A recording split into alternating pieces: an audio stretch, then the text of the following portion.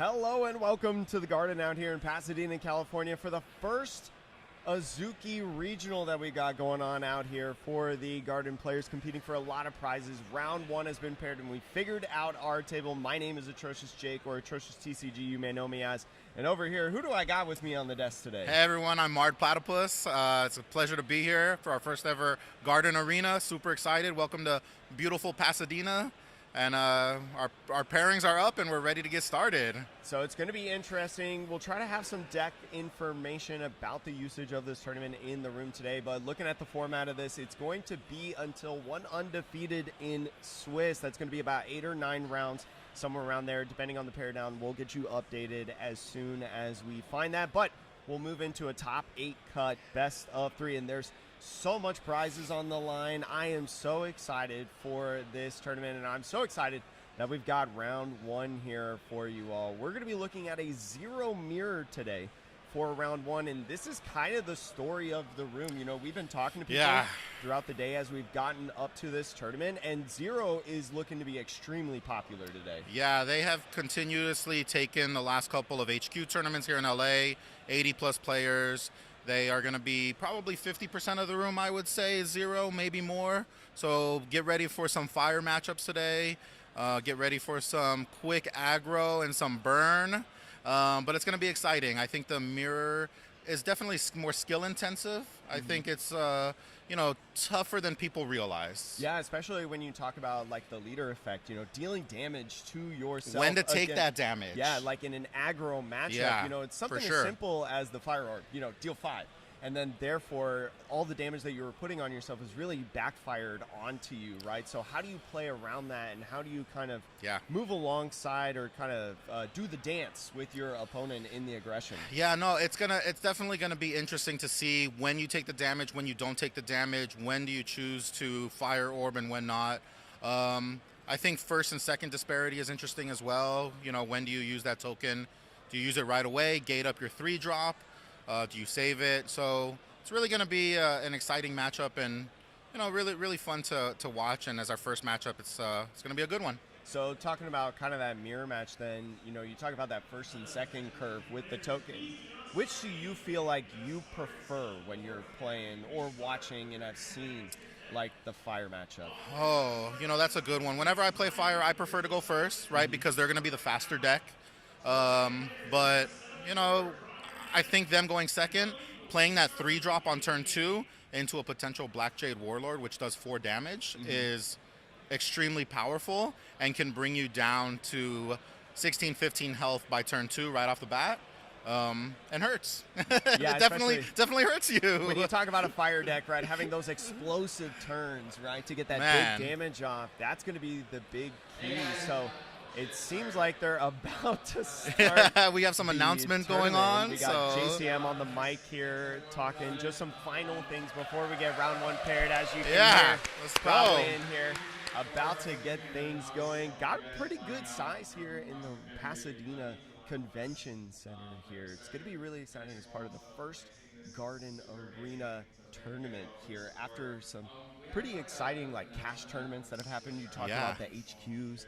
80 plus players, there's a lot of popularity here. This whole week in LA, we've had a different tournament every week that has either been a triple case or a headquarter tournament. Every tournament we've gone to this week has been 40 plus players. Yeah. So we are lucky here in LA. We are spoiled. Appreciate everyone who came out and did these tournaments. It was really a fun week to test. And especially with a set one event, right? Yeah, talk about the game is still very young. The game is still very new. So with those set ones, you talk about those high level players, those high amounts of players. The meta continues to mold and shift into different forms, right? Yeah, it's really amazing, especially for a set one with just 4 starter decks. Yeah. It's incredible to see the balance and to see how fun it's been. I'm really surprised by that. I personally feel that we don't have like a tier 0 deck. I know 0 you can say maybe that 0 is a tier 0. I know 0 deck. is the popular one, but I do feel that there are decks that can beat it. And talk about doing damage to yourself. There are decks that can take advantage of that by hitting you as well. Yeah, and So you talk about some different aspects of decks like Shao, right, with removal potential. exactly. You know, you can aggro as much as you want on the board, but if you can't maintain that board to continue the pressure every single turn, and as Shao continues to build up bodies to force you to maybe trade into board instead and not go as aggressive at life, you know, that's a big difference as well. You talk about Bobu, a very late game deck with all those Yes. blockers.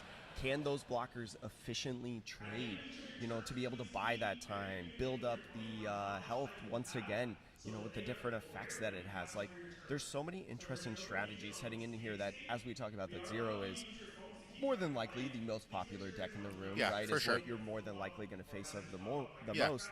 How do people react to that when it comes to deck building, right, heading into this championship? Yeah, I think for the most part everyone is going to be teched out against fire.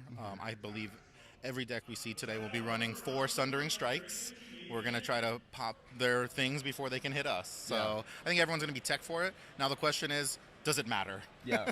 And so I think round 1 has officially started, so we'll go here over in a second to our first round for the game. And looking at that fire matchup here, looks like going to be starting out and playing some searching to start here on the right side.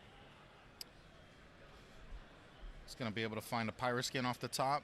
That's one of those cards that we were talking about, you know, that late game pressure just to deal damage so explosively. Yes, and he's going to start right away with damage.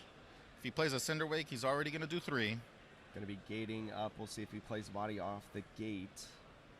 Looks like he is going to be using that with that charge because of the gate effect, right? And then at the end of turn, after dealing the damage, getting him down to 18, I believe, it's going to be going into the trash and moving on to the left side's next turn with two Ikuzo. Yep, and as we talked about, he's already dealt damage to himself, so very interesting to see when they do damage to themselves, when they don't. So opting for that leader effect right now just to get that extra 1 damage, going to be making it even at 17 right now. We'll see what the 2 looks like is going to be playing 1. Here playing double body right now. Double body is going to be very nice. Not necessarily bodies that leave the field because of the gate effect, but just being able to apply pressure, right? Apply bodies to be able to push in later. It's going to be key if they can stay on the field. Yeah, it's definitely the 2 different styles of fire. One you have rushing up and getting rid of bodies, and then the other is more playing to the board. So it's an interesting dynamic to see. Oh, this is what we talked about here. Using the token right away to play the 3-drop. So that 3-drop coming in is going to be a nice one. Is going to be able now with leader effect to be able to manipulate some damage, right? Bouncing some damage around to maybe some of these small bodies. Yeah, and if he plays a Black Jade Warlord off of this, he's going to immediately do 4 damage to his opponent.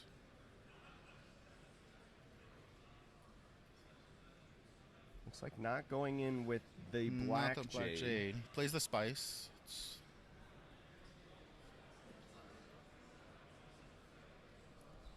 So he's going to be trying to remove some bodies right now. Interesting.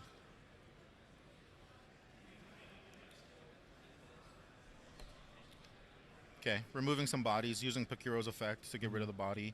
He ran Spice into it, gave the Ruby +1, so able to do 2 damage to his opponent. So going down 15 to 16 here on the health. See now going into the left side's turn, going to be at 3.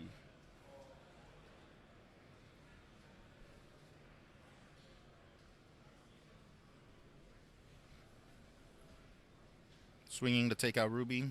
It's a good play. He still keeps his Kindler on board.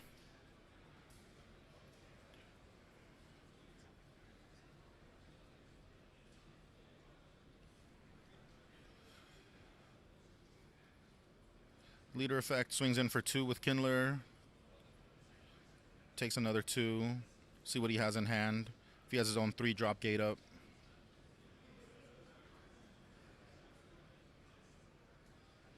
He's got good control of board right now. We'll see.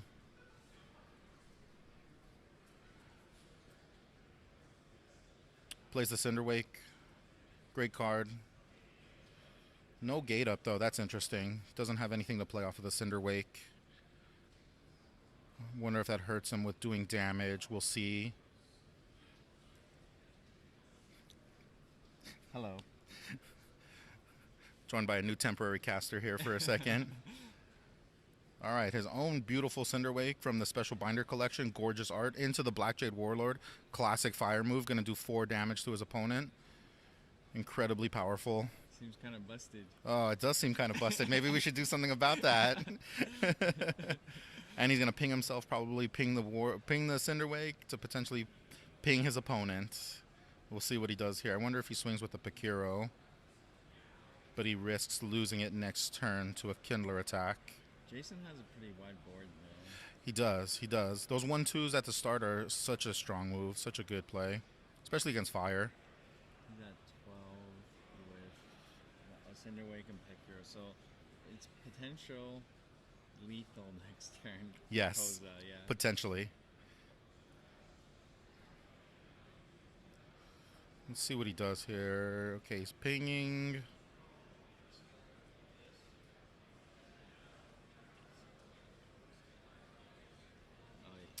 Oh, that was incredibly smart. So, what a great play. Sure there's lethal next Oh, turn. yeah. What a great play. He pinged Pakiro to ping his own Cinderwake to ping his opponent and then gave Pakiro that extra attack. So he attacked for 3. Wow.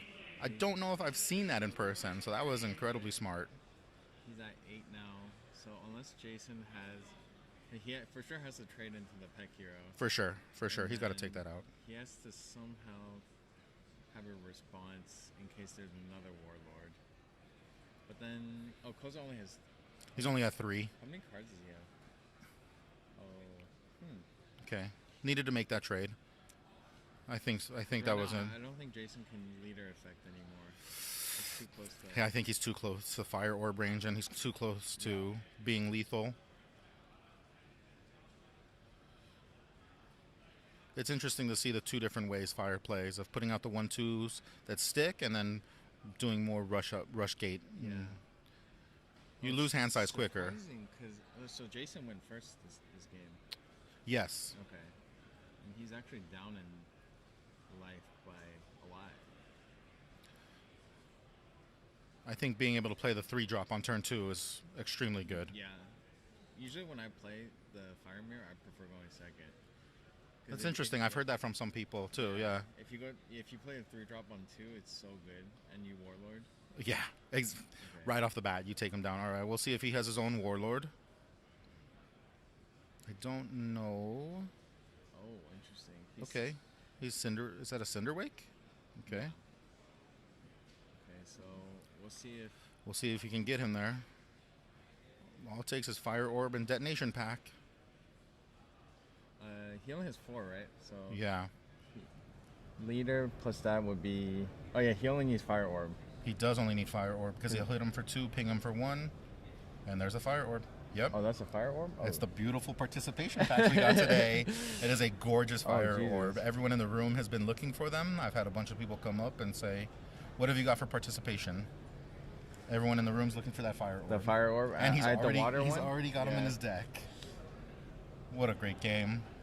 I think the mirror takes more skill than anything. I think it's really tough. Yeah, I think people think it's just go face, but they're because usually the lethal is exactly 1 HP or 2 HP off. Yeah. So like for example, if Jason had healing flutter there, he wins the game. Yeah. The next game he definitely has lethal on his own terms. So it's interesting. I think people take for granted how, we think rush is just easy, but definitely takes a lot of skill in the mirror. Yeah. I think most decks that I've seen perform really well, like fire decks, have both Sundering and Healing Flutter. It kind of sucks you have to make space for it, but it helps the mirror a lot. Yeah, well, that was a great game. We're glad that got on stream early. 0 versus 0. We got that mirror out of the way. We'll get some variety. I was about to say, hopefully we get some variety here.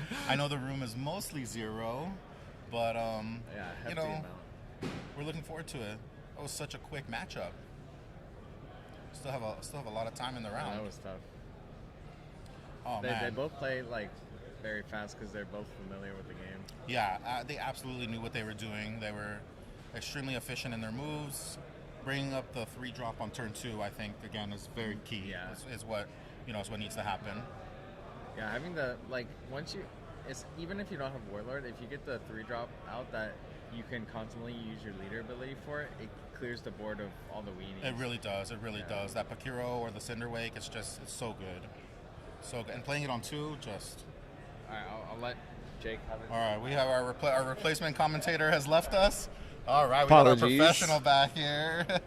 Apologies there, but how did that go? Oh, it was a great game. It was a 0 matchup. Our player going second actually won. Okay. Yeah, I know people always think going first is an advantage, but he did exactly what we talked about on turn 2. He used all 3, brought up a 3-drop, and from there just controlled board and rushed in the face and did what Fire does. He Fire Orbed at the end for the win. Yeah, I mean, that's kind of the name of the game when you talk about some of these decks that have these, like, last game potential thresholds, right, to be able to hit of, like, 5, and even sometimes you can go even higher than 5, right, like double at the end to hit 10. He passed over to him at 8.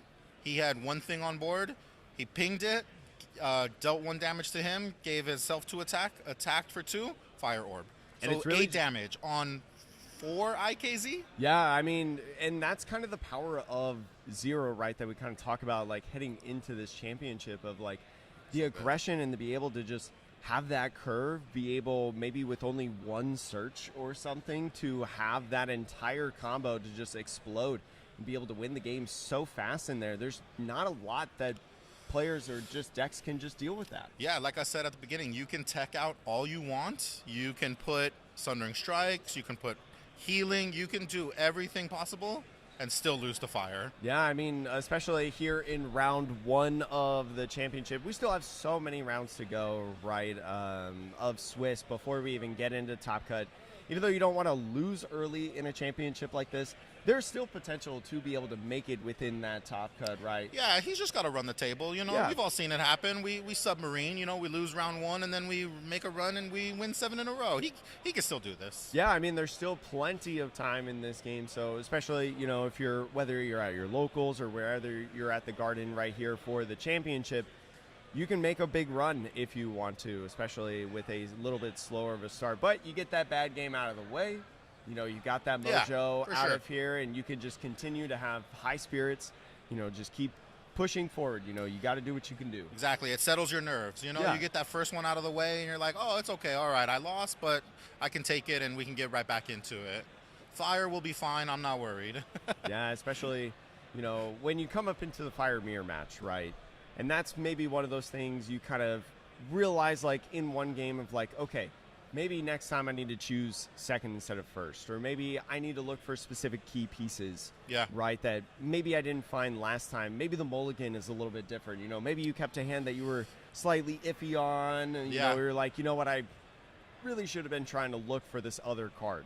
Yeah, well, I think we saw 2 distinctive play styles. I've seen Fire players who play to the board and keep the 1/2s on board, and then I've seen Fire players who focus on rushing up, attacking, doing damage, and then losing those bodies. So I really think we saw 2 different, same deck, but 2 different styles of one who valued the 1/2s on board and one who kind of valued damage and rushing up and things like that. And we saw him do more damage while not controlling the board as well.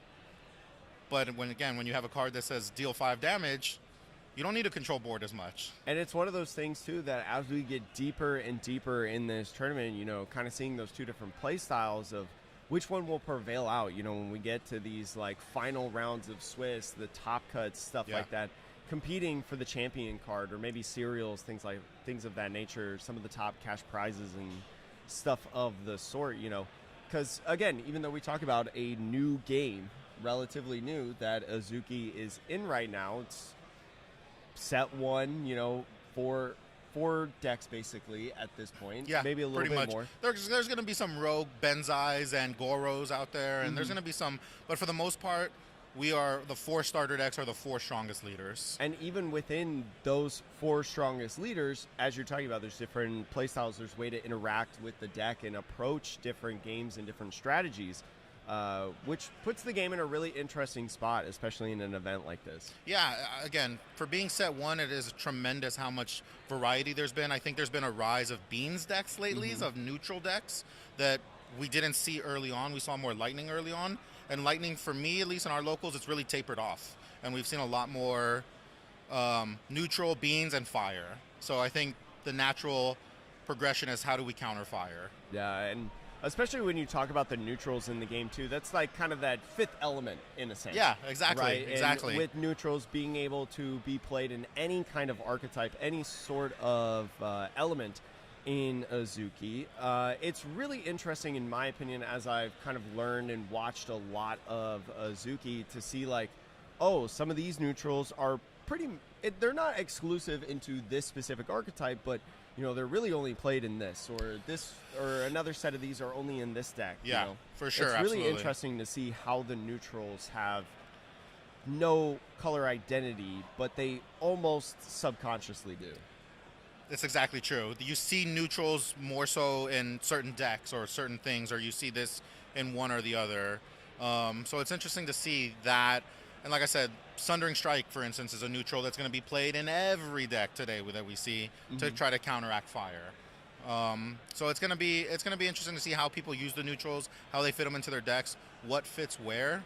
And I'm excited to see hopefully some new lists, because people, at least in LA, I can't speak for our New York scene or other scenes, but in LA, people have been keeping their lists very tight to the chest lately for this first regional. Oh yeah, I mean, when you there's a certain title with becoming the first champion. That's true. Right, that's true. Of the game, and so that's going to be something that I think a lot of players are looking out for. We'll try to scope out some other matches as well here in the rounds to try to get you some exciting stuff. But we're going to throw it to a break as we prepare for the next couple rounds. Thank you so much for watching the Azuki Garden Arena, and we'll see you for round 2 here soon. Thank you. Sounds good.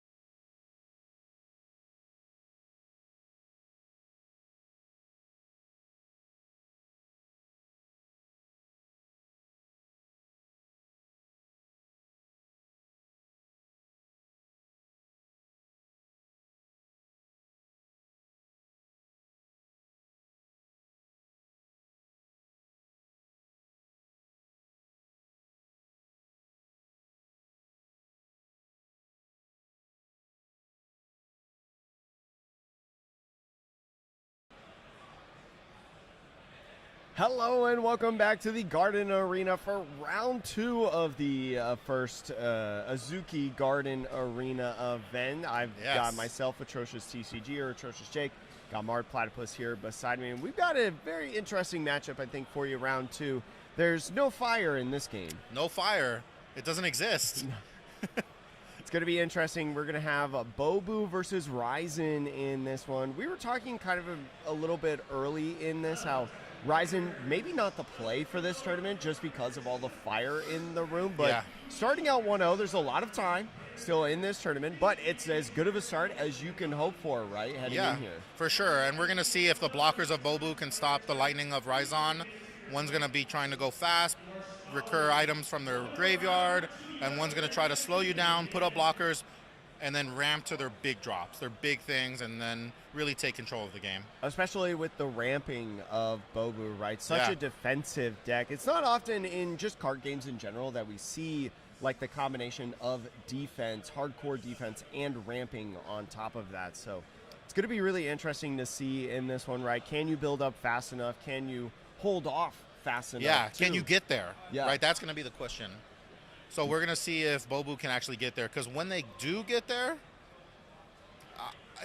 it's going to be very tough for the Raizan player. I don't want to say impossible, but it's going to be extremely tough for them. Well, it's another thing, too, like card advantage for Raizan, right? If you run out of cards in your hand as an aggro deck, you can't be aggro anymore, right? And so a big defensive deck like Bobu can really, if they can outlast that card advantage and continue just playing out a body a turn, getting out a blocker, you know, things of that nature, could be really nice in the long con of this game. Yeah, absolutely. And we're going to see the Raizan deck take weapons from their discard and put them on. So hopefully save a little bit of card and hand advantage that way by using weapons from the graveyard. But we'll see if they can get to them before Bobu starts getting his big 7 and 8 drops. Once we see some Stone Masks and some Snakes and some God modes, it's going to be very hard for the Raizan player, I think. And especially getting that weapon in the discard pile, you know, Crate Rat is going to be one of the key cards within this deck to be able to try to get those weapons out in the trash. And, you know, we were even talking about some of the neutral cards, right? The 1-drop neutral character that you pitch a card from hand, search for a weapon. It's perfect for a lightning deck like Raizan. Exactly. Like you said, on turn 1, we're going to look for the Crate Rat or the Black Jade. And then, you know, from there, once you have a weapon on graveyard, you're just going to recur it every time. I've seen Lightning players win with just one weapon in their graveyard. And it's one of those things, too, like one of the reasons why, me personally, I'm a big Raizan fan. I like Raizan in the Azuki card game. One of the big reasons is the ability to attack with your leader. This is one of the more unique decks that actually uses their leader, not just for a leader effect, but for a swing-in body as well, which I think is something really cool inside this game. Yeah, absolutely. So it looks like Art is going to be going second here. You got that Ixo token. Remember that in the Azuki card game, players that go second have the Ixo token out on their field, but it looks like going to be starting out just attaching a weapon on the leader, and because that leader was already in the garden, right, does not have that summoning sickness effect, is able to attack and start dealing some early damage. And putting the Black Jade Dagger in graveyard early is very key for Raizan. They're going to be able to recur that hit for 2 every turn. It's a great start for the Lightning player. Yeah, about as much as you could hope for. Bobu getting character down as well.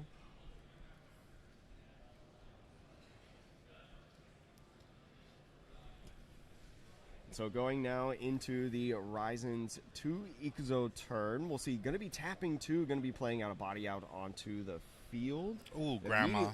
Grandma getting it up is going to be really nice if there's any little bodies out on the field, because once she swings, right, being able to deal that extra damage, maybe to get rid of some of those blockers and defensive key pieces that Art is going to play out, is going to be a big key, I think. Yeah, this is a great curve for Lightning and perfect opening for them. Black Jade 1, Grandma 2.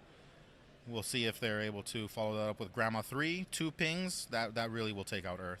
It's going to be interesting because especially in the early game, Bobu not really being able to use the leader effect, right, to be able to gain that extra health if different characters get knocked out right into the trash. But is going to be able to go in, play a body, gate it up, and pass off the turn, still leaving that Ikuzo token open. Yeah, they'll be able to gain some life with this Shiko attacker, hopefully, if it survives. Again, if Lightning has another Grandma, 2 pings on 2 attacks is going to be extremely good.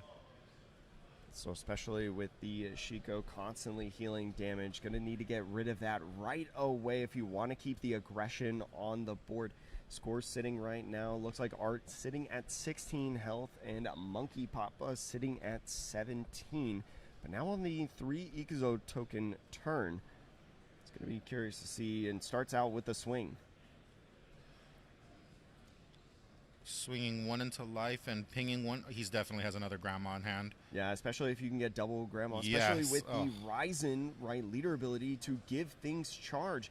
If you can go ahead, give that charge, and get that 2 extra damage, you could be able to get rid of that Shiko with that 2 health right away. That's going to be a big deal right here. What a great play. He's going to be able to swing 3 face, ping Shiko, kill Shiko, prevent the heal, as well as having 2 Grandmas on board. This is a really good place for Lightning right now. Earth is in a lot of trouble if they don't have a response or a wrong step. Still have that Ikuzo token, though, to be able to burn in and be able to try to use something if you want. It looks like is. He has the Sundering. I'm not quite sure. Oh, did he swing into Shiko? I think, yeah, he swung into Shiko just to be able to remove the board right away. Okay. That Sundering was great. Getting rid of one of those. I think Earth has trouble dealing with Grandmas early sometimes. So it is going to be playing and gating up immediately. I think the token should be gone. Should correct? be gone. I don't think we should have that anymore. No, he just used it on Sundering Strike, so I don't believe he has that token on board. We'll try to make sure that he doesn't use it. But going into Monkey Papa's turn right now, again, going to need to be continuing the aggression. And because you have that character that has consistently stayed on field, right, that's another potential swing to be able to use damage yet again because of that ability. Yeah, this Grandma on board swinging, Earth has trouble dealing with it early on. The 1-2s are really tough for them. Just kind of keying in a little bit at the hand. It's a little hard to tell in the hand, so not exact, but I think we do have several weapons that are stuck in the hand right now. It looks like he's going to be tapping 3. Going to be playing out another character on field. Oh, this is a good card. Stalking Assassin. He's going to be able to gate in the Black Jade Dagger. Okay. Going to be able to get that extra damage yet again. Not opting for leader, but going in with the swing, pinging that 1 damage onto one of the entities, or one of the character entities in the garden, I should say. But going to be taking a lot of damage there, going down to 11. He didn't want to risk his Kale blocker. He swung for 3, which is really smart. Kale has Carapace 1, so he reduces damage by 1. Didn't want to block and have no characters on board. So now you got Crate Rad, right, discarding the top couple cards to be able to try to find a weapon. Didn't really need it so much for the weapon, but like playing another body on the field, right? Going wide against a lot of these kind of defensive decks that only play like 1 card per turn, in a sense, is going to be really a big key, I think, for a lot of aggro decks. Yeah, absolutely. Putting more pressure on him, just putting more damage on the board, I think, early. He's got to be careful of Quicksand, because Earth does have an ability to clear his entire board next turn on 5. But if he gets to him early and takes him down early, playing Quicksand is definitely a down-tempo turn and won't leave anything on board. And I think that's one of the big things for Monkey Papa, at least, as to getting that Ikuzo token burned earlier within the game, because now, you know, we could have been on 5 Ikuzo at this point to be able to play a Quicksand, but now we've got to wait until next turn, and so stuff like that, Crate Rat going to be able to swing in and attack at this point, unless there's something else that happens, obviously, in the turn. But like you were talking about, how Quicksand is such a good card to be able to nullify the tempo that Monkey Papa is going to create in this game. You know, getting that burn early is going to provide a lot of stuff. It looks like we do have some blockers in the hand right now. Yeah, he definitely has some ability to block. Definitely looks like he's got some heal in there too. Especially, I think, because he has a warding totem in the hand as well.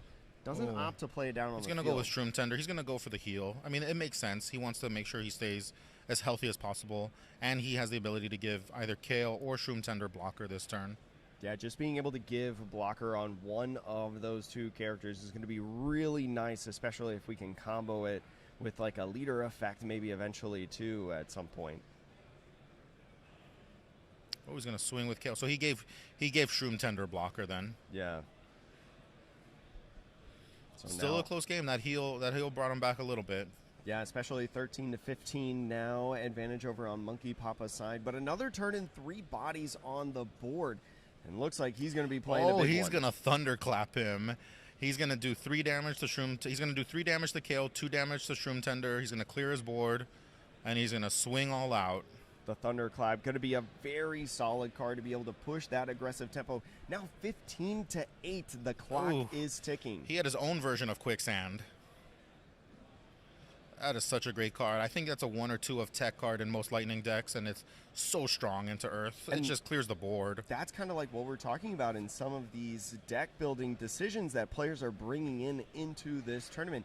That can be the key difference of, you know, whiffing top 8 or being the champion in this match. Yeah, because you don't see it in every Lightning deck. I know it's become more popular. I definitely was running it in mine, but Thunderclap is such a good card. It helps you late game too against their bigger things. So, what a great move. Art not being able to play a double body right now, just having 2 Exo tokens open can represent a lot of things, right? Either you didn't have something to play, there might be a spell or something in your hand to be able to provide on the clap.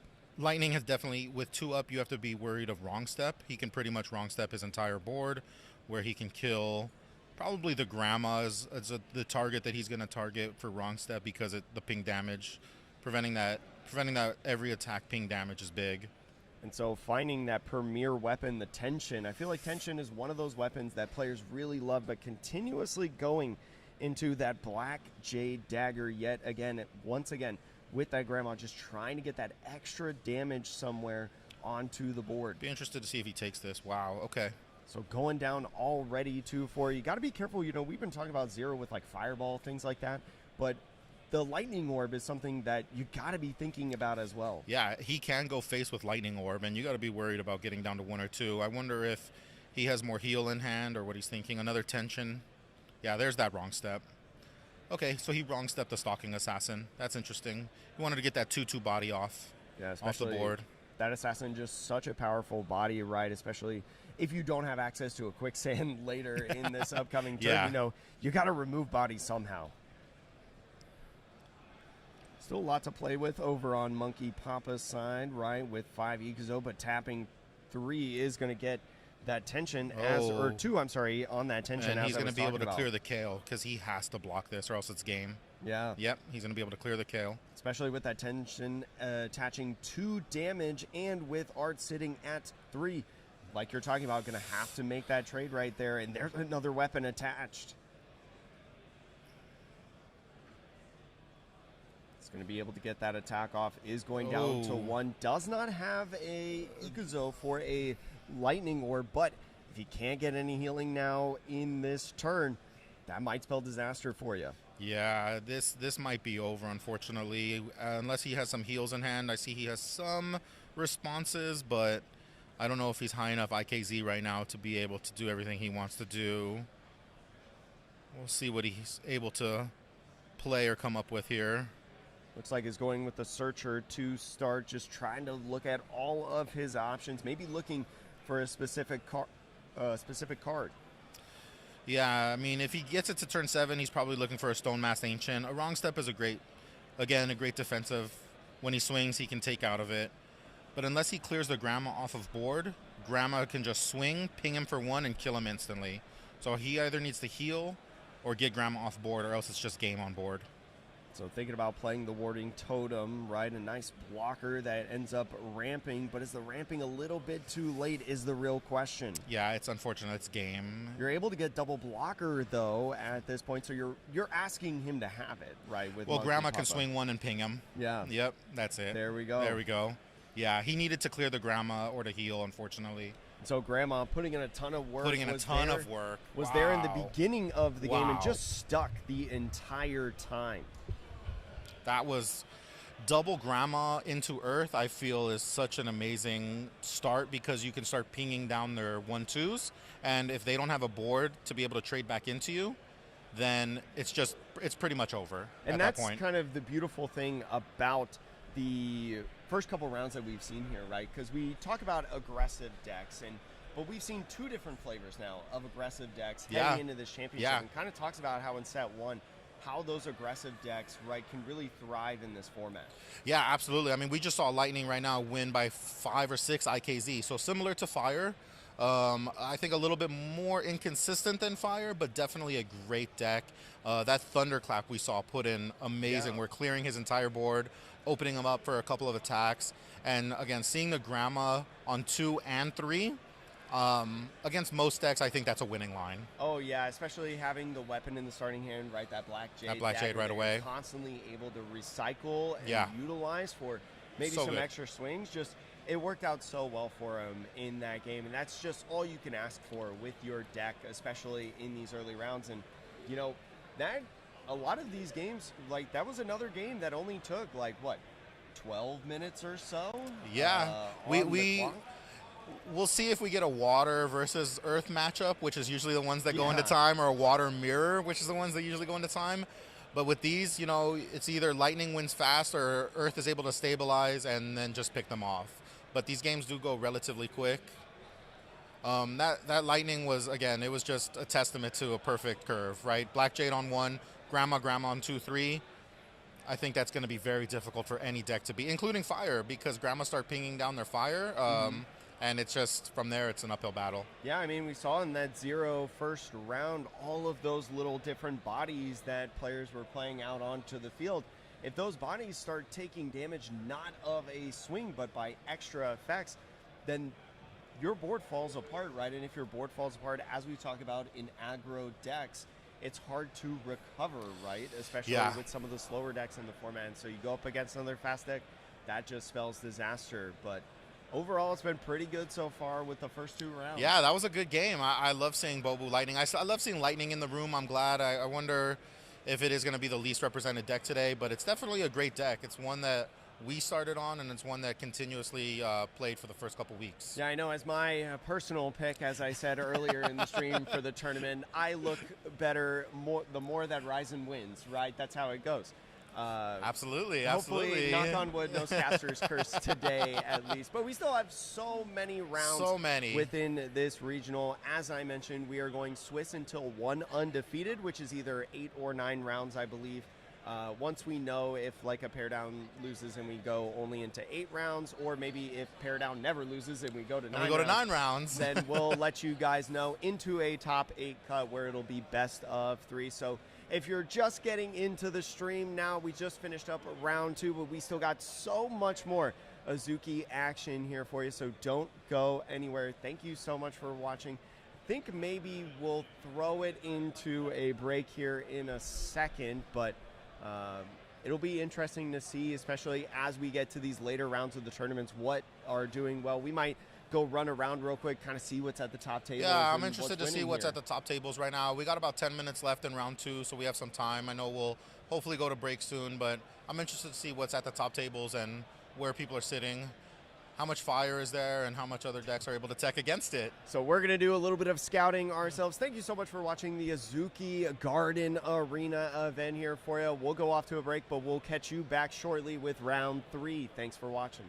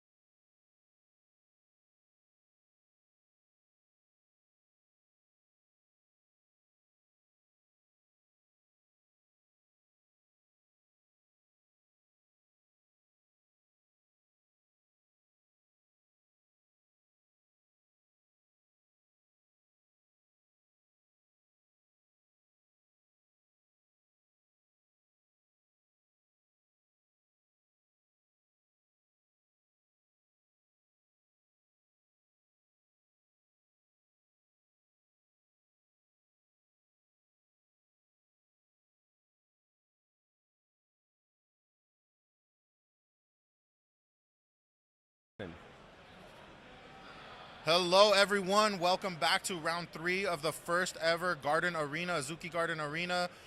We are here in beautiful Pasadena. I am Marred Platypus. I'm joined today by Atrocious TCG, the city of the Rose Bowl, Yes, right? Especially yes. here in the Garden. Kind of fits perfectly. It's perfect. For the first It's major perfect. event. But looking at this matchup today, we've just got round 3. They're setting up at the table right now. We're going to have Xiao and Raizan. So we saw Raizan really excel against a slow Earth deck in Bobu in the last match. But now it's going to be a different kind of almost slower deck, right? But this one, much more controlling. Yeah, this one is going to be a different beast. He actually has the ability to take care of those grandmas early on with bounces and removal. We're also going to see reduction in damage from Xiao's leader effect. So it's going to be interesting to see if Lightning can be aggressive enough or if the removal and the slowdown aspects of water does enough to take it in the end. And especially with Xiao's gate effect, right? Being able to restand those Ixo tokens to be able to play even more bodies out on the field. So good. That means that even if Bacon Man, right, does provide a lot of pressure in the early game with the rising of, you know, these couple characters, well, Drew. I was trying to read the name there, and I was like, my dyslexia is like, can I get this name right? I don't know if right I can here get with that name right. Drew with the Xiao. You know, can he go in with all of those bodies, control the board a little bit, and then maybe save up stuff like Tauren or things like that, some bottom decking effects. Magic Frog also going to be very good in this matchup. Yeah, absolutely. We'll see. Water can go aggressive. They can, as you say, restand with their gate effect and play more bodies to the board. So I'm interested to see if he goes aggressive or if he stands up and keeps the IKZ up and goes for more damage reduction. So it's again, you know, different ways that we play water and different ways that you can do it. Oh, judging from his hand, I can see some good reduction in damage and some things that'll help. Yeah, especially with aggressive decks, right? Trying to negate some of those attacks or try to minus a little bit of that heavy hitting power is going to be a big deal in this matchup. And it looks like also Drew going second in this game, right? Has that IKZ extra token in his Ixo area right here. But looks like for Bacon Man, we do have some weapons and stuff, but not liking the hand, just going for the mulligan. Looks like Juju is keeping his hand.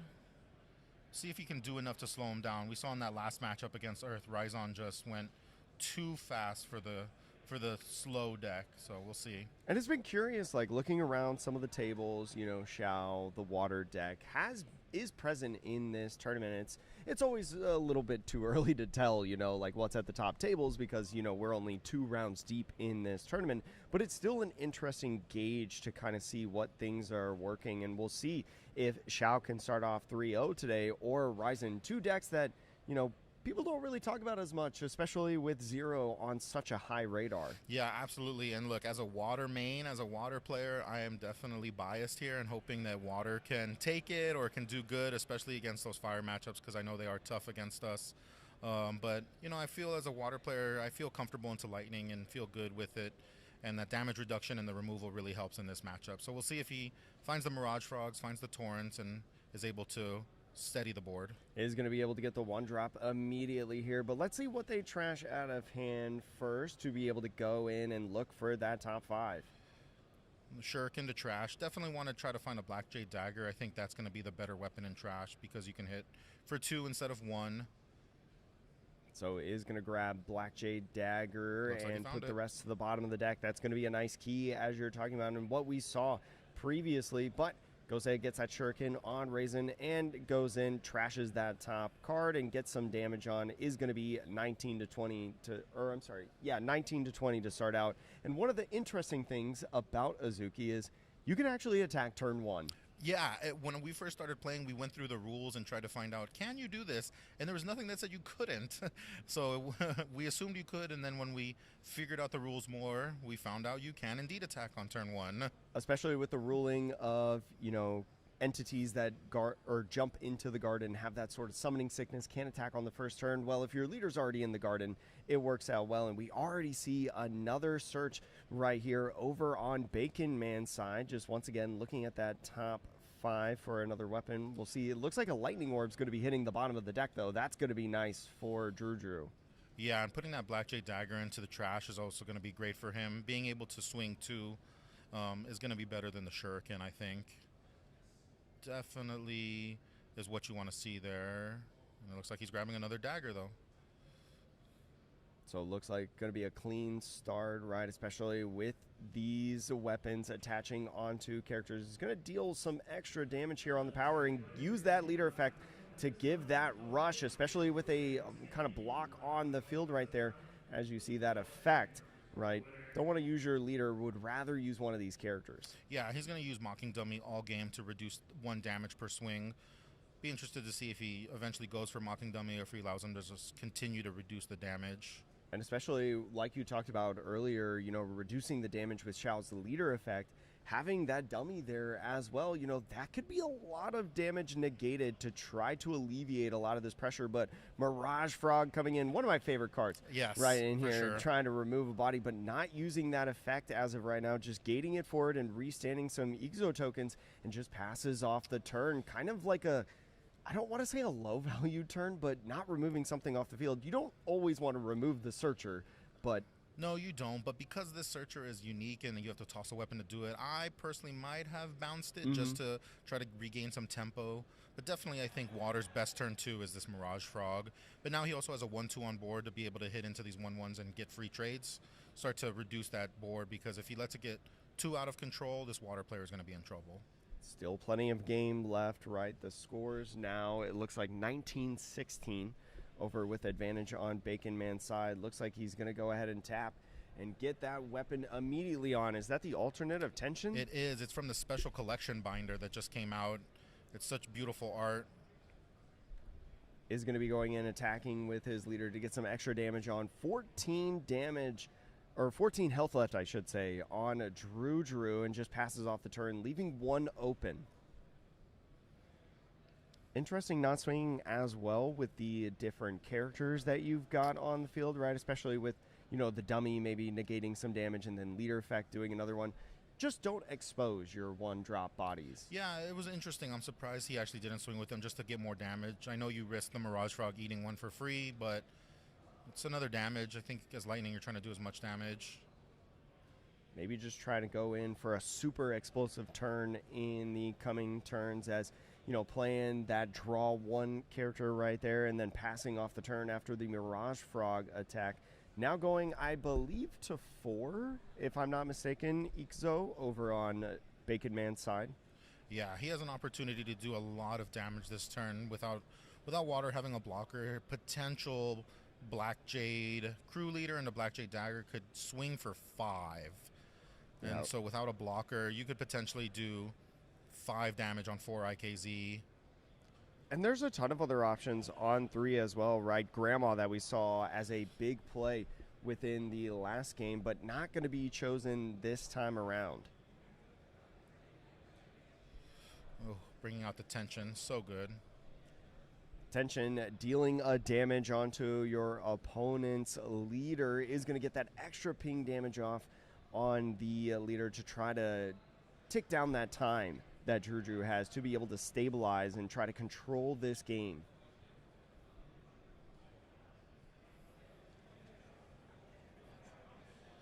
So going to be swinging in with this entity in the garden. We'll see how Drew reacts to this. I think because he brought up the tension, it's more than likely a Stalking Assassin, which is a 2/2, can only hit face. It's a great card. It brings up tension.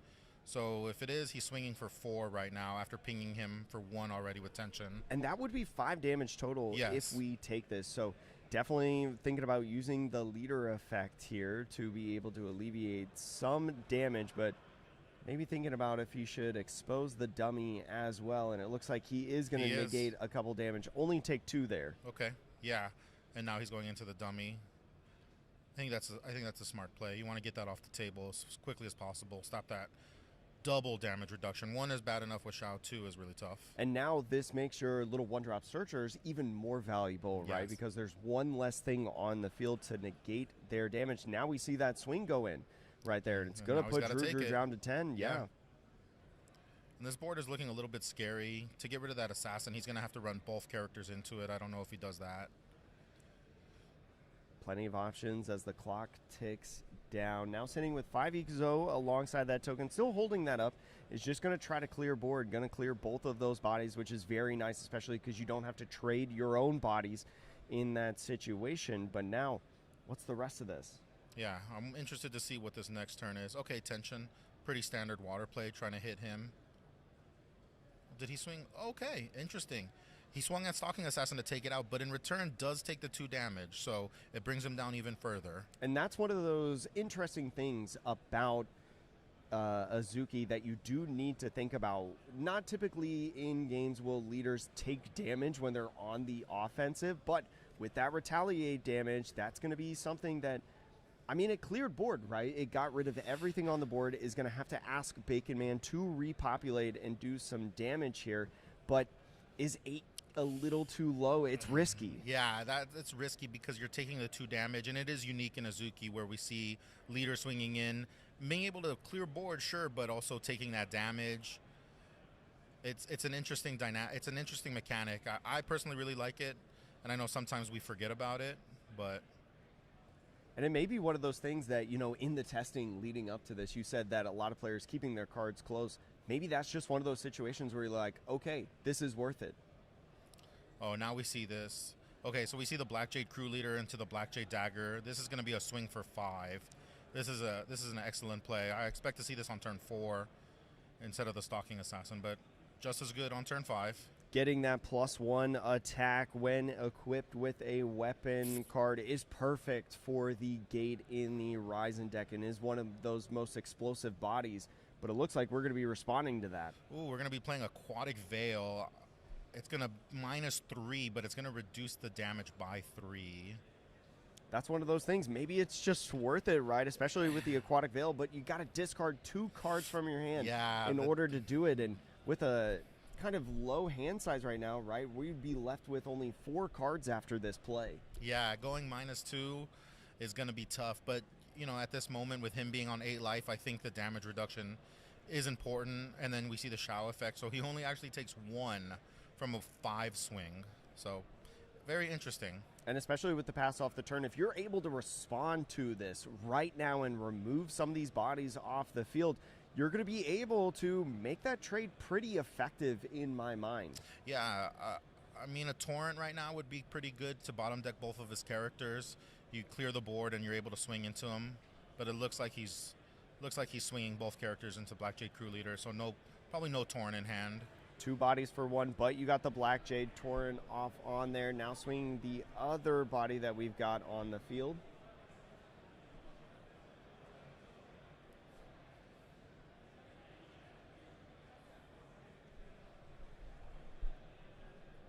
Is he going to be going in now? Is going to be going ahead. Looks like playing another weapon in here, attaching into the leader and getting another swing in. This time going at lead, so you're not taking retaliation damage, but you're kind of putting them a little bit on the clock there. Yeah, absolutely. And another tension, that's the second one we've seen from the water player. Such a good card to be able to finish out games for water. Oh, I really love this card in Lightning. This is a great card. It's going to be able to gate up tension, and on attack, Trade Guild Cavalry is going to be able to add 2 to Ray's attack. It's going to be a lot of damage if they're not able to respond or stop this. A lot of representation here. Does have the foam back crab here to be able to block one of these attacks. You don't clear the other entity, right, in your opposing garden, but at least you're able to starve off a lot of this aggressive damage that we got going on right now. And now Ray's going to swing for 3. So reducing by 1, it looks like, from leader effect on the Shao. It is going to only be 2 damage, but it's going to put you down to 4 unless you have something else, and the clock's a-ticking. I think the water player is in a very tough position here. That 3/3 Trade Guild and the Ray on board while only having just a Benzai, the 1/2. I think this water player is unfortunately in some deep water. Definitely a tricky situation, but it's sink or swim time here at the Garden. Is going to go ahead, get down to 11. Now play some other bodies to pick up and immediately play down. Just try to draw another card. Yes, you do need to remember to make it active, right? Because it does leave the field and come back. but now we're just going to be going in some searching. What do you think we're looking for right now? At this point, maybe a water orb for some more damage reduction. I don't know if anything really else helps you in water crafting with 1 IKZ up. At this, yeah, Mirage Frog is great, but at this point, you only have 1 IKZ up. You're bouncing Ray, but you still have the 3/3 trade guild. Unfortunately, I think this water player is in trouble. It's not over, though, until your life hits 0. Exactly. So we'll see as we pass off the turn with 2 tokens as active, representing a lot of different effects of damage reduction. Is really going to ask Bacon Man, okay, can you hit the effective numbers on this, right? Is going to go with that repeat play that we did just in the last turn. And one of the reasons, and gives it charge because of the Raizan ability, is just going to lead off with that, a big hefty swing coming in. Another Aquatic Veil, reduce the damage by 3. But that's another 2 cards out of 10. Yeah, get rid of your entire hand. Oh, there's the Water Orb. Again, more damage reduction, but not enough. Yeah, the Trade Guild's giving +2 to the other entities. It's too much damage on board, unfortunately, to keep up. I really like that. I really like that Lightning deck. And so that's back-to-back games and rounds that we've had where Raizan has really been impressive. Yeah, that was a really impressive game. We saw a different style or a different play line. No grandmas early, but we saw the big bodies late. And those Trade Guild Cavalries, 3/3 is an important number, and then giving something +2 on attack, I think is incredibly strong. Being able for your 1/2 Ray to hit for 3, it just takes too much damage too quickly. And it's one of those things, too, where even though, you know, it's representing small numbers, these 1s, these 2s, these 3s, they stack up over time, and especially if you get so many of them down, it's going to be tough. Yeah, and, you know, unfortunately the water player didn't, I guess, hit his ideal curve or didn't hit the perfect curve. I think I prefer more 1-drops on turn 1 and kind of miss the Torrent play where he could have potentially bottom decked some characters. Just didn't do enough damage back to Raizan to put pressure on them the way he was taking the pressure. So I think it was an uphill battle the whole way for water, unfortunately. And so thank you all so much for watching in the stream. Hopefully you've been enjoying it as much as we have. We had the poll going on earlier that a lot of you voted in on who you thought was going to top in the match today. 45% said Shao, 36% Zero, 14% Bobu, and 5% Raizan. Come on, where's my Raizan believers? Right, we just saw it in back-to-back games. It. That's got to convince you that Raizan could do pretty well today. I don't know, the 2 stream games we've seen today, Raizan's looked pretty strong, beating both water and earth. Those were impressive wins. We still have about 5 Swiss rounds left to go, but we also have a picture. We got some news, I think that was shared maybe in Discord or something. Tell us a little bit about this beautiful first card that we're seeing here. Oh my goodness, we are seeing the pre-sale Ray at a PSA 10. It is gorgeous art. I believe it only came in the pre-sale boxes of a certain level. It may be more rare than the serialized Mizukis. I could be wrong on that, but I think it's actually more rare than the serialized Mizukis. And it's a PSA 10 Ray.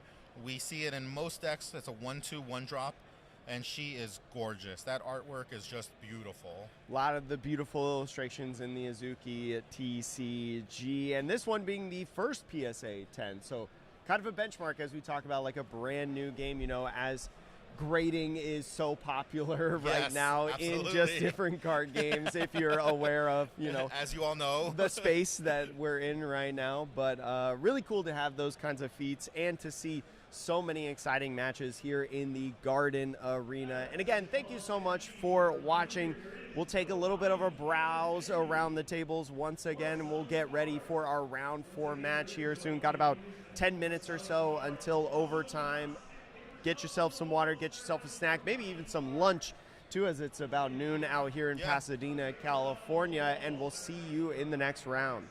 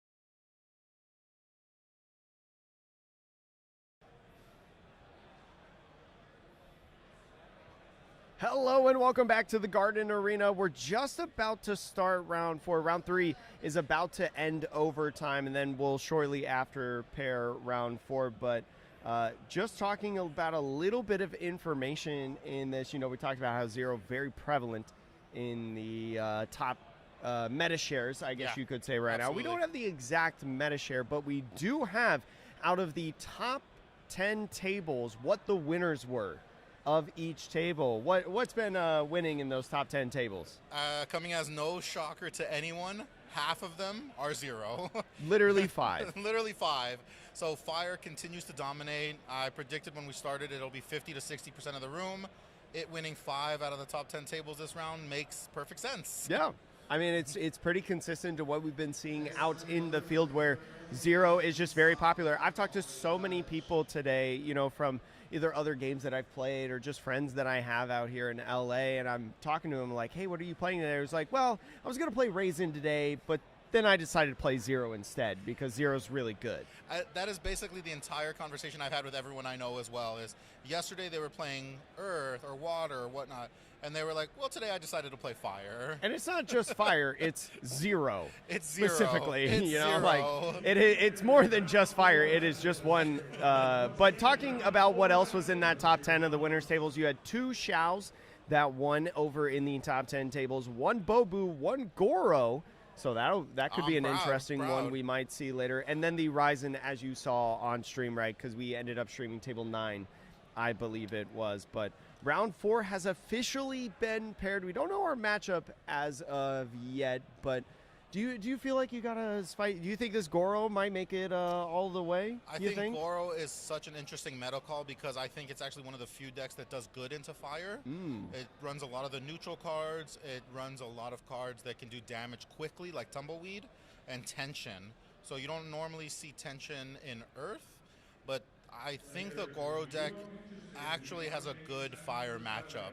So I'd be interested to see if they can dodge Water, dodge their tougher matchup, and play just their strong Fire matchup, and potentially Lightning I think they're good into as well, and just farm the fast decks. And that's definitely not an unreasonable thing to do when you come to a tournament like this, right? The first Garden Arena for Azuki TCG, and there's potentially a tier 0 deck in the room, right? If 7 out of the 10 times you're going to face that deck, if you say you've got a good matchup into it, you have a pretty solid meta call coming in. Yeah, I think Goro was a great meta call. It's what I put my son on today. It's what my 11-year-old who's in the room is playing today. He's playing Goro because we thought Fire would be so prevalent, and his Fire matchup is actually not bad. So to see the deck work and to see someone in the top 10 who I know who the Goro player is in the top 10, no one will be surprised if he wins it. I don't think anyone in the room will be surprised. And again, there's still plenty to get through, and especially, when we talk about Swiss rounds, right?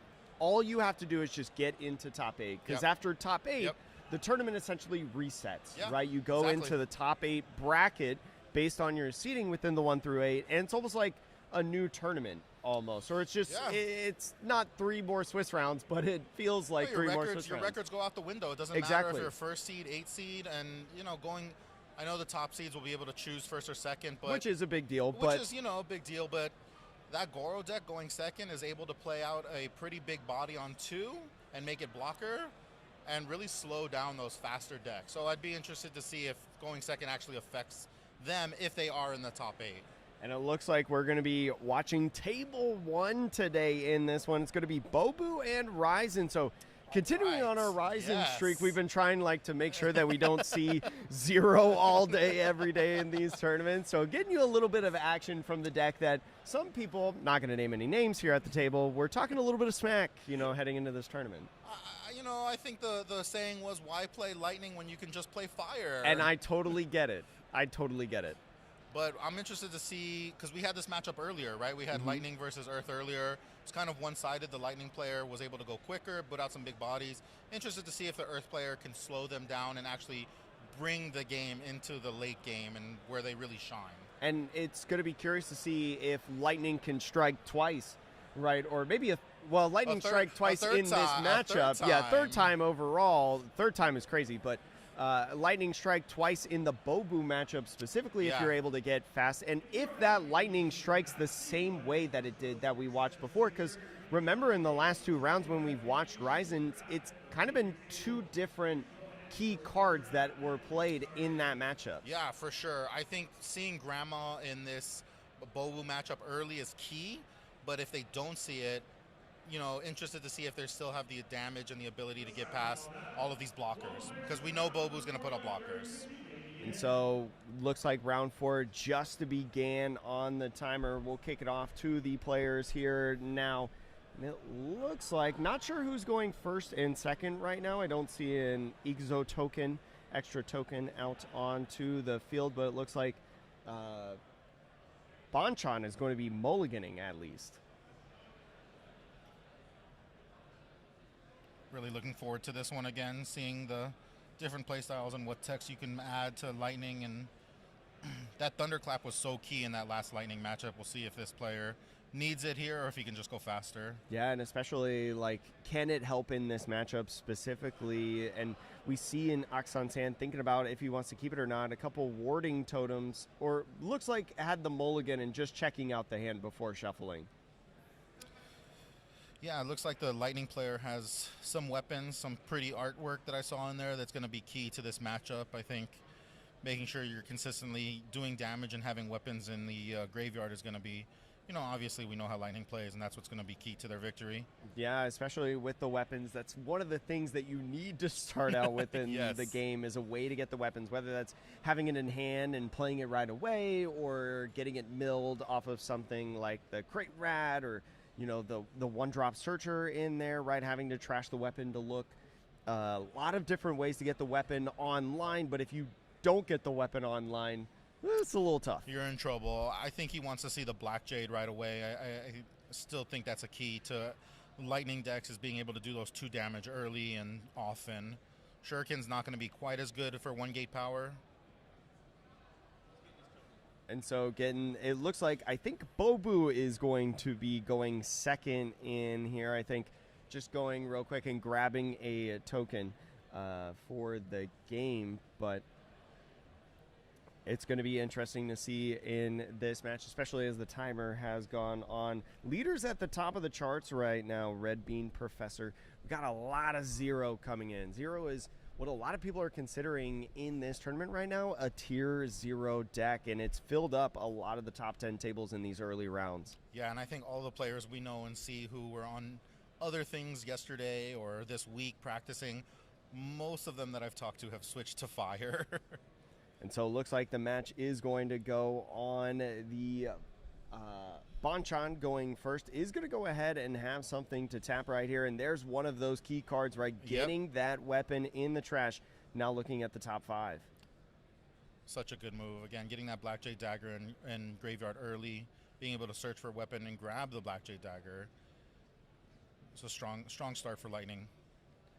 Black Jade Recruit going in and getting the key set up is going to go ahead, attack with lead. And again, one of those things that I've mentioned that's so interesting about Azuki is you can swing turn 1 with your leader. Yeah, and in Azuki, your token technically doesn't come out until you start your turn on your first turn as a going second, so he doesn't have a way to respond to that at all. Mm-hmm. So now going in with the search of his own is going to try to find a key piece that's going to help him in this matchup. Looks like he found one of them. He found the Stone Masked Ancient, which if he's able to get late game, it has Taunt, and it really slows down Lightning. It forces you to attack into that giant monster. Taunt, such a good card against these aggressive decks, forcing attacks to go into it. And with a high health stat as well. 6 health, it's so tough. Might have to take a couple swings to be able to get into it, but for now, we don't have to worry about that. Is just going to go ahead and trade some bodies right here to start out the game, right? Having that blocker because of the gate.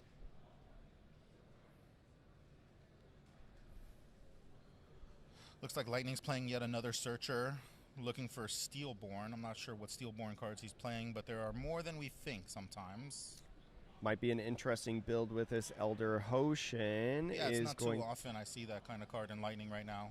And it might be one of the reasons why he's starting out 3-0 in this tournament right now. Yeah. I think Steelborn is a lot of the assassins and bigger weapons, so he's going to look for some big heavy hitters and pieces with that. And so starting out, scores 16-18 over on Bonchan and Raizan's side. Going to be on the 3 Ixo turn, right? 2 regular and 1 extra token. The one-time use token within a game is just going to get more searching down. I wonder if he's going to be looking for another Stone Mass Ancient. I'm not sure. There's God Mode potentially. There's the Farm Potter that I thought I saw in there. That's a good card. So looking at the hand, we got a couple spells sitting in the hand. Obviously, with that Ancient Stone Mask, that we saw in there, as well as a big body. A couple other character or entities in here, I should say. Yeah, I'm interested to see what he grabs here. I didn't see what targets he had or what multiple targets he had, but yeah, he's gonna go ahead and grab that 5-drop Farm Potter. Able to remove a body on play or gate himself up and give him blocker. I think that's a good turn 5 play. Yeah, especially with such a high value, right? We talk about the aggressive stance that Raizan is going to provide to remove any base health 2 or less on your opponent's garden on the on play. So good. So good. In Which is my opinion. Most of Lightning is 2 or less as well. So good. Yeah, so especially with these small aggro decks, a good response card to be able to control the game, slow it down a little bit to try to get to that stabilization zone. Is going to go ahead, take that first swing to go down to 15. And with Bonchan now at 3, Ixo has a couple options for him, but first just going to go with another swing here. I'm interested to see if he takes this block or if he potentially waits for something else. Still has the ability to gate up and give something rush, so I wonder if he's waiting for a bigger swing or if he'll trade with the 1-1. Got to think about, especially in these aggressive styles that you're facing against, regardless of whatever card game you're playing, right? This is a tale as old as time, offense versus defense. Yes. In this style. It's a lot about when exactly do you take that damage? When is the timing of everything? Like you're talking about on the blocks, because, that could be either feast or famine on there, and we choose the block right away. The block. Interested to see if the Lightning player is able to take advantage of this and put some damage. Crate Rat, okay. Crate Rat is going to get the tension online, but chooses the Black Jade Dagger yet again. This is a move that we've been seeing from the Raizans all day today. Now going to, he's going to double attach. And this is the risk of blocking early and getting rid of your blockers. Now the leader's going to swing for 4.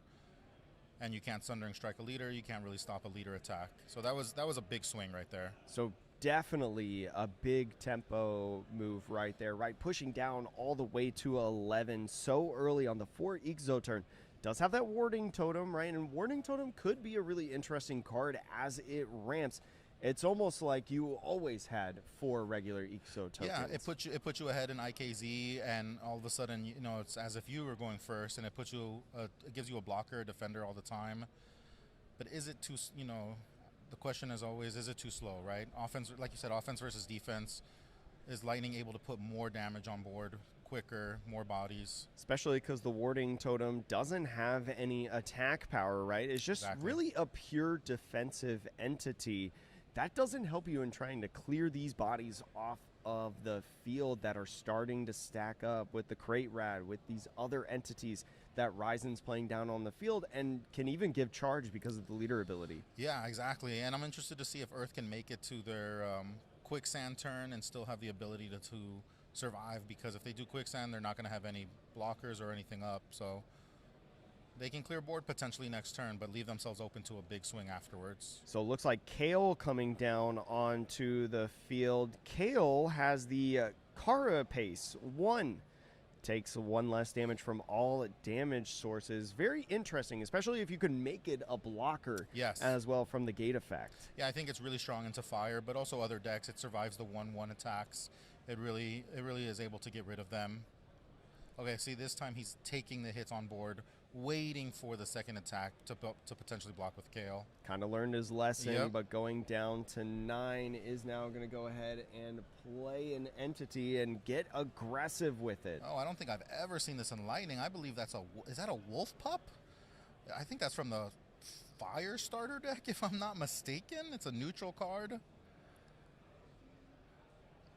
I can't see 100%, but I believe that might be a wolf pup. And again, this is what I Interesting. love. That is an interesting tech. This is what I love about these tournaments, right? Especially with the first Garden Arena, is you get these kinds of deck builds, these obscure cards that you're like, wait, I've never thought about that before. Because people like Bonchan have just been cooking this up in secret in testing. Wow. What a great tech card. I have not seen this yet played, and you know, being a 1/2 with Gate Power 1 is powerful in Raizan because you get the Black Jade Dagger and you get the popular 1/2 stat line. Yeah, that 1/2 stat line works so well for this offensive tempo. But now going in with a Quicksand, finally popping that token, is going to remove Raizan's board. And even though you're sitting at 6 health, now you're going to be able to at least ward off some of the other attacks. It's going to stop the bleeding a little bit. Yeah, but Raizan's going to be able to hit big back here, and without no blockers and no IKZ up, he does have the ability to do 6 damage pretty easily, unfortunately. Yep, looks like a Black Jade crew leader into the dagger. That's going to be at least 5.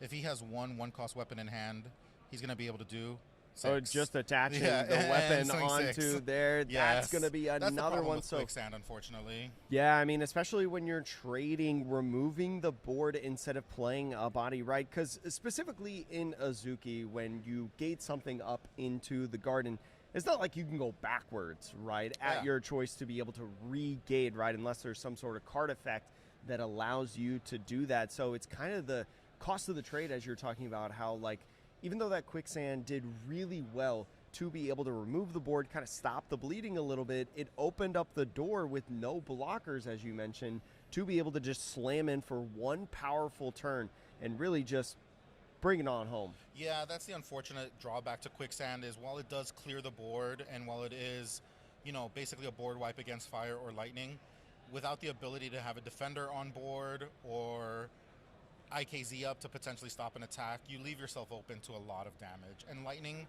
as we have seen, has no problem getting to 6 on 5 IKZ.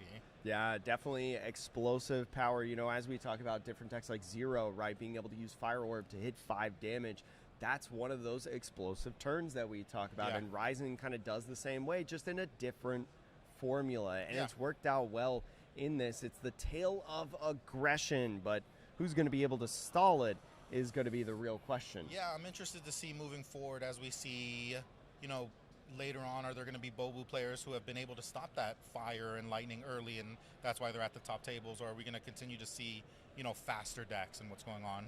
And talking about Xiao, I heard you 60-person locals the other day did pretty well, 5-1.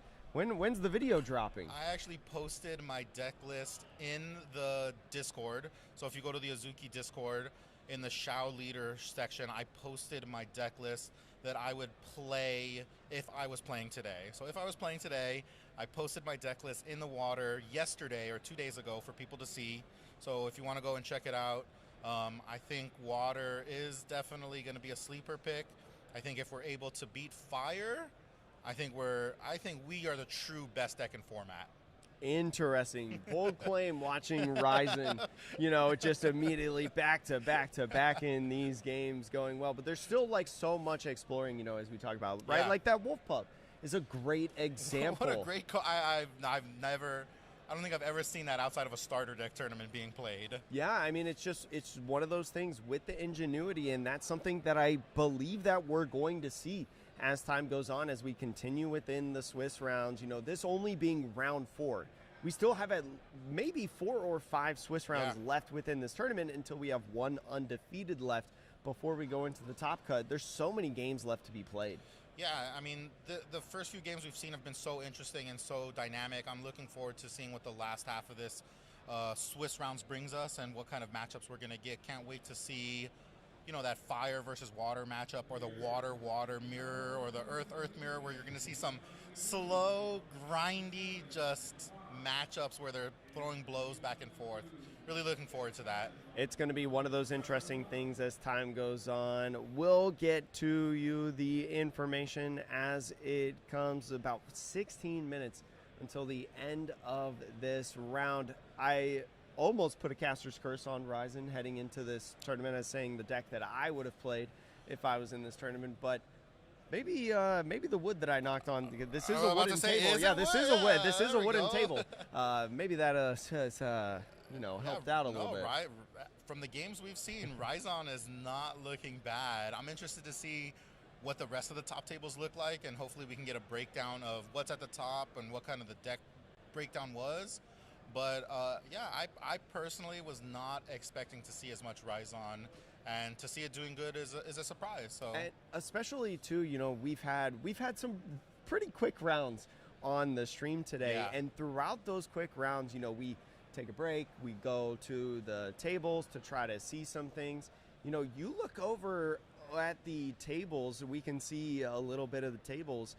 Over half the tables are gone over at the top tables, and there's still 15 minutes left within this tournament. That's something, a real testament into this meta of we can go over there and look, but by the time we get there, we might be heading into the next round. yeah, the games are already over. We keep trying to look at the top tables. We keep trying to run over there after these rounds and in between rounds. And like you said, every time we get over there, it's a ghost town. I don't think anyone is at tables 1 through 5 right now, it looks like. It's crazy out here in the Garden Arena, but hopefully you were enjoying it, and hopefully you've had a great time alongside us. We're about halfway done with the Swiss rounds before we get into our top 8 cut, but so much more action left to play. Thank you so much for joining us. We're going to kick it off to a break. We'll try to get some information for you guys heading into the next round. We hope you enjoyed.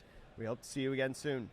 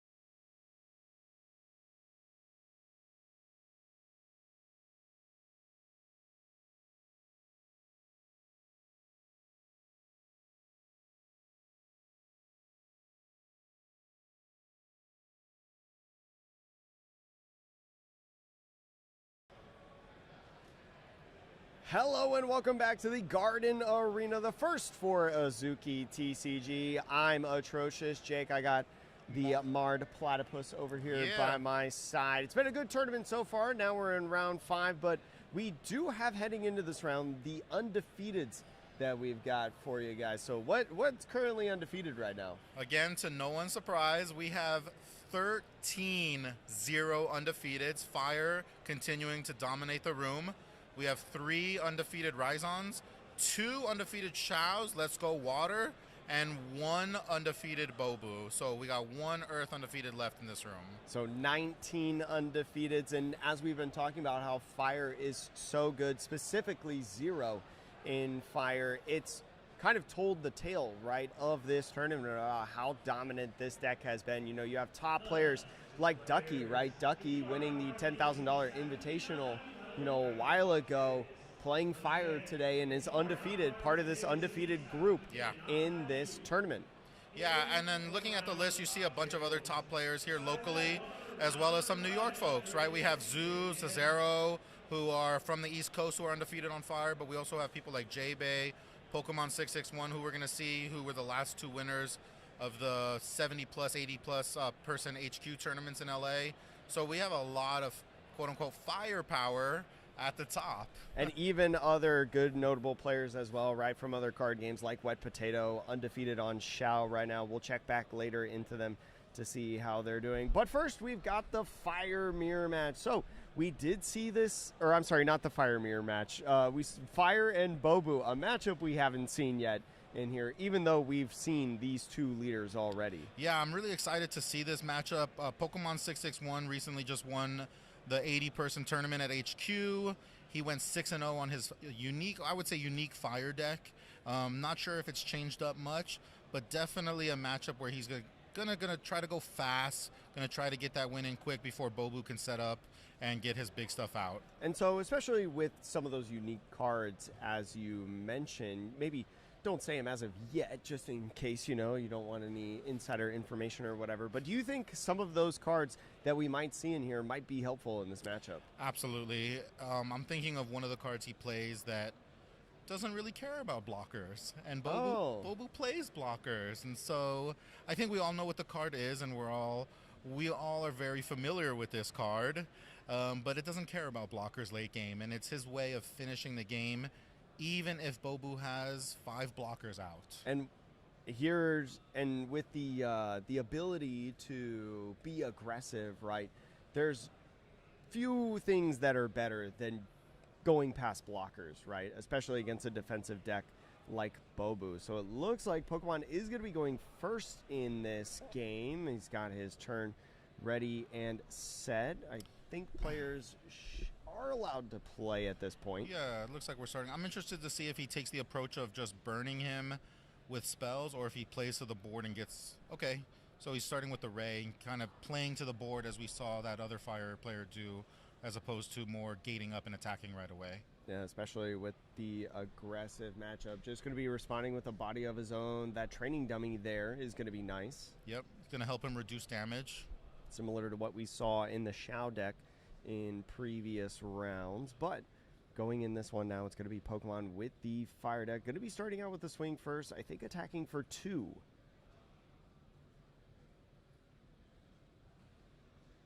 Okay, he's going to reduce it by 1 with that Mocking Dummy.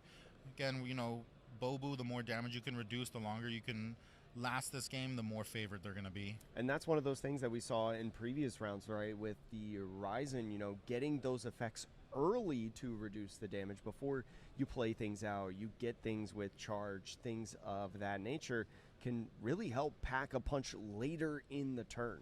Yeah, we're going to see him grab Fire's best card off of that search and be ready to end the game later on if he gets his opponent down to 5 life. And especially so early, even if it's not something that's going to help you right now, just having that in the hand for Cat to think about the entire game is going to be a mental hurdle in itself. Yeah, and you see Pokemon here doing the flooding of the board more so than just gating up and attacking. He was able to get rid of that dummy, get rid of that reduction in damage, which is really helpful for him. We'll see if the Earth player can respond with another blocker or potentially a Shiko of his own to start gaining some health. That's why I think something like Fnatic Kindler is so good in these early stages of the game, right? When both you and your opponent are playing out these small bodies right here, being able to on play sacrifice that card to deal 1 damage to an entity in the garden is so nice to be able to clear those bodies. And there's 4 bodies to 1 as of right now over on Pokemon's side. That can stack up quickly if we're not careful. Yeah, and as we saw in the last game, even if he gets to quicksand level, unfortunately, you leave yourself open to a extremely big attack if he quicksands the board and gets rid of it later on. So going to be playing in the alley to start out in here. Just going in with a couple different searches, trying to build up the hand. Try to find some of those key pieces that we have, maybe like a Stone Mask Ancient or something, but finds the snake. That's going to be great, like late game to shut down fire. Nothing in their deck attacks for more than 3. So that snake will be key, but the question is will he get to 8 IKZ? And my apologies, it's Python. Python, maybe a little bit different from Snake. I It's a don't snake, want anybody coming at me in the chat for that. But anyways, now going into Pokemon's next turn, the 3 Ixo turn. Still has a lot of swings to be able to utilize. 1 blocker onto the field for Bobu right here that you do need to think about, but is going to go with the Pekkarin. This is going to be interesting. He's going to ping his blocker dead and gate it up. If he plays Black Jade Warlord off of the Pekiro gate up, he's going to be able to do 4 damage. So this is going to be a good turn for Fire if they are able to pull that off. It's going to be a hefty turn right now. And again, one of the reasons why so many of these top level players are playing Fire but decides to pass. Wow. It's a little bit more Okay. patient. The score 18-16 right now on Pokemon's advantage. Interesting, not playing anything or gating anything off of that Bakuro. I think that's a little bit of a slower play.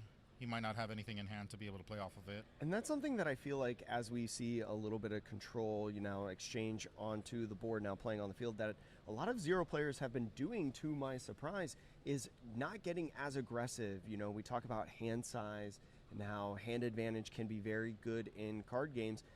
When you play something out off of the gate to get that charge and it immediately goes in the trash, that's like discarding 1 card for hand in exchange for damage. So if you run out of cards in hand, maybe you stay a little bit more patient in the beginning of the game doing that and try to go with an aggressive blast as we've seen. Yeah, you are going hand size down, right? You're going -1. This spot he's in is interesting. If he swings with this blocker is going to be able to pop and kill Pakiro.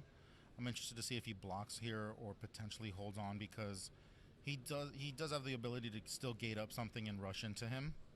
But this wobbly card is going to be able to stop this Pakiro and take him out if he so chooses to. But does the Wobbly Bush deal damage or simply KO? No, simply KOs. Simply KOs. Yeah, so Yeah, it gets around Pakiro's effect. Yeah, that's one of the rulings that you really need Yes. to know, especially when you're in these situations. And we're going to see we're that seeing it knockout here. happen Yeah, right because away. Wobbly card is a 0/1, but does take out a one health entity on its way out. Especially because it's not specifically dealing damage from that ability, right? Doesn't proc the once per turn on Pekiro to bounce that damage back. That's a very heads-up play, I think, and a well-timed block to try to starve off this aggression. It's a great card. I've seen a lot more Earth players jumping onto Wobbly card to try to counteract the Fire matchup, because it does get rid of some other things. So now Pokemon going ahead and tapping 3 is going to get a beautiful card out onto the field. Cinderwake, very nice to be able to deal a little bit of extra damage, but no entities really on the field in terms of different entity characters for the Bobu player Cat over here on the side, so not as particular, but can get the damage stacking on now. 2 down in the health for Cat now, and more swings coming in. So now just tracking all this damage right here. We see the 1 Ikuzo token left open. The 1 regular could be a spell of some sort that maybe we're trying to hold on to and use at a specific time. Yeah, and what Pokemon 661 did in not pinging himself to give the extra attack to the Cinderwake is really, I think, a high-level play, because he doesn't want to risk himself open to a wrong step or a Sundering Strike, something like that. So getting rid of there, but kind of negating the damage. Now using leader ability actually, just as you're saying, right, does not want to expose it, but immediately uses it right after that's committed. It's going to be 17-12 right now over on Pokemon's side at advantage, but we've got some cards we're playing. He's going to heal a little bit, make it a blocker. Shroom Tender is such a good card in this matchup because not only does it heal, it allows him to put a blocker on board. So Fire is going to be a little bit slowed down, and that's what you have to do in order to win this matchup is you slow them down that 1 or 2 turns, and you actually have a chance to catch up. So sitting at about 5 cards in hand right now, we know that one of them is the Flame Orb, right, that was searched for in the beginning of the game. But what options are available to you for that 5 Ikuzo that you have right now? He has the ability and the potential to play a couple of different cards, be it burn spells or another 3-drop. I think the big card he's going to be looking for too is Scarlet, though. Okay. That Spice is always good because he's going to be able to pump up his other characters, give them +1. Especially with the aggressive attack right now, dealing some extra damage. Is going to go ahead, deal 2 onto the Bobu to get him back down to 12, negating the heal that we had in the previous turn. That Fnatic Kindler is putting in work this matchup, and then the other Fire matchups we've seen, it just continuously takes out bodies by dealing that 1 damage to them. I know, such a great card for such low resources that you need to pay as well. Yeah, a 1-cost removal spell. We're going to get another one of these out onto the field. The name escaping me as of right now, the Cinderwalk Ritualist right here. That's going to be nice, right? It's just a dependable body right now, and especially at 2 health can be very nice, except for a potential quicksand, but not on this turn. Another Shroom Tender. I think Earth is doing a really good job at just kind of delaying. They have gotten up to 5 IKZ. They are still relatively healthy at 13 health, and now they have a blocker on board. We'll see if Pokemon 661 has another Fnatic Kindler where he can ping the Tender and kill it or get rid of the blocker somehow and open himself up to a big attack because, like you said, we know he has that finishing card in his hand. So it's a dangerous tightrope walk that you're playing for Bobu right now. Kind of doing the same thing that you did last turn, but still pretty hefty board. You got that 1 Ikuzo up. Wonder what he's thinking about. Maybe thinking about utilizing like a search of some sort, maybe to try to find that Stone Ancient Mask, or maybe just leave it up to maybe feint another spell or something of the sort to deal with this board. It's kind of a interesting tightrope walk, and just decides to pass, leave it open. Yeah, I wonder what he was thinking. If he was thinking to play another 1-drop, or like you said, to just hold it up for something. Sundering Strike's not going to be as effective here against this board because it's a lot of 1-2s. But if he pings himself, he is going to be able to Sundering Strike something dead and really, hopefully control board here. That play last turn of keeping Cinderwake in the alley is very interesting. I've seen some Fire players kind of start to do that and not gate everything up right away. I wonder if he was trying to play around a quicksand and you go a little bit slower and make sure you still had a board if that were to happen. Especially when you get to the 5 Ikuzo turns from your opponents in Bobu, that's something you really got to think about. But now going ahead and using these different abilities to ping damage left and right, going down to 15 from the leader ability, is now going to get the swing in with the Spice. Not sure exactly where the extra damage went. I think he put the he's pinged Spice and then gave the extra attack to Ray. So I believe Ray is swinging for 2 right now. So went ahead and dealt with the Spice, got it off the field. Again, low hand size for Pokemon right now. The resources are starting to run dry, but still got some swings to be able to fulfill right here. And the blocker for Bobu and Cat still active right now. I think he's going to probably take this damage and be worried about what else he can gate up, because if he takes the block here, Fire has the ability to do 9 damage off of 5 IKZ. So yeah, smart play, take the damage, be wary of what he could potentially play. Especially with, hand knowledge as well, right? I talked about this earlier when there were 5 cards in hand, but 3 cards in hand, we still know what one of those cards are. So going ahead with the block on that swing right there. Still haven't used our gate effect or anything of the sort, or played any cards down onto the field. But looks like we are going to gate that Ritualist up in the garden and get some aggressive rush in.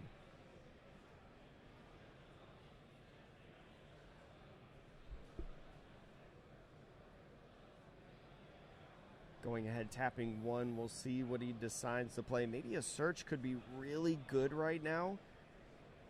Oh, Ray. He's really dumping his hand. If he has 1 card in hand, we know what it is. A Quicksand looks really good right now because Quicksanding on 5 leaves you open. Quicksanding on 6 allows you to keep 1 IKZ up for a blocker or a Sundering Strike, in which case it's going to be really devastating. I think a Quicksand here puts the Fire player on the back foot a lot. So even though still sitting at 15 life, Pokemon on the edge right now, but Cat still holding on to that 9, has 6 Iguzo tokens left available to him. I think sitting at about 5 or 6 cards right now in hand, for somewhere between 4 to 6, I think. Yeah, and he searched for the Stone Mass Ancient earlier, which you can only play on 7, unless he has the ability to add a token to hand right now. So it's going to be interesting to see what he does, if he creates another blocker and just passes, if he tries to heal and block. I'd imagine if we had Quicksand, we would have slammed it down already, right? I was thinking the same thing. I'm like, I don't know. I feel like if he had Quicksand in hand, he would have already, with 1 card in hand, I would have snap played Quicksand against Fire, knowing that last card's Fire Orb. I think there's 2 cards in hand. Oh, is there 2 I think they're just in hand? stacked on top of each other for Pokemon. All right, then you do have to kind of be wary of it and make sure you potentially still have a blocker up or you heal. But talking about that information, that helps out so much when trying to make decisions. It looks like we're using the jar. Yep, he's going to heal 3 because he's not at 7 IKZ yet.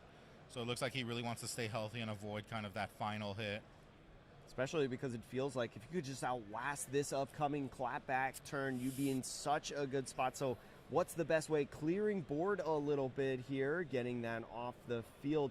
Is just going to pass with 2 tokens left as active, and we'll see if Pokemon... Oh, no, I think you were right. I think he only had 1 card in hand. Yeah, so I think that play by the Earth player was very heads up. Healing to 12, taking out his board. I think Fire is in a little bit of trouble here. I'm not sure how they can pull this out at this moment.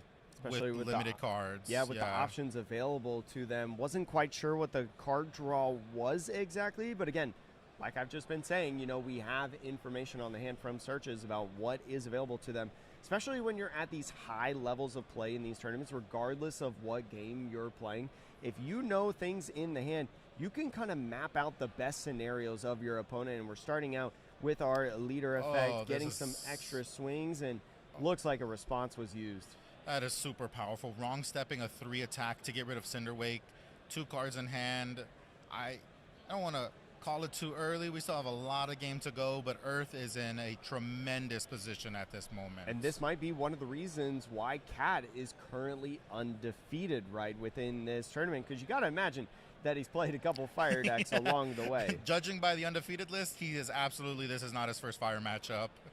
He is playing it superbly. I mean, he is making all of the right moves, all of the right decisions, healing when he needs to, blocking when he needs to. This has been a real masterclass of how you play Earth versus Fire. So going to be tapping 2 real quick, getting that entity into the garden, but how much is that going to help you? Just passes off the turn with 5 open. We know he has Stone Mass Ancient in hand. If he goes ahead and play it, he can give Shroom Tender blocker and force his opponent to attack into the Stone Mask, knowing that his last card in hand is a Fire Orb, knowing that he has no more other damage. Yep, and I think that's exactly what he's going to do. So Pokemon right now just going to be living on the top deck to try to get around this taunt, right? Taunt, an ability in Azuki to force your opponent's entities to attack into it and nowhere else.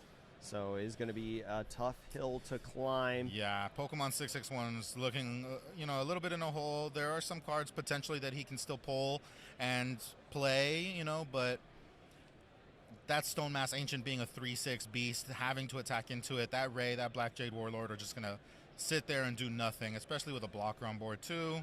The Ruby going in and looking for a Preskin.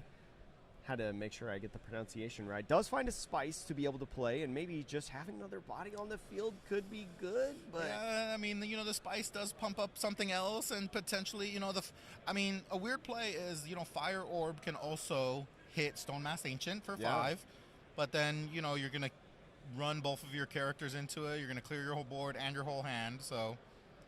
Is going in with the leader ability to get some extra damage. I wonder if he is going to Fire Orb the Stone Mask Ancient. I wonder if he's thinking about that just to get it off the board. I mean, it's got to be in the back of your mind, right? Because if this Stone Mask Ancient stays on the field, where it's got 6 health and 3 attack, that 3 attack, that retaliate damage that's so prevalent in Azuki is going to knock out a lot of your bodies. Yeah, especially when you've been pinging yourself, right? And Fire Orb is going to do damage to yourself as well. I'd be interested to see. He must be setting that up for something, because why he's swinging 2, he just takes it. I potentially could see the Fire Orb go into it. There we go.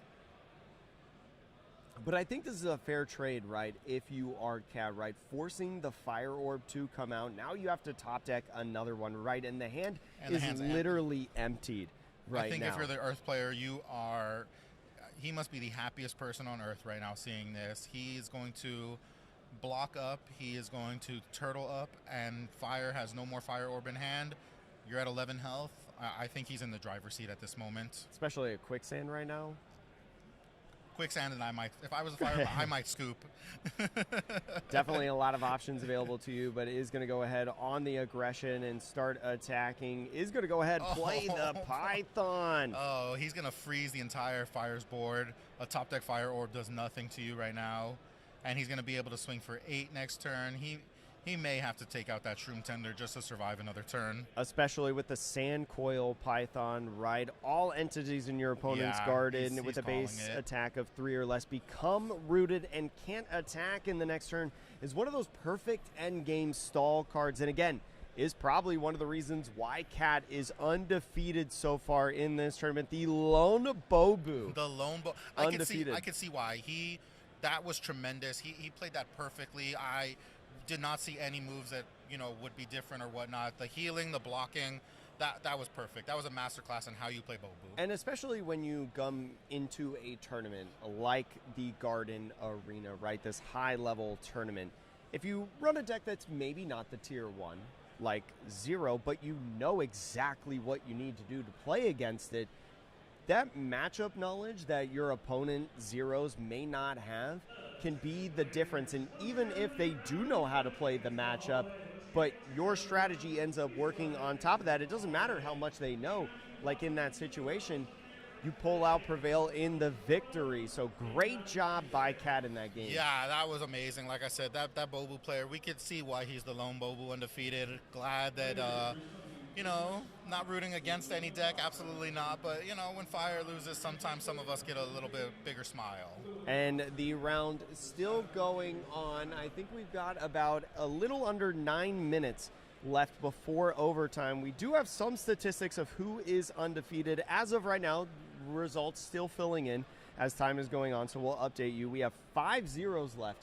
Is undefeated. We know we just saw one get knocked out, but going from 13 going into it. Yeah, 13 to 5 is a huge number that's knocked down, especially when there's 2 Raizans left. So only 1 Raizan ended up losing.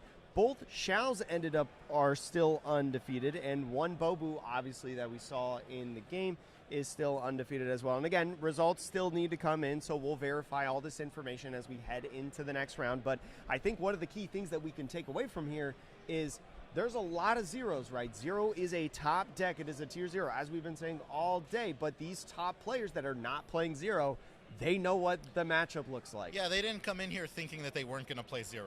Yeah. Right? They knew they were going to play 0. They probably tech for it. They probably trained against it, practiced into it, and felt confident enough to know that their deck can actually take on 0. Because, again, it was going to be 50+% of the room. We all knew it. We all predicted it. So to see someone take Bobu knowing that, I think scares me a little bit even more as a Fire player, because he knew Fire was going to be here and still decided to take Bobu.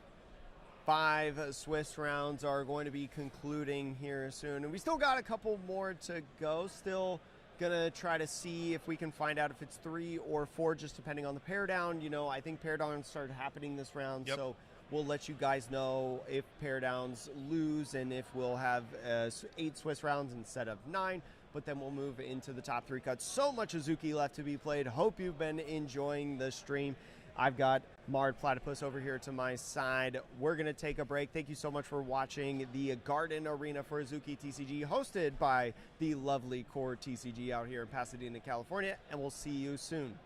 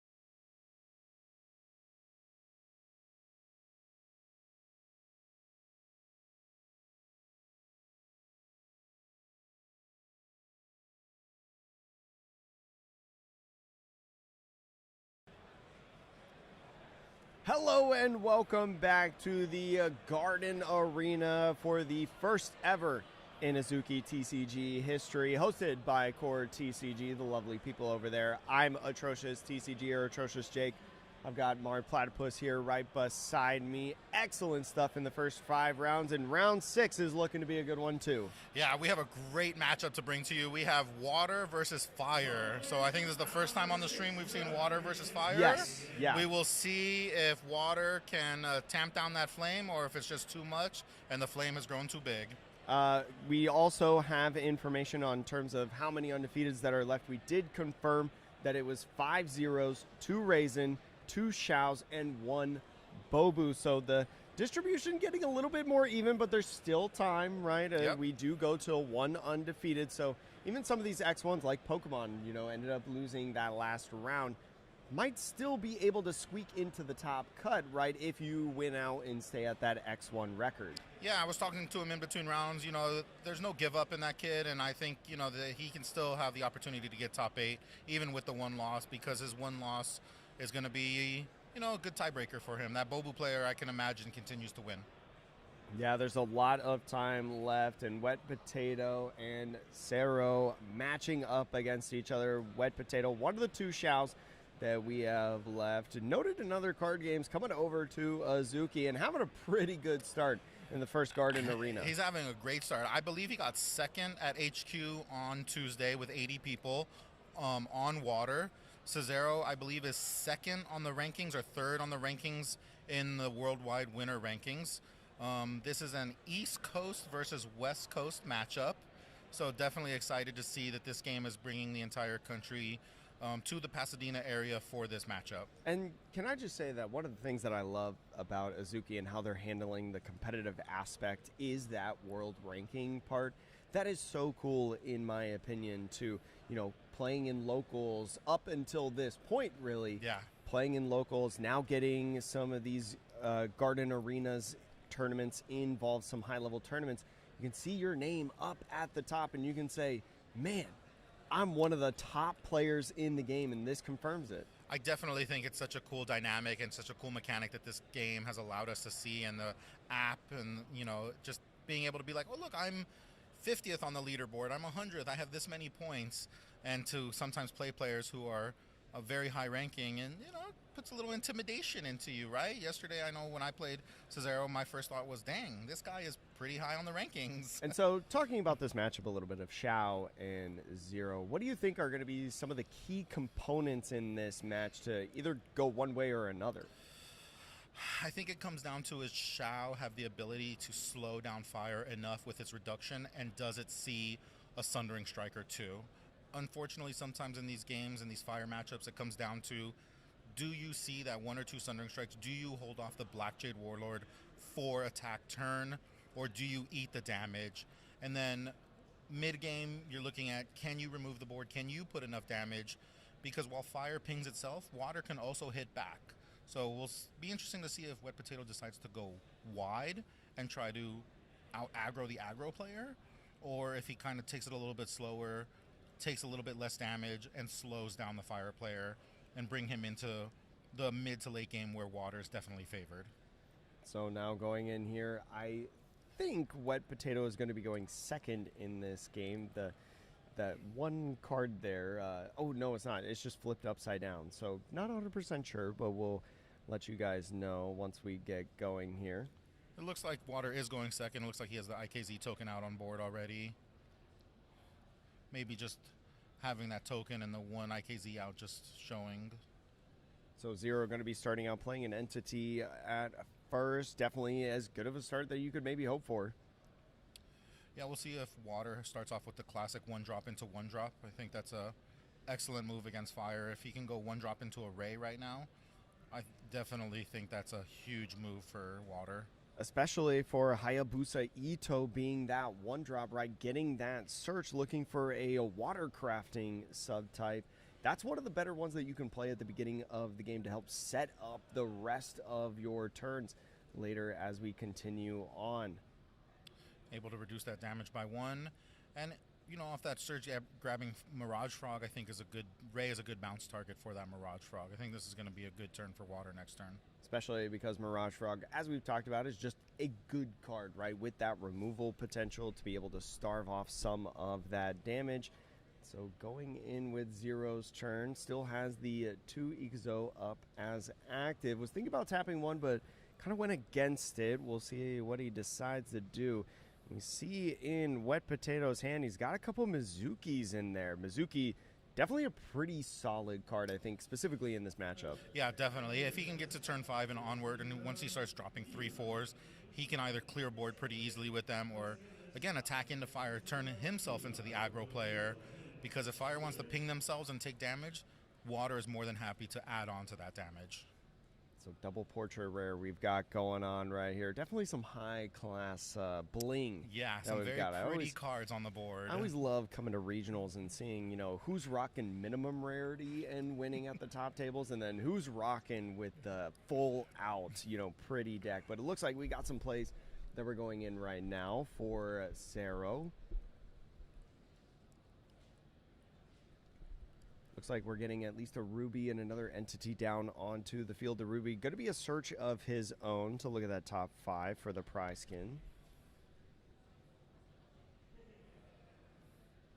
Going to be finding that Pekiro, which we've talked about is such a good card for this Zero deck.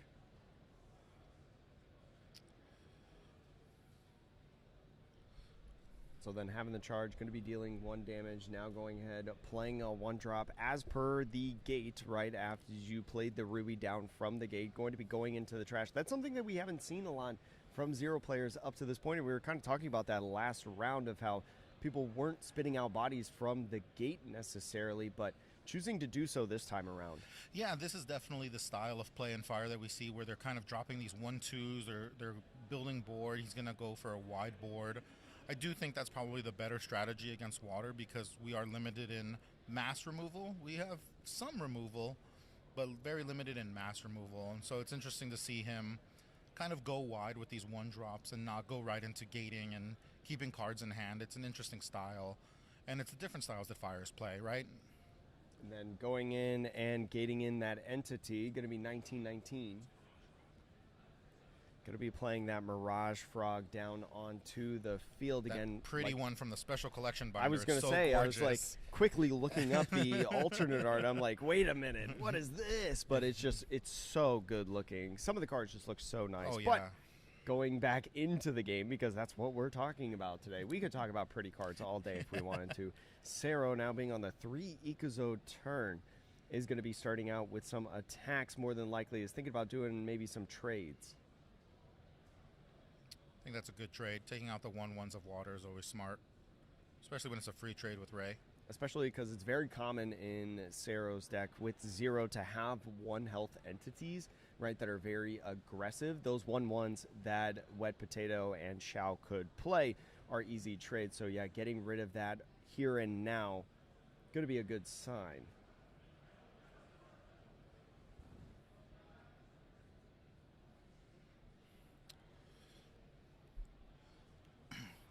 This is an interesting card. I haven't seen this too much in Fire. I've seen some people play it. It's the Siren. I believe it's Lounge Siren. It pings something in your opponent's garden and pings something in your garden. Yeah. So it's really good. If you combo that with Cinderwake, for instance, you are doing 2 damage to an opponent's entity pretty much every turn, and you're really good clearing board and doing a good job at keeping their board clear. Especially having this Lounge Siren Seiko in at the start of your turn, right? Getting that start of turn ability as you were mentioning. Looks like we're thinking about playing another entity down on the field. Which one is it? It was flashed just for a moment. Oh, looks like he changed his mind. And definitely, especially when you come to the top tables here, this is a breaking point, right? This is kind of a key tell of who's really going to be, because if you can win round 6 in this 8 or 9 Swiss rounds, you put yourself in a pretty good position to go into top 8, even if you go X1. Yeah, exactly. You set yourself up for success here. Looks like he's got Cinderwake going in for 2. Cinderwake also at the start of turn, dealing a damage to itself. Right, a nice 1-drop, 2 health body. It's going to be getting in on the aggression. Is thinking about using leader effect, I believe, just to be able to take 1 damage instead of 2 there.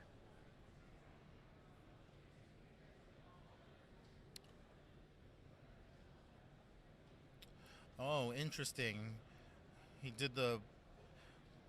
Sundering struck the Ray that took out the Hayabusa earlier, so it already had 1 damage on it. So he was able to Sundering Strike the Ray dead.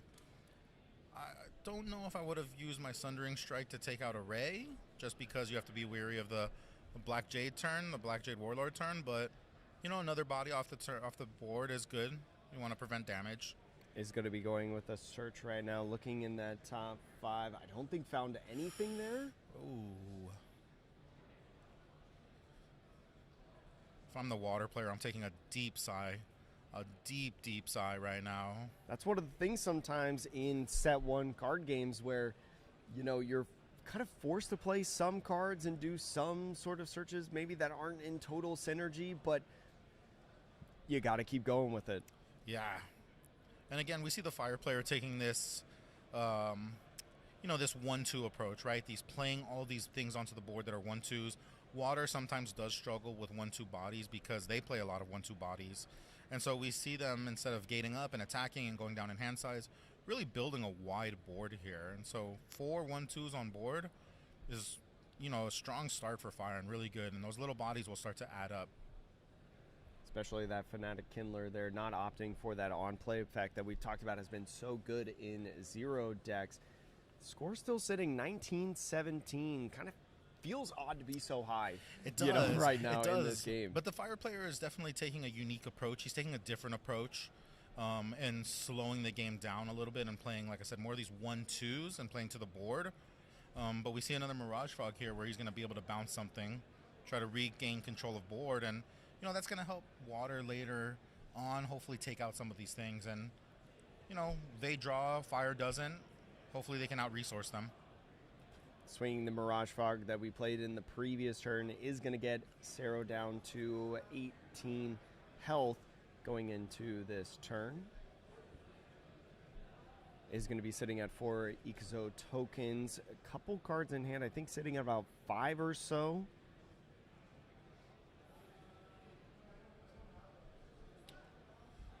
Plenty of options here, because here's another thing that you think about. We talk about how when your opponent swarms the board with bodies of their own as an aggro deck, when do you transition starting to swing at board?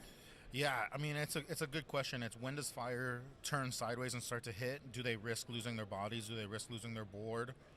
And then do they have the spells at the end to finish it up, right? Do they have the detonation packs, the fire orbs, things like that? Or they can continue with just poking for 1. But again, the problem against Water is he has the ability to reduce some of that damage, and a timely torrent with some removal on board could clear a Fire's board pretty easily. Especially with Mirage Frog, right, having 2 health. That makes it all that much more difficult, as you talk about, with the damage reduction and things of that nature. Just going to be going in, committing a couple swings into this Mirage Frog, it looks like. I think the Shao's player thinking about reducing the damage. He might be trying to bait him. He has 1 IKZ up. He's going to kill the Mirage Frog. But if he uses that 1 IKC to reduce it, the Mirage Frog stays alive. But the Fire player can then gate up something. Yeah, I think that's the smart play. Yeah, especially with the ability to have charge right on your different entities, because all 4 Ixo tokens are still active on the field, right? We were just dealing with things that were on the board. So like I've talked about in previous rounds, you and I have mentioned about using these abilities too early to then these aggressive decks can really maximize on. Again, the high-level play of these timings have been better and better as we've gone on in this tournament. Yeah, absolutely. I think a lesser player might have taken the bait there to try to keep Mirage Frog alive, but Wet Potato knows that he still has all his IKZ up. He can easily gate up something, rush in, and again, you want to try to avoid that devastating Black Jade Warlord turn where you're taking 4. So I think that was very smart of him. You don't want to lose board, you don't want to lose something, but knowing that something bigger can come, I think, the more we go on, the more we see players don't take the bait and play, the better turn, the better move. So now going in and tapping a couple of the Ikuzo. Looks like maybe 3. We know that the Pecorim is in the hand, so it might be keying into that, especially then gating it up immediately, but not opting. Still 15 and a half minutes left in this round.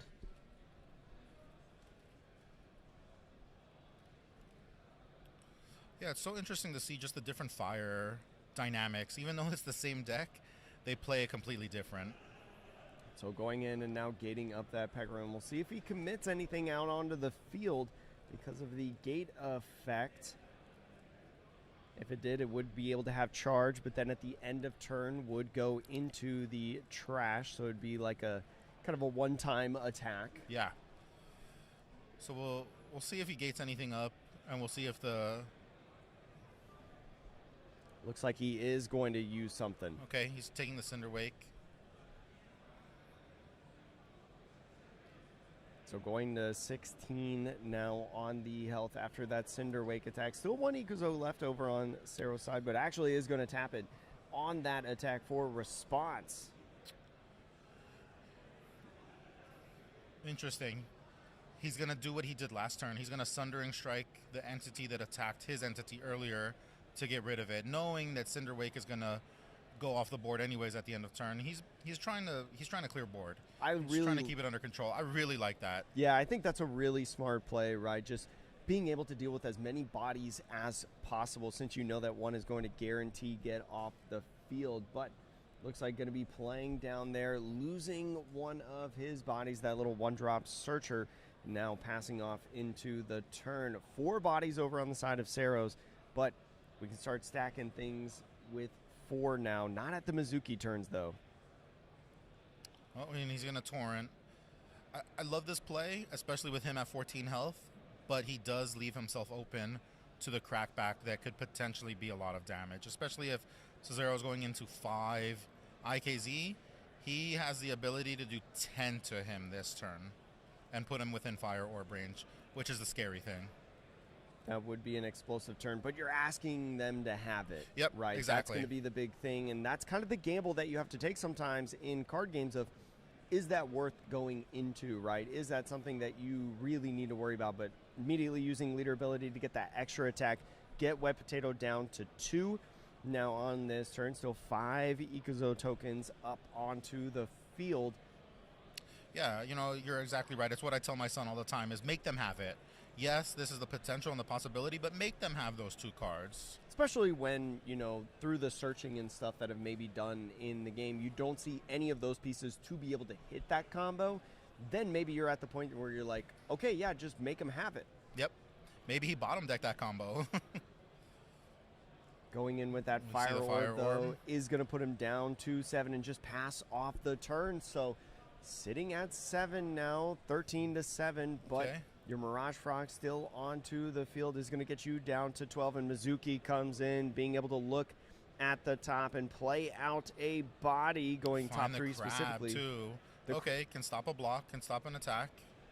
The crab is definitely a good one, but you would only be able to bring up 1 into the garden, right? Because Mizuki specifically plays that body into the alley.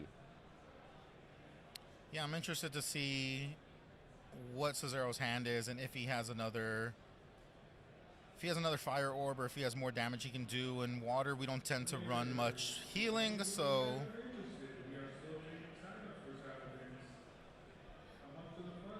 And definitely the difference between playing the crab and Mizuki from the alley into the garden leaves up 1 more Ikuzo, right? So used 1 for the leader ability to be able to negate some of damage, but now is representing 1 more Ikuzo because of the gate power of Mizuki, right? That restood those Ikuzo to say, okay, I might have an event that could really hurt you if you try to clap in right now. Yeah, and this water player, you know, the more he develops his board and the wider he gets, the more he's going to be able to hit the fire player because, again, the fire player just pinged himself and he's bringing himself down. So the water player, if he has some explosive turns, can bring the fire player down to 2 or 3 health where you know you're out of fire orb range all of a sudden. You can't really ping yourself anymore. You risk killing yourself. So that's a difficult balance that you have to have within the Azuki card game. If you're playing the Zero deck, which, I mean, only 4 of them are left undefeated in the tournament so far, dwindling down, and Zero's trying to make it so it's not 3, right? But going ahead and playing some entities down onto the field, just getting a wide board, dumping the whole hand. Dumping his hand, yeah. Actually, as a water player, if I see that, I'm not too upset, because now I know that he has no fire orb in hand and he's top decking, and so it does make me feel a little bit better. But here's another thing too: when you're spreading out the board so much like that, now it has to be like a torrent play or some sort of removal, because you can't swing at these bodies. Getting a Miyuki down onto the field is not going to get anything off the search. Can still play something down on the field if we have it, but looks like we are not going to play anything down on the field. Just going to gate up the crab. Going to be a nice blocker, but is that going to be enough? Leaving 2 up as of right now. We'll see how many swings he decides to commit. Yeah, and I think I just saw him bottom deck a Torrent, where if he played Torrent this turn, it would have been such a strong play.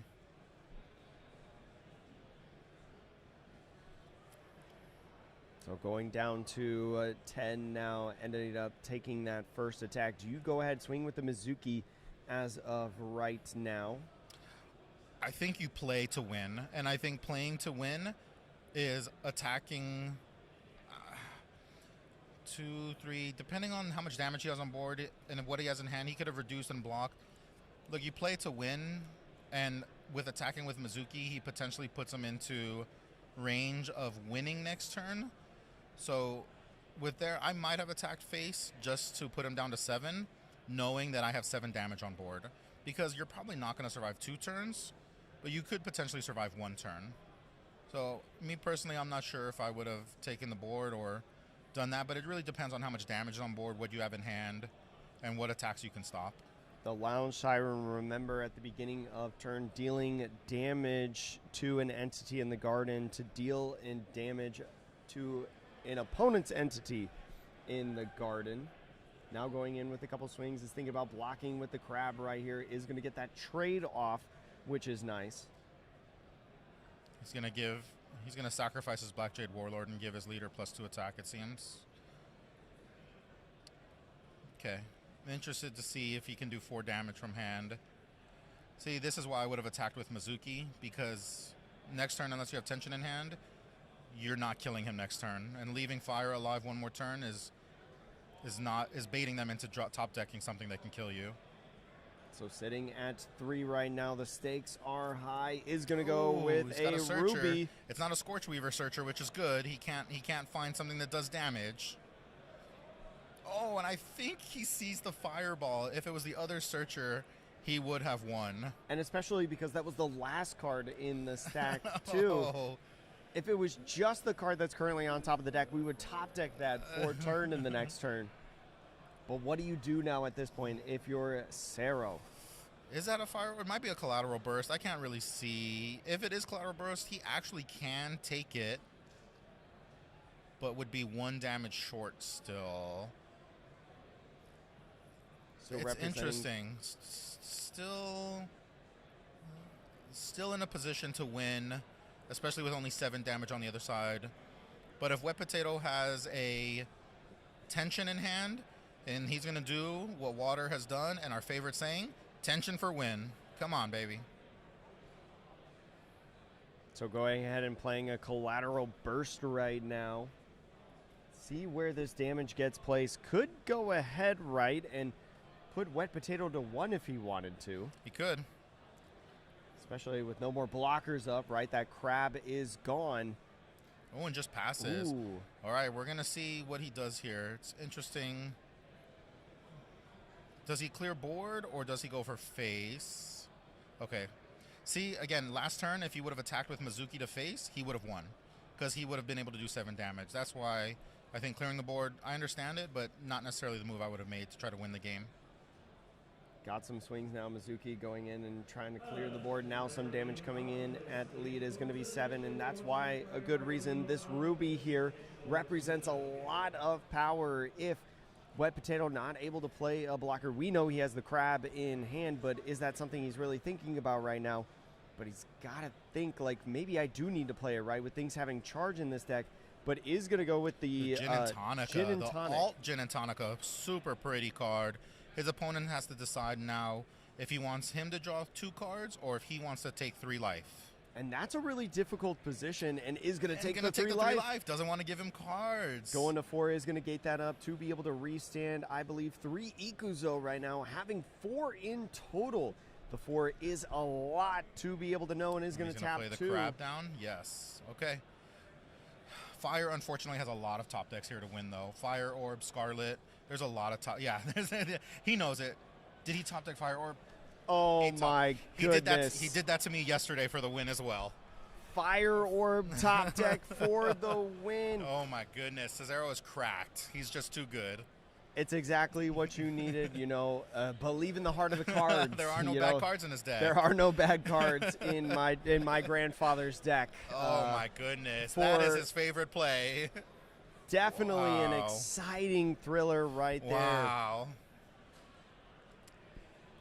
Oh, that was such a tremendous game. Water, I think, again, that play at the end, a little bit of a mistake. If he would have just attacked with the Mizuki instead of clearing board, he would have won the game because he would have put him down to 7 life, and then he had 7 on board. It's interesting because do you think about with, removing that body on board, could that body then come in and do a little bit of damage? Because we did search and find that collateral burst as well. Was there a way potentially for if that body didn't get removed? That's got to be what was thinking. Yeah, and I understand that going through his mind, but it was a 1 body. It was a 1 attack body, and he passed the turn at, I think, 3 health? So the 1 attack wouldn't have killed him. And the way I think of it is, if he had Fire Orb in hand, Fire Orb kills him regardless. Yeah, sometimes so it's might as well play for the win rather than playing to not lose, right? So it comes down to the age-old question, right? In card games, we always think about, do we play to win or do we play to not lose? And I think in that instance,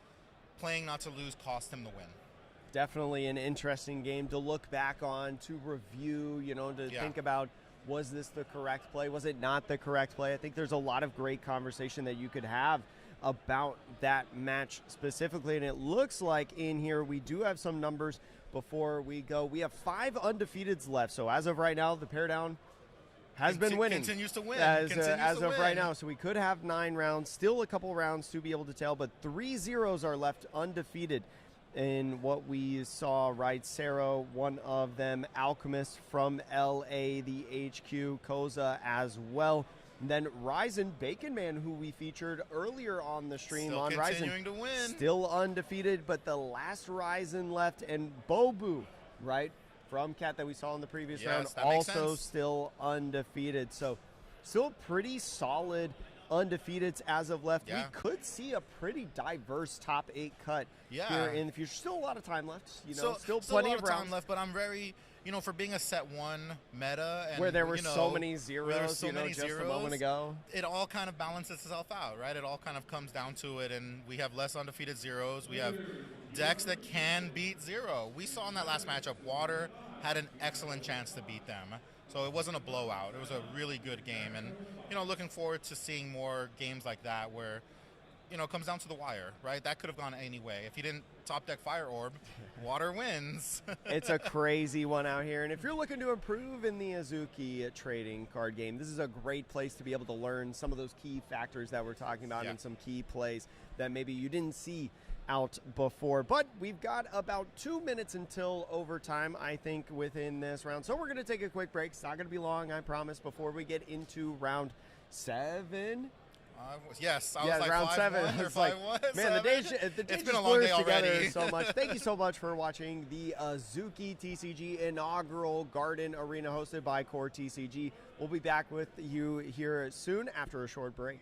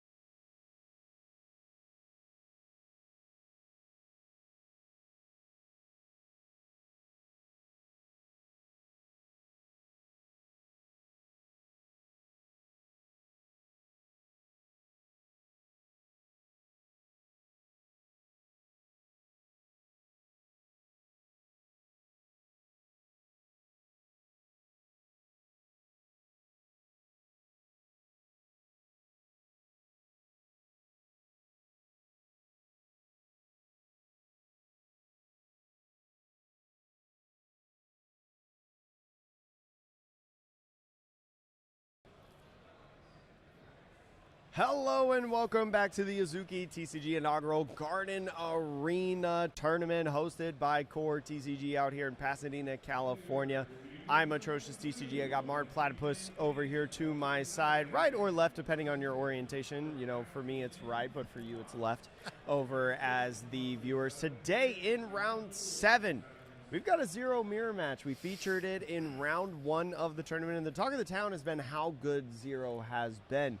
But we're going to get back to the zero mirror match here. Yeah, this time, though, we're going to see 2 top players in the country, in the world, whatever you want to do it. These 2 players are highly ranked in the Azuki rankings. We just saw Cesaro top deck the win last turn. We'll see if he does it again this game or if the other Fire is able to pull it out and beat him. Now, it's going to be a very interesting, like, cat and mouse game. Who takes that first jab and then who responds with the jab that is the finishing blow, in a sense. And we'll see kind of, again, the different styles of Fire. We saw Cesaro take the more play-to-board approach and go wide, and then some Fire players take the approach of burn quick, rush Fire gate, go down and do damage. So it's interesting to see if they play those 2 different styles or, depending on their hand, how they go about it.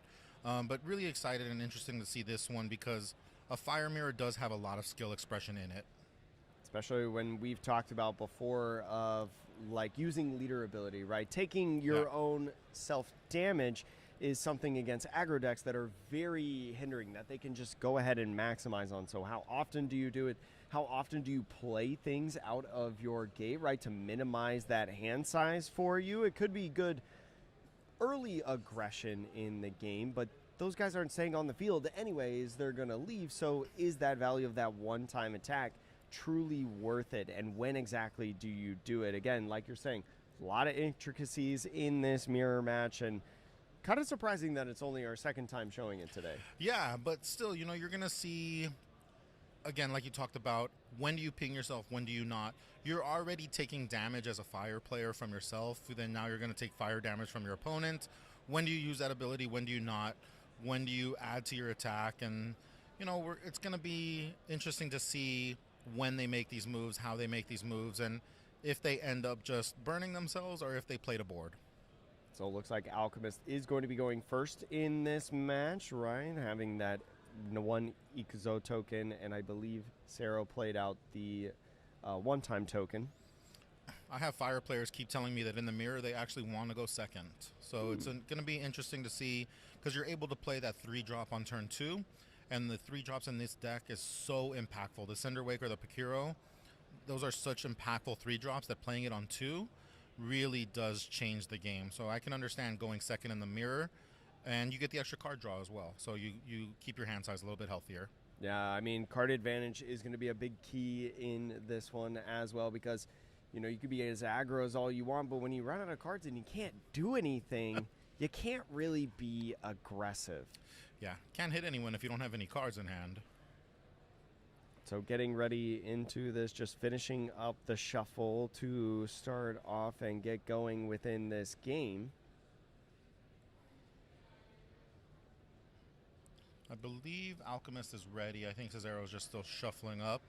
So tell me a little bit about maybe some like tech options, right? Because you, as a lovely content creator in Azuki that features many videos and matches, you've played all these different decks, you've seen all these different archetypes and things like that. What are some of the options that you feel like that you could tech into this matchup that really propel to put you above all the other zeros that you're going to face within this tournament? I think Cesaro is playing some of that tech. The Lounge Siren is definitely a tech option that I haven't seen in other decks or in most other decks, but I have seen in some. Doing that 1 damage to something on your side and 1 damage to the opponent in an entity in their garden. If you have that in combo with Peoria or Cinderwake, you're doing 2 damage every turn to your opponent's garden. So you're really removing a lot of body. So Cesaro has the tech option to remove all of Fire's 1/1s or some of their 1/2s. So seeing that tech option is really interesting. He also played something against me yesterday that I don't want to necessarily say on the stream yet or give it out because, you know, their players are kind of close to me and I don't want to do that to them. But it was definitely a card that I have not seen in Fire before that ended up clutching the game for him outside of the top deck Fire Orb. And so there's a couple tech options that I'm seeing in Fire, and especially this list, that could swing the game and do even more damage than Fire already does. On the flip side, sometimes Fire can play Sundering Strikes, which you were not expecting. They can play Heal. They can play some weird cards and tech options that could help them.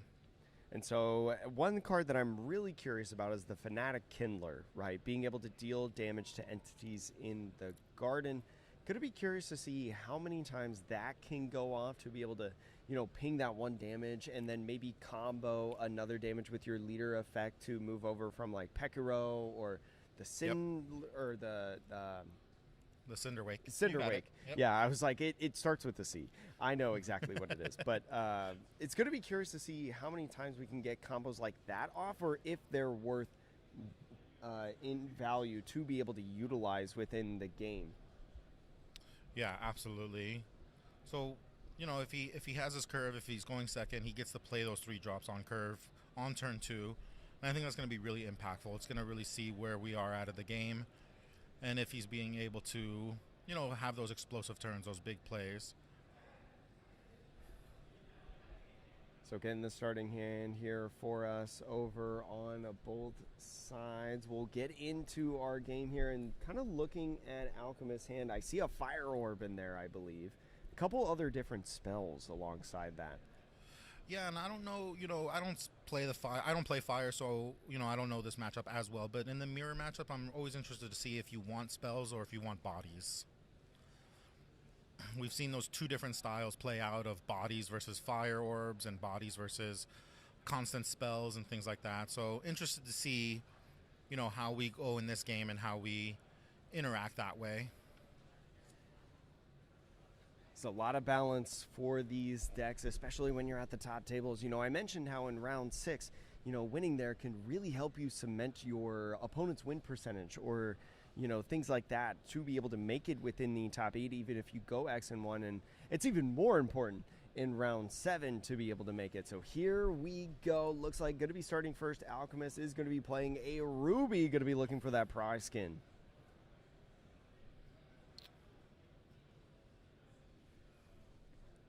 Oh, looks like he's going to be able to grab that gorgeous Cinderwake from the Special Collection binders. Shout out to the Azuki team for getting all of us players those binders. We were able to all put them in our decks before regionals. Super happy, make our decks look nice and pretty. It's always nice to grab those at the big events that you're going to. But it's going to be a nice card, as we've been talking about within the mirror, to be able to try to control the board, be able to get damage off. And now moving into Sero's turn. Going to be the 2 Dawn turn. We'll see if he decides to play anything. I think he's just thinking at this moment. Score now 19-17, but it's just going to go ahead, hard play a body for 1. Starting out similar to his last game where he's playing that. It seems his playstyle definitely favors these small bodies on board early. I think he's thinking about using that token to play another 1-2 body. A Ray start or Ray Fanatic Kindler start going 2 with Fire against Fire, I think, is a very strong move. And it's kind of a hard choice, I think, right now, especially because, as you talked about, getting that all-important 3 turn to be able to get those back-to-back 3 bodies that are so important within these Fire decks, whether it's the Pekarim or the Cinderwake Ritualist, but is going to go ahead and pop it, and we'll see exactly what he decides to do off of that pop. Is going to go ahead and play. I think that's the card that we were talking about last time. I think that's the Siren, yes. Yeah. So with this card on board, he's able to ping his Ray and then ping the 1/1 on the opposite side. So it really, really kind of shows that control aspect of Fire in a sense. So now going in with some searching, looking at that top 5. We'll see what he can try to grab off of this. He's definitely looking for some sort of damage spell or a Kindler. That's good. This probably might have been his only Scorchweaver option. Mm-hmm. So always love, in this game especially, you never want to whiff. Yeah. Whenever Fire whiffs or search, I always have a kind of little sigh of relief. And after that gate, or after that glass blower search, right, passing off the turn because it was gated up, going into the trash, now going in, Ruby swinging and now getting him down to 16. These little ones can be very, very nice for the early game for Alchemist in here, sitting at the 2 Ikuzo turn.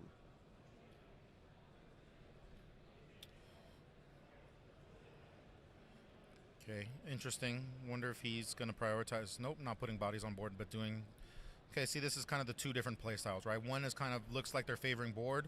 One just looks like they're trying to pressure as much as possible. So with that pressure, scores now 17-14. Now going into Cero's turn, but back at 2 just simply because of popping the one-time token. Is going to go ahead, do that start of turn on the Siren to deal a damage to the entity in your garden, and then deal an damage to an entity in the opponent's garden. We might, I don't know, do we have the ability to be able to clear this active body? I'm trying to on 2 IKZ. I'm not sure. If he was on 3, Cinderwake Pakiro will take care of it easily. I'm not sure what he can potentially. Oh, a Fanatic Kindler. We were just talking about it. Oh, yeah. He could play a Fanatic Kindler. He can gate up Ruby, potentially play a Fanatic Kindler, pop the Ray, and then swing in potentially with the Ray into the Ruby, clear board. But he's also going to lose his Ray because he had to do 1 damage to it. Yeah, but, it might just be a trade that you're thinking about, right? Yep, there it is. So is going to go ahead and do that. Yeah, great call right there in recognizing the play. And that's going to be nice, right? You're going to be able to try to be aggressive on the board. That Fanatic Killer was going down anyways, because of the sacrifice. So the gate effect not necessarily mattering. And now the difference in board right now is 4-1. Yeah, it's definitely an interesting playstyle for Fire. I really appreciate it. It's different than what I think I've seen normally. And these valuing the board rather than just gating up, attacking, and going fast. So it is interesting. Going to be trading specifically the Siren with the Ruby, not having to deal with that Siren start of turn effect in the garden every single turn. Maybe got its value from it right there, and so now it's just going to clear the board. Now we've got the Cinderwake coming in. We have the big 4 swing. Black Jade Warlord just popping him for 2, popping that, and then going to leader for 2. So he's going to make the scores 16-10 over on Alchemist's side as an advantage. Now using leader effect to be able to get rid of that Ruby because of the Cinderwake bouncing damage away. It's going to be back to Cero's turn. We'll see if he can follow it up with his own Black Jade Warlord turn.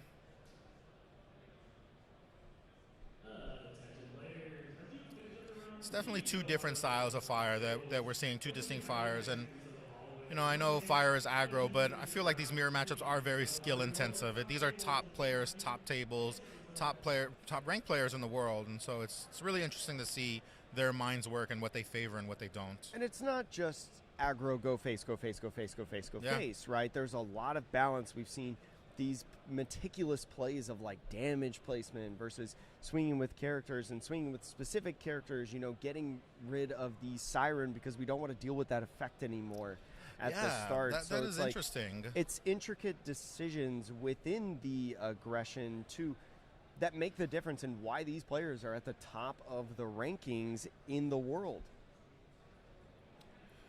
Yeah, absolutely. It's amazing to see their minds work and their brains work and how they do it differently. And when I play Fire, I thought you just hit at people.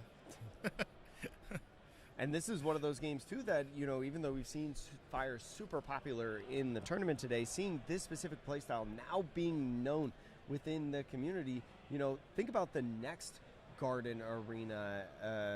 When do you know exactly when it is? I think it's in Q2 is what we were told. So probably towards the end of the year, we have another Garden Arena in the Midwest, I believe. So somewhere outside of the West Coast area. Okay, yeah. And with that as well, in Peoria, out on October 24th, shout out to our production crew for letting us know the specific date and location.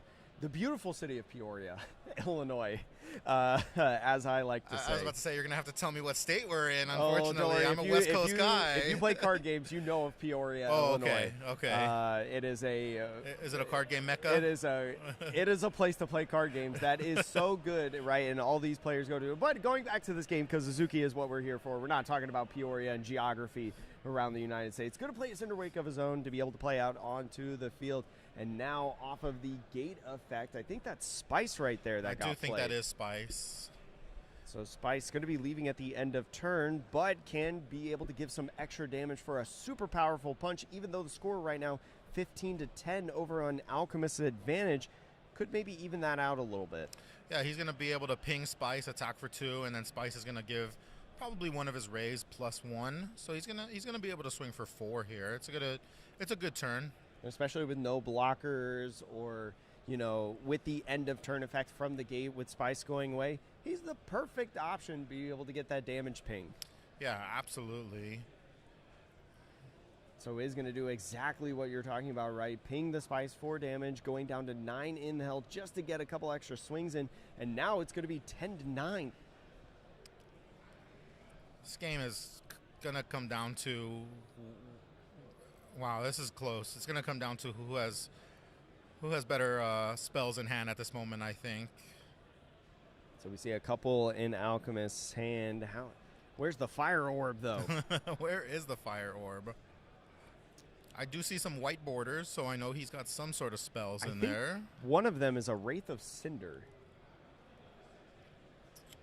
which would be a very interesting card, I think. No, I don't think it is. Getting a better look at the picture, I was like, maybe not. It's probably going to be Detonation Pact or Collateral Burst. Yeah. Where Collateral Burst right now could do 3 damage. You could ping your Cinderwake and ping the damage all in the face. So he could bring him down quite a bit on this turn. And it's like, how far do you extend that, right? That's going to be the big question. We do have news as we're awaiting an action that Bacon Man, our Raizan that we showcased earlier, is 7-0, ended up winning that round. And so what was I saying at the beginning of the stream? Bacon Man is my hero as of right now. Might just go buy 2 starter decks after this round. You do need 2 because you need 4 grandmas. Yes. All important card as we've talked about. But looks like Alchemist going to be making a play with the 4 Ikazo that he has. Crazy that we're on the 4 Ikazo turn, right? And this game feels like it's on the very edge of ending, right? Yes. The game's just so fast in here. Not that many turns that the players got to go through. But it feels like a lot of decisions have been made for just 4 IKZ. Oh, yeah, especially when you have to bounce damage on yourself. Now is using the 0 leader ability to get some extra damage out.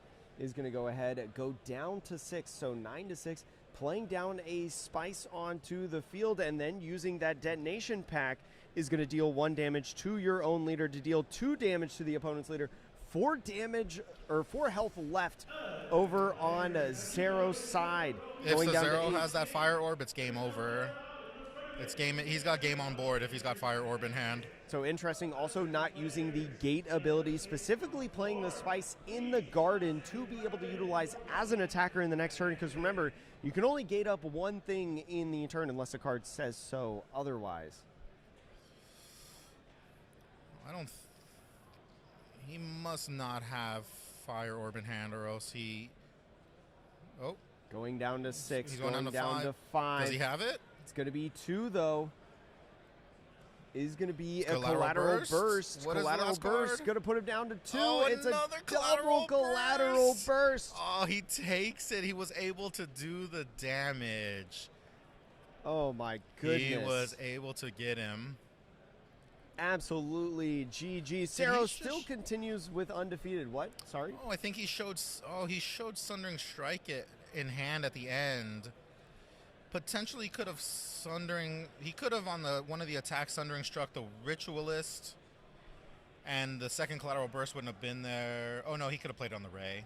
Yeah, unfortunately that was too good. Fire too good. A lot of crazy decisions, I feel like, there, and such a good game, right? Even though the game may not have lasted long in terms of turns, it ended up being just the crazy amount of decision making that you have to make in order to put yourself in that position, because it looked like for a little bit that Sarah was kind of on the back foot, but that one explosive turn found the opening to be able to break through and win in that game. Ended up making him 7-0 in this tournament. Doesn't lock him for top cut, but it gives him puts him on the inside track. Puts him on the pretty close to be able to make it. And we still need to find out if if the down pair won or not.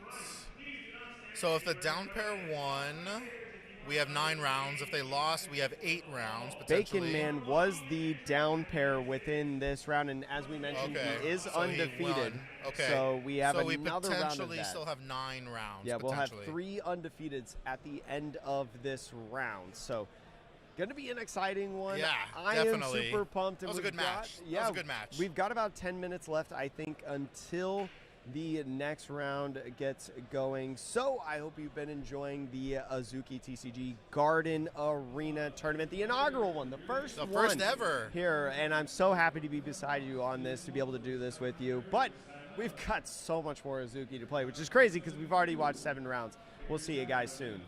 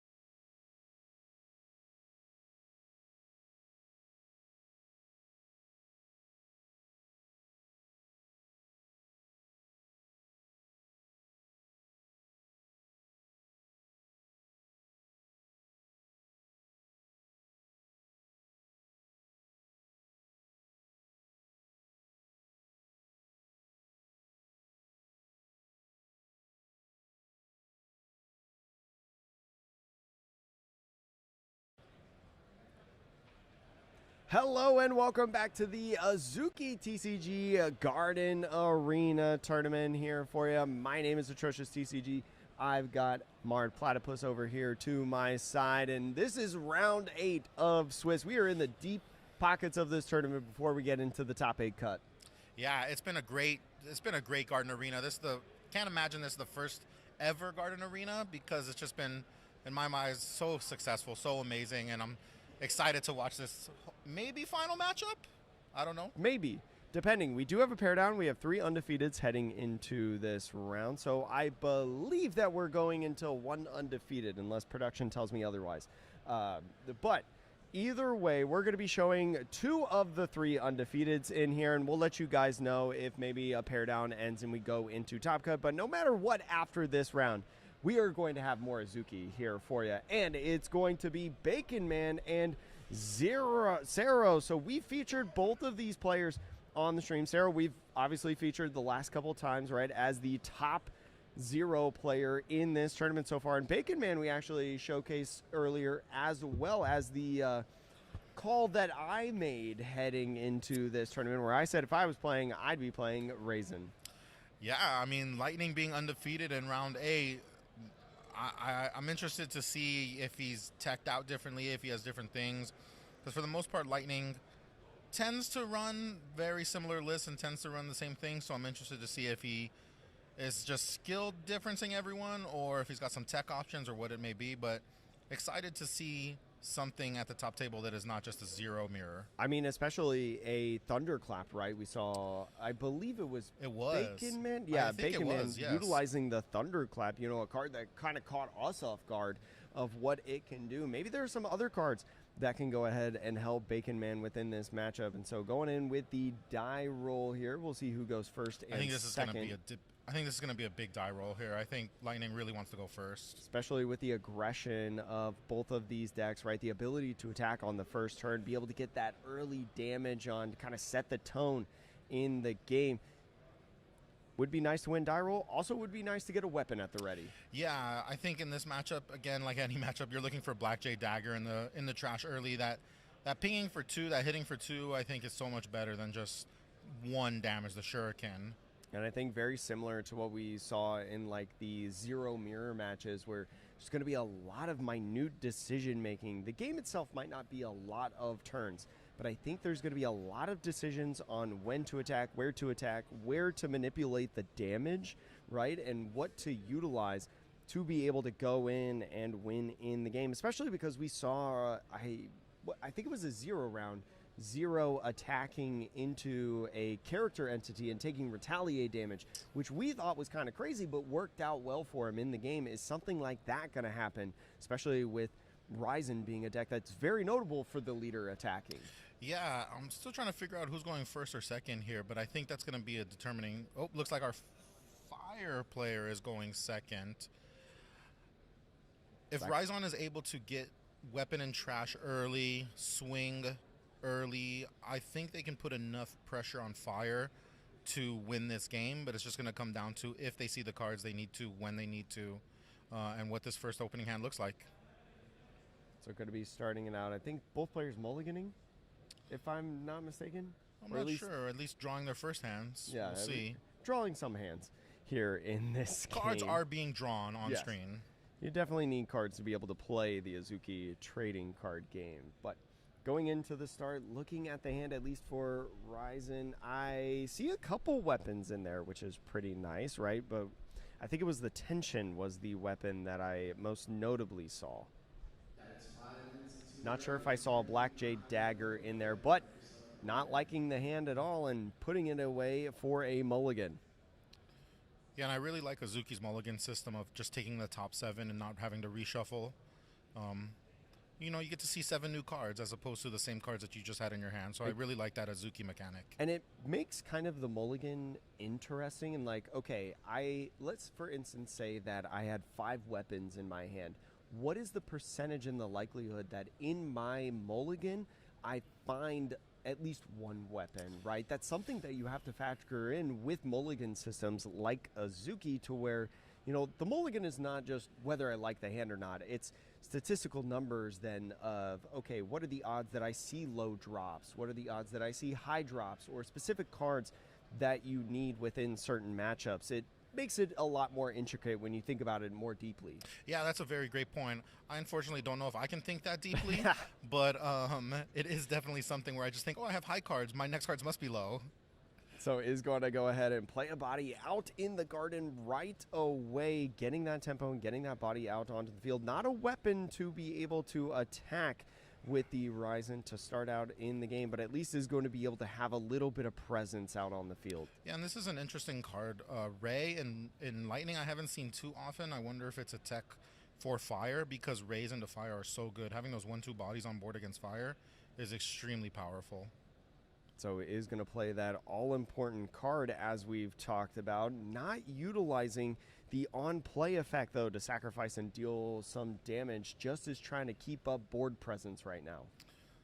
We do see him using his token right away. He started off the last game very similar and using it right away, favoring that flooding the board of bodies. It's very interesting, this style of Fire, as opposed to the standard typical one I'm used to seeing of just rushing up and doing damage. And after using the one-time token for the Siren, now off the gate playing a Glass Blower, right? Getting that search in and getting a swing is going to put Bacon Man to 19 as that Glass Blower goes into the trash. Now going into Bacon Man's 2 Ikuzo turn. This is really, I think, where you really need to get a weapon in the trash, whether it's you manually attach it onto an entity or maybe through some effect get it in the trash, just to be able to get that cycle going for you. And it is going to be attaching the tension over to the leader and getting some swings in. Puts 0 down to 17, but now has that tension in the trash. Got to make sure that you have the gate power every single turn to be able to replay that tool or weapon from the trash onto your leader. And then not attacking with Ray. I think a lot of us in this position would be baited into attacking with the Ray, but knows that he loses it to the Siren Ping and Kindler attack back. So I think a really high level play of keeping that Ray up and not just blindly attacking to do damage. Something I probably would have done, just try to put more damage, but that's why I'm not a very good Lightning player. This is one of the great things about, these big events that are being streamed with such high-level players, right? We're talking about some of the top-ranked players in the world playing this game. There's a reason that they're the top, because they think of these things, these scenarios, and they come in these situations that they've played so many times to know, okay, I should swing with leader. I should not turn this sideways and expose this 2-health body to be easily blown up by these different effects, by Sero and his Fire deck. And this is another thing, too, that maybe if you play quick rounds, Sero's been on the stream a couple times. Maybe you've tuned into the stream over on YouTube and maybe watched a little bit of it, kind of learned a couple things about his deck or maybe his play style and seen some tendencies. You'll see that very frequently in any card game that you really play in these high top tables. Yeah, that's a good point. And as I keep mentioning, his play style to me feels different, right? He is favoring board with Fire. He is favoring putting things and keeping things as opposed to just rushing and doing damage. So is going to play that Kindler to be able to sacrifice and get rid of Bacon Man's board. Now the board, very intimidating. Even the score is 17-17. There's 4 bodies on the field right now for Sero, and this is going to be tough, I think, for Bacon Man. But with 3 Ikuzo, there's still possibilities. Yeah, we'll see. We'll see what he can do here. I've seen a lot of Lightning players on 3 favor rush Grandma, ping something, try to kill it. Try to start to clear board or control a little bit if you need to. But be interesting to see if he's trying to go face and just rush him down, or if he's going a little bit more control aspect and getting this board under control, because Cesaro has definitely gone wide at this moment. And especially with that once per turn attacking on the Silver Current Haruhi, or Grandma as we've been calling it, being able to just deal that 1 damage might be something to get rid of Siren, get rid of another little body on the field, and make it so instead of 4 bodies on the field, maybe there's 2, maybe there's 1, maybe there's 3, which is better than 4. Yes. Right? So with that control style, as you're talking about, This feels like a pretty important turn, but only tapping 2 is going to go ahead and play out that entity and attach the tension onto it. Yeah, he's going to go ahead and play Alpine Prowler, bringing up that the tension, which is so good. It has gate power 2. Bringing that tension above them is it's really powerful. And it looks like he is just going face. It looks like he's just thinking that he can rush him down and get him before he gets him. So interested to see. Still has the Ikuzo token to be able to make charge right on this. Or I'm sorry, no. Can't give charge to the Alpine? No, it needs to have a weapon. Yeah, that's right. But is going to go ahead, pass off the turn. The Alpine going into the trash. Yeah, he's going to lose it to the Lounge Siren. Again, we talked about it earlier. It's great tech for clearing board. Yeah. The Siren just clears 1/1s easily while keeping your board and maintaining your board. I'm very interested to see this Fire list when it comes out eventually in his play style, because it is just, to me, it is a very unique Fire play style and something that I'm not used to seeing as much. And here's an interesting thing, too. You would think an entity like the Siren, right, which is very important in being able to deal that extra 1 damage that stacks up every single turn, right, of how much damage it actually outpours. Constantly turning it sideways is almost like an indirect blocker in a sense against another aggro deck like Raizan, right? It kind of persuades Bacon Man to say, okay, if you want to stop these 1 pings, you gotta swing into it, and that could be trouble. Yeah, absolutely. We see that in other card games a lot, right? A pseudo blocker where the entity is so good, you need to attack into it just to get rid of it, and it's 1 less attack that's going into you. It's 1 less attack. So I think we're just clarifying some damage with Zero's leader effect right here, just to make sure everybody's on the same page of, like, you know, what's the damage and the power boost, because there's so many things within the Fire deck where, like, oh, even though you ping this thing, we're going to throw the damage over here, the power's going to actually go over there. You know, there's a lot. You got to make sure that the board state is clear to both players. There's a lot of moving parts in Fire sometimes. So now going in with a Cinder Wake Ritual list. The Down in the Alley, though, looks like just passes off the turn, keeps the Cinder Wake alive. We've talked about how Cinder Wake is such an important card within the Zero decks that maybe it's one of those things that even though you're okay exposing the Siren for an attack or maybe some attention, you don't want the Cinder Wake to get some damage. No, Cinder Wake is definitely a card that you want to try to keep alive as long as possible. You want to consistently ping that damage back to your opponent. It's interesting. Again, this is the second time I think we've seen a Fire player play something into the alley and leave it there. And it is definitely something that I am not used to seeing, but really understanding and getting why they are doing it for the next turn, because they're going to have all their IKZ up. They're going to be able to rush this forward, potentially combo it with a Fire Orb. So he's going with an entity and attention grab. Maybe actually just not getting it up. What's the gate power on that entity actually? Looks like it's Stalking Assassin, so it is going to have a gate power of 2. Mm-hmm. It is going to be able to grab tension, but Stalking Assassin can only attack face. So it's definitely going into face. So he is just going to go ahead and deal that damage, putting Zero down to 9 health left to Bacon Man's 13, but with the big board, how much damage is coming in? And we did get confirmation now that Cat, who was piloting Bobu, did lose in the pair down. So this is the last 2 undefeateds left. We do know that we're going into a top 8 cut after this round. So whoever loses this, they still have a good chance at making top 8, but I think you want to go into top 8 with that. Pretty much in the top 8. 7-1? If you lose in the finals, unless your resistance is absolutely abysmal. But with all of this damage that's coming in, we got to focus on the game now, right? We got to make sure that we can win this one. Is going to go ahead and swing a couple, just making sure that the power swings are correct between the 2 players. And now we're even at 9 each. There was a difference in the power there, right, that was easily just nullified, and we still have the Cinderwake to be able to bring up onto the field, and so we do with that gate power. Is going to get that charge and swing in with this body, is going to put Bacon Man down to 7. He's going to be able to attack leader, and if he has Fire Orb in hand, it's game. Yep. Oh my goodness, wow. And there Sarah we going go. Into, wow, he's going to be our number 1 seed.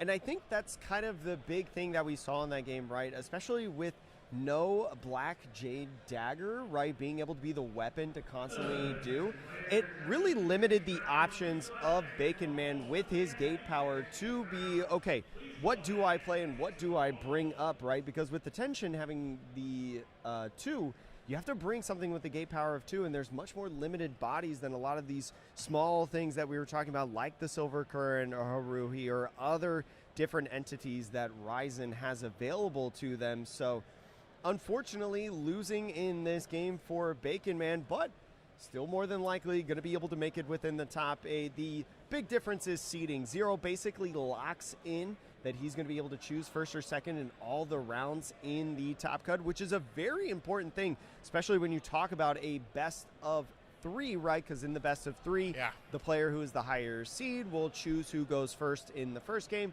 Then the player who loses in game 2 will decide who goes first or second. But then in game 3, again, the loser decides. So Zero going to be able to guarantee that if any of the top cut series that he has goes into game 3, that he's going to be able to choose the order of the operations 2 out of 3 times in those games, which is definitely an advantage in top cuts and card games. Yeah, absolutely. I do think missing that weapon early on turn 1, playing the Ray, I understand it's an interesting choice and kind of a tech choice, I think, against Fire, but it's a slower choice. And we saw that he was not able to do as much damage as he wanted to, especially without the Black Jade Dagger. I don't think he ever got a 1-drop weapon in trash. No, and I think that might have just been the tail of the mulligan, right? We talked about the mulligan at the beginning and how important it is and how it can really affect, especially with percentages. And it might not have had that much thought, and it might not needed to have that much thought, but maybe in the mulligan hand, that was really all that he could do, and it was just his best potential play at that point,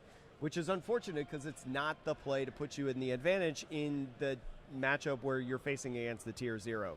Yeah, Raizan definitely needed to put more damage quicker because we knew Zero was going to do damage. And again, this play style that we're seeing from him of going wide and prioritizing bodies on the field is not something that I'm used to seeing from Fire. It's not something that I'm used to playing against, and it is extremely good, as we've seen. You just know at the Azuki HQ locals when you go next week that all the Fire decks are going to be running this style. Because now that's all we're going to see. Yeah, it's going to be, and that's one of those things when you have the first event of the game, but the first event of the format really as well. You know, in these major championships where there's so much on the line. I know there's been, you know, the 10K that Azuki held, and there's been like the Azuki Invitational that had happened previously, you know, but this being the Garden Arena, the first for the game, is a standard, and trends come out of this, right? Different play styles, different deck lists. I mean, I'm going to be copying Bacon Man's Raizan list and building it at home, you know, with how it looks. So it's one of those things that come with these high-level tournaments as the game continues to grow, which is so exciting to see. And we still haven't even gotten to the top 8 cut yet. Yeah, we still haven't even got to the best part, but I'm excited to see these top decks and to release them to the world because, as I talked about earlier, people have really been keeping our deck lists tight to our chest. They haven't been sharing them much.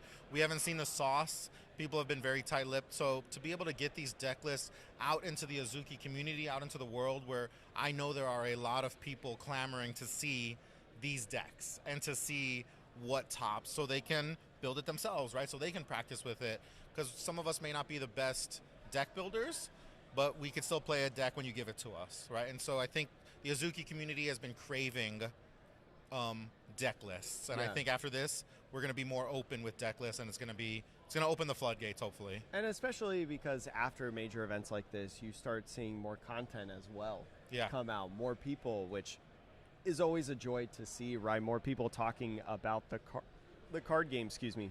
We've got about 10 minutes left. We're going to go ahead, throw it to a break. As we prepare for our top cut, we'll have the deck distribution of the top cut, because even though we've been talking about Zero a lot, I have a feeling that we're going to have a pretty interesting top cut in this championship. It's going to be diverse. So don't go anywhere. Thank you so much for watching the Garden Arena of Azuki TCG, the first one ever hosted by CoreTCG out in the Pasadena Convention Center. I'm Jake. That's Marred Platypus, and we'll see you in Top Cut.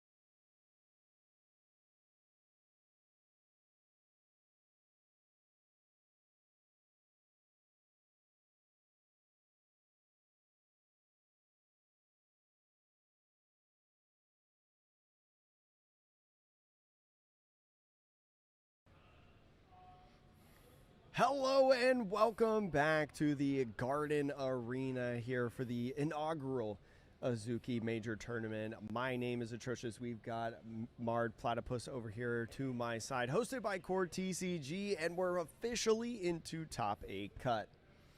The top 8 looks amazing. Unfortunately, not very diverse as we would have wanted it to be. Kind of ended up being what we thought at the beginning, but I think we're in for some good matches, and I think we're in for some high-level gameplay of Azuki. We have in this top 8 cut, we have 6 zeros. We've been talking about all day how zero is the tier 0 deck of the format, pretty much the best deck. A lot of top players just playing it today because they thought it was the best deck, and it really showed out. We also, in this top 8 cut, have one Raizan. Bacon Man ended up making it into the top cut after the Swiss rounds, so very happy about that for me personally in my call out. But we do have one Bobu. Cat as the Bobu, as you see on the stream, is the Bobu that made it within the top 8 and is going to be our feature match today. So kind of talk about this matchup in this best of 3 and what these players got to do in order to win this. Yeah, I think we saw this matchup earlier, and it's going to kind of be the same thing, is can Earth survive the early aggro of Fire? Can they slow them down? Can they survive long enough to get to the late game? And can they potentially heal or block enough things, right? We saw this player earlier in Swiss really be good at healing when he needed to, blocking when he needed to, and it allowed him to beat Fire. And clearly, he has done good against Fire because he's the only Bobu in top 8. It is also worth noting that Cat is the 2nd seed, I think it was, inside this top cut. So had a really good resistance, right? Constantly being the pair down.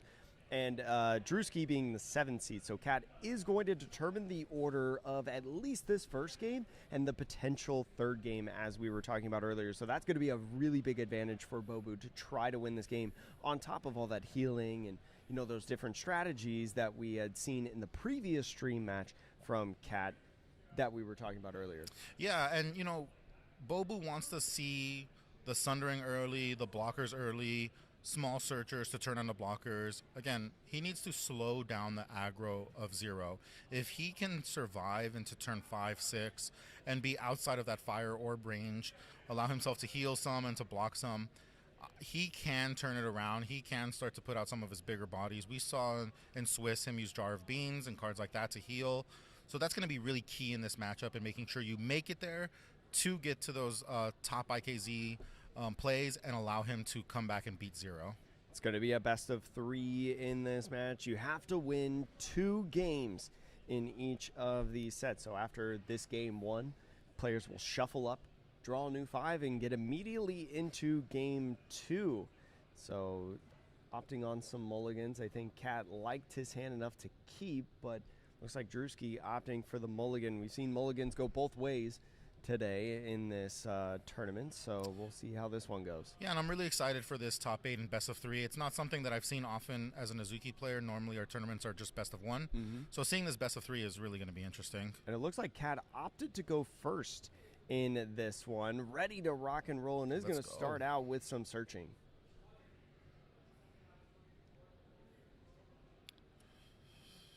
Yeah, he's going to try to find a Verdant off the top. He finds that giant sand coil python. I don't want to misname it. Yeah. And don't want to The python, a huge help, right? And he's using the gate ability to go ahead and make that 1-drop searcher a blocker, right? That blocker going to be very nice for maybe some early aggression that Drewski can provide. And thank you as well for Cat for using some of these tokens that we've provided for the stream matches. Yeah, absolutely. It makes it clear that that is a blocker right now, and we know Bobu has a blocker on his side. So now Drewski going in, looks like thinking about tapping at least one, is going to be the glass blower. He's going to be looking for some sort of damage card, some sort of Scorch Weaver to... Ooh, did he whiff? I think he ended up whiffing on that, and we talked about that later, or I mean earlier in this tournament, how whiffing in Azuki right now, especially in the beginning stages of this game as a whole, is so detrimental, right? Card advantage, one card lower. You basically just played a 1-drop vanilla body right at that point. So Not a great start if you're Drewski. Again, still plenty of game left, right? Especially because Cat is a slow and patient deck. Still has ways to be explosive through the game, but looks like is going to go ahead and burn the token on turn 1. And I think a lot of that has to do with how that search went. Yeah, we see this style of Fire again, of kind of favoring the 1-drops, putting them out there, putting damage on the board.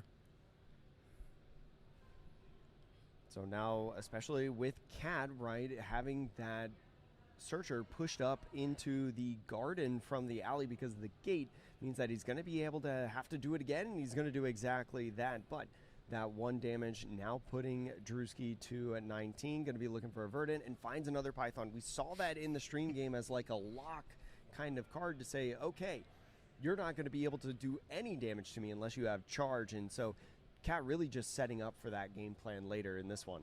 Yeah, if he gets to turn 8, it's basically over. He's going to freeze that board consistently, and now we can see he can freeze the board on back-to-back turns. The question is always, can Bobu get to turn 8? Can they get to turn 6, right? Against 0, that's always the question. And it's going to have to be that ramping that we talk about with Bobu. But first, going into Drewski's turn, just going to be swinging and seeing where he, like, if he blocks, if he takes this life. How aggressive do you respond to these swings with different options? Yeah, and I'm wondering if he doesn't want to block because then he gives up his 1-drop for free with the Ray on board. Yeah. So favoring trying to looks like keep a little bit of board. Maybe he's not really prioritizing the blocking as of right now. Just saying, okay, maybe I'm playing things in there to potentially be blockers, but really what I'm trying to do is I'm trying to put bodies in the garden. Yeah. Right? Yeah, see, we see it again. He didn't block, so looks like he's trying to actively either keep it open for something that could rush out or trying to prioritize keeping those bodies because it does look like Fire, can go wide and can put a bunch of bodies on board.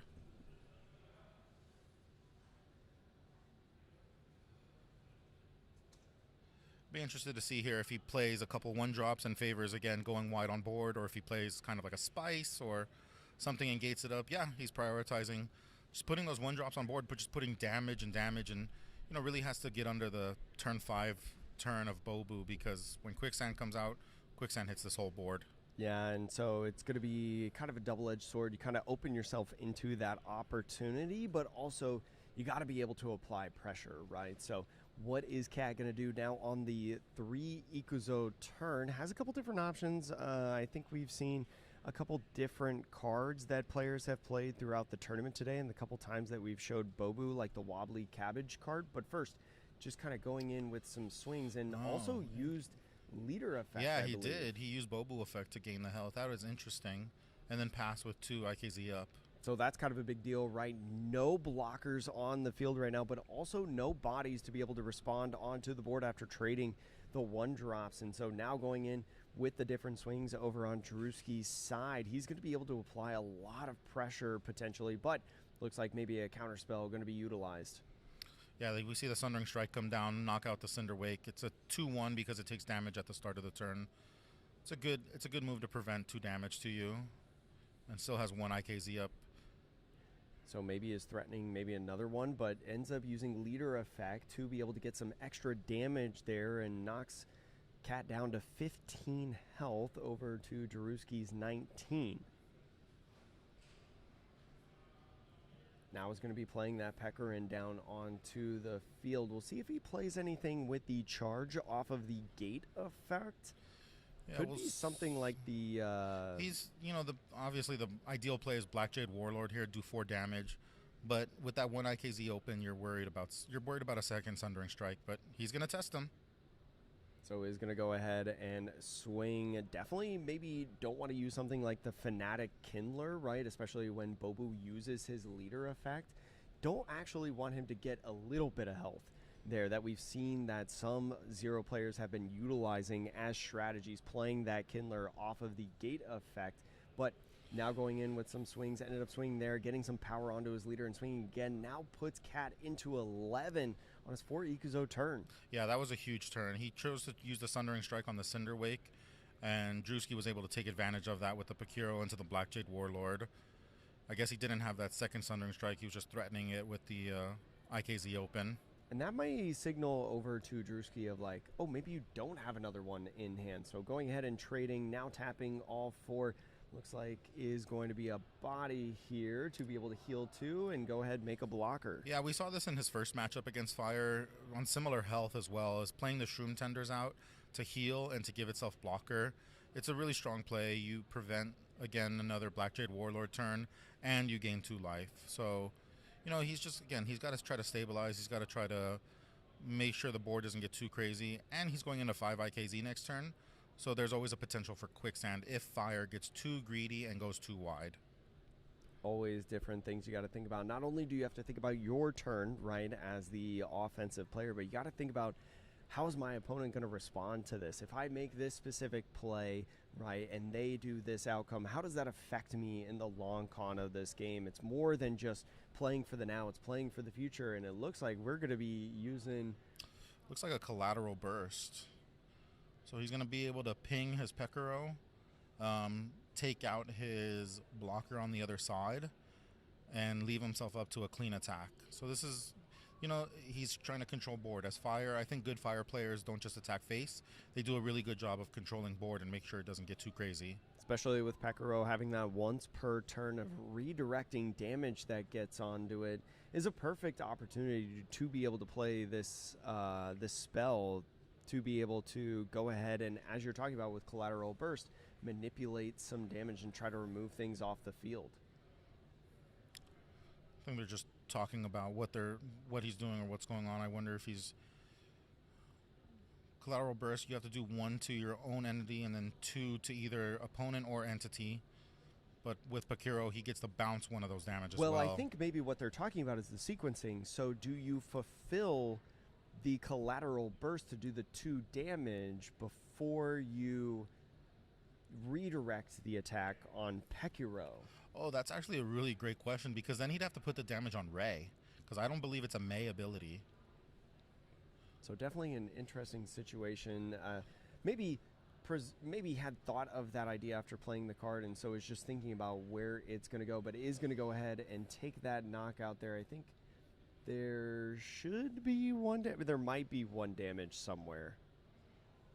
But the damage could also go to a leader or entity, but it more than likely went to that entity. Yeah, he used the Collateral Burst to take out that entity, which, again, I think good Fire players understand that they need to control board a little bit. Yeah, and then it looks like the 1 damage did go to Ray from the Pakiro effect. Or was that for leader ability? Oh, that's a good question. So it might be something different here, but is going to go up and play an entity and bring it up into the garden. Now is going to get a little bit aggressive, going to get a search off on this. He's gating up the Black Jade into the Ruby.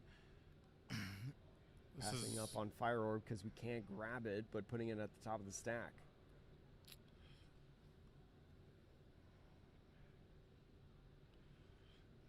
So now getting aggressive because of that gate ability, right? Giving it charge is going to put Cat down to 8 at this point. Now sitting at the 5 Exo turn, we'll see if he has a Quicksand to respond with.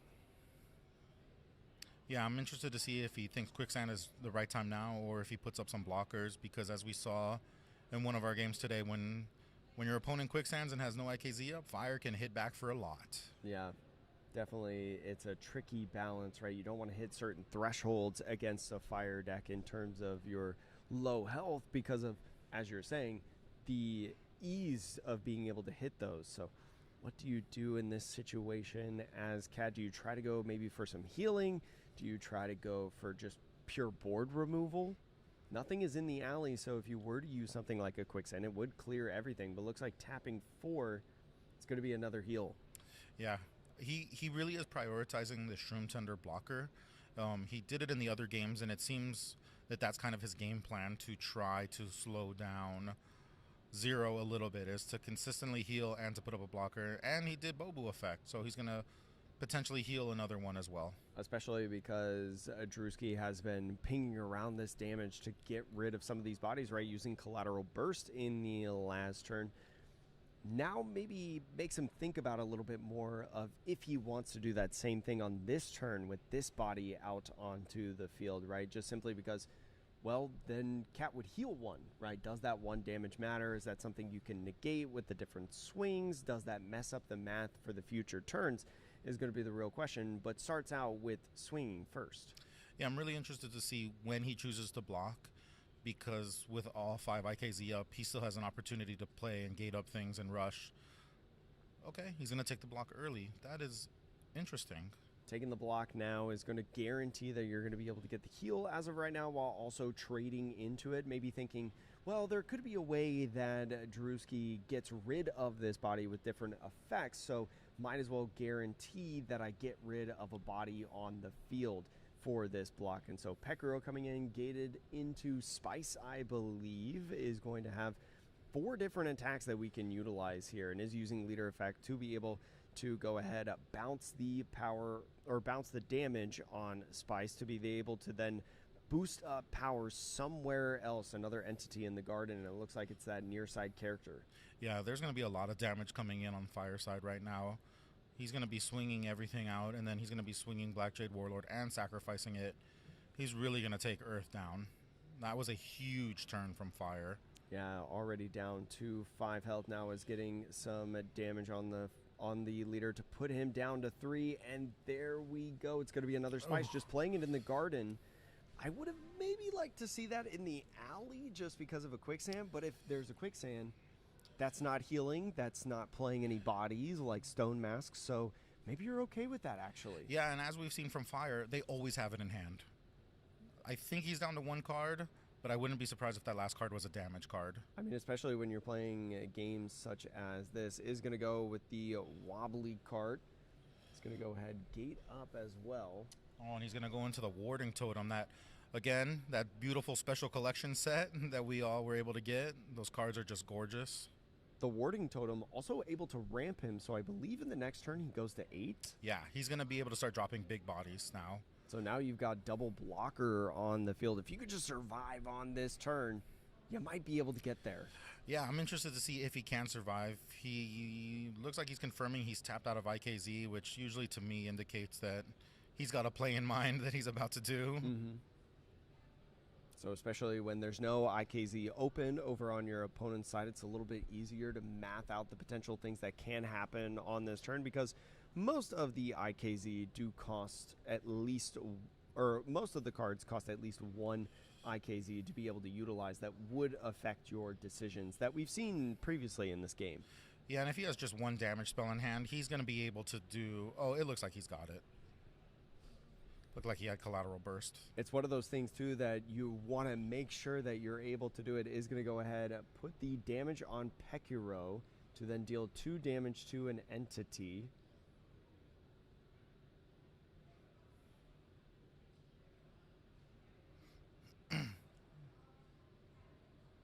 So then the 1 damage counter taking a knockout there, and so...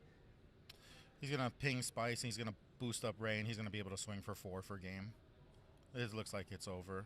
This is one of those things, too, that even though your Cat, this game has not gone on very long in a best of 3, you make them have it in terms of the sequencing, right? There's a lot of things that happen, especially with the Fire deck and moving damage counters around, things of that nature.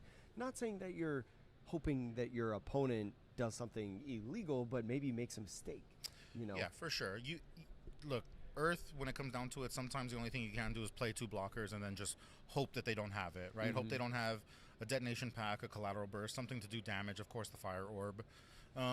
So our Bobu player did exactly what he needed to do. He healed when he needed to, he blocked, but sometimes Fire just does Fire things, and they do what they need to do, and they get to the game and quicker than we're able to set up, unfortunately. Unfortunately, wasn't able to get to the 8 Ikuzo turn to be able to play out those Pythons, right, and really stall out the game. Yeah. As we were talking about, and we'll see if Drewski can do it again. Drewski is actually going to be deciding the turn order.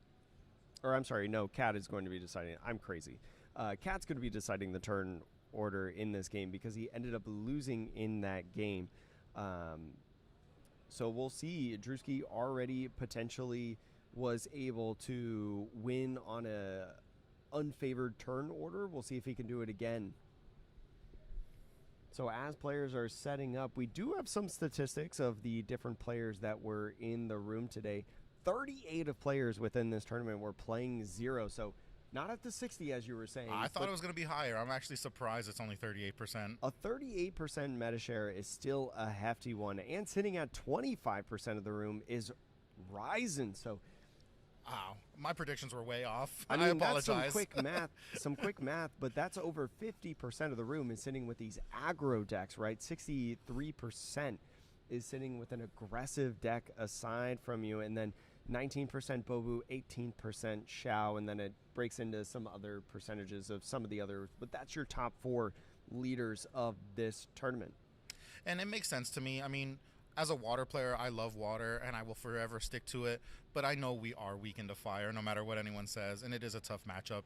And when you are expecting that heavy of a meta share, yeah, it's scary to play water into a fire meta. So I understand, but I'm very interested to. I cannot believe that 25% is Raizan. That is amazing to me. I feel like it's fallen off a lot at locals lately. I haven't seen it as much in the top. So really interested to see that. That's one of the cool things about some of these tournaments that you can see where you expect this one thing and then all of a sudden the players show up differently, maybe going with more of a comfort pick than, you know, a little bit more of a complex deck in terms of its interactions that you're not familiar with, right? If you did a little bit of practice, you might be able to do it, but maybe not a deck that you can pick up the night before the tournament. Exactly.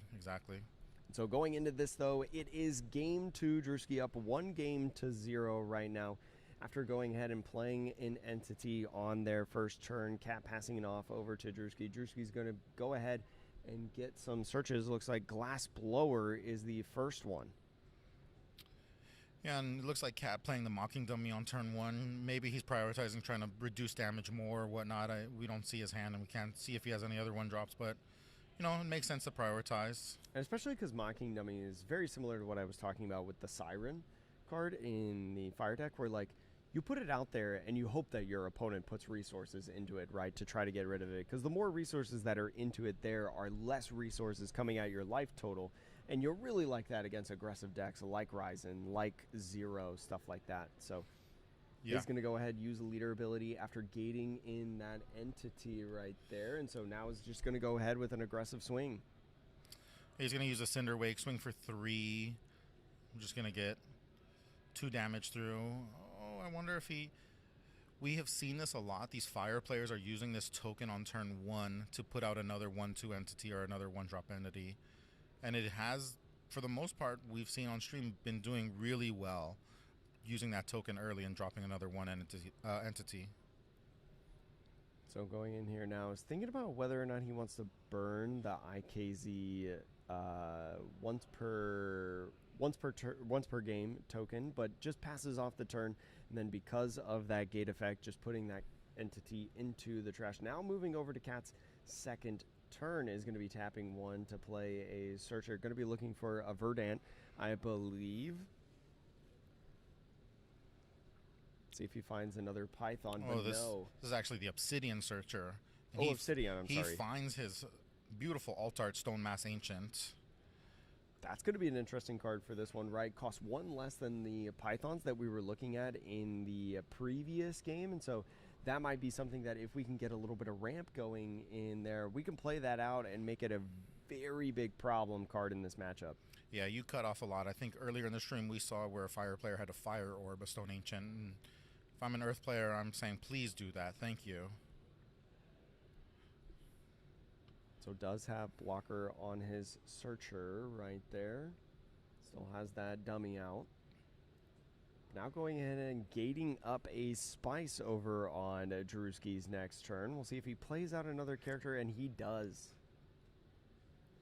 It's going to be a Ruby, I believe, looking for a Pry Skin type of card.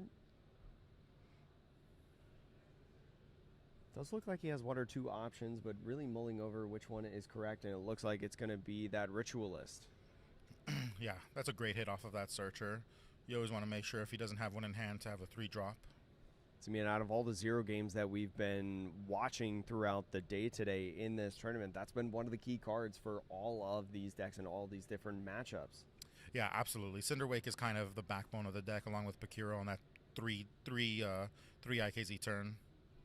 And so it is going to use leader effect. Needs to knock the damage, there we go, on 0 right there, just to be able to get an extra power boost.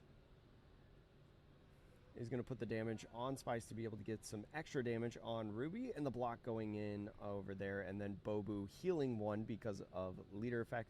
Just going to pass off the turn.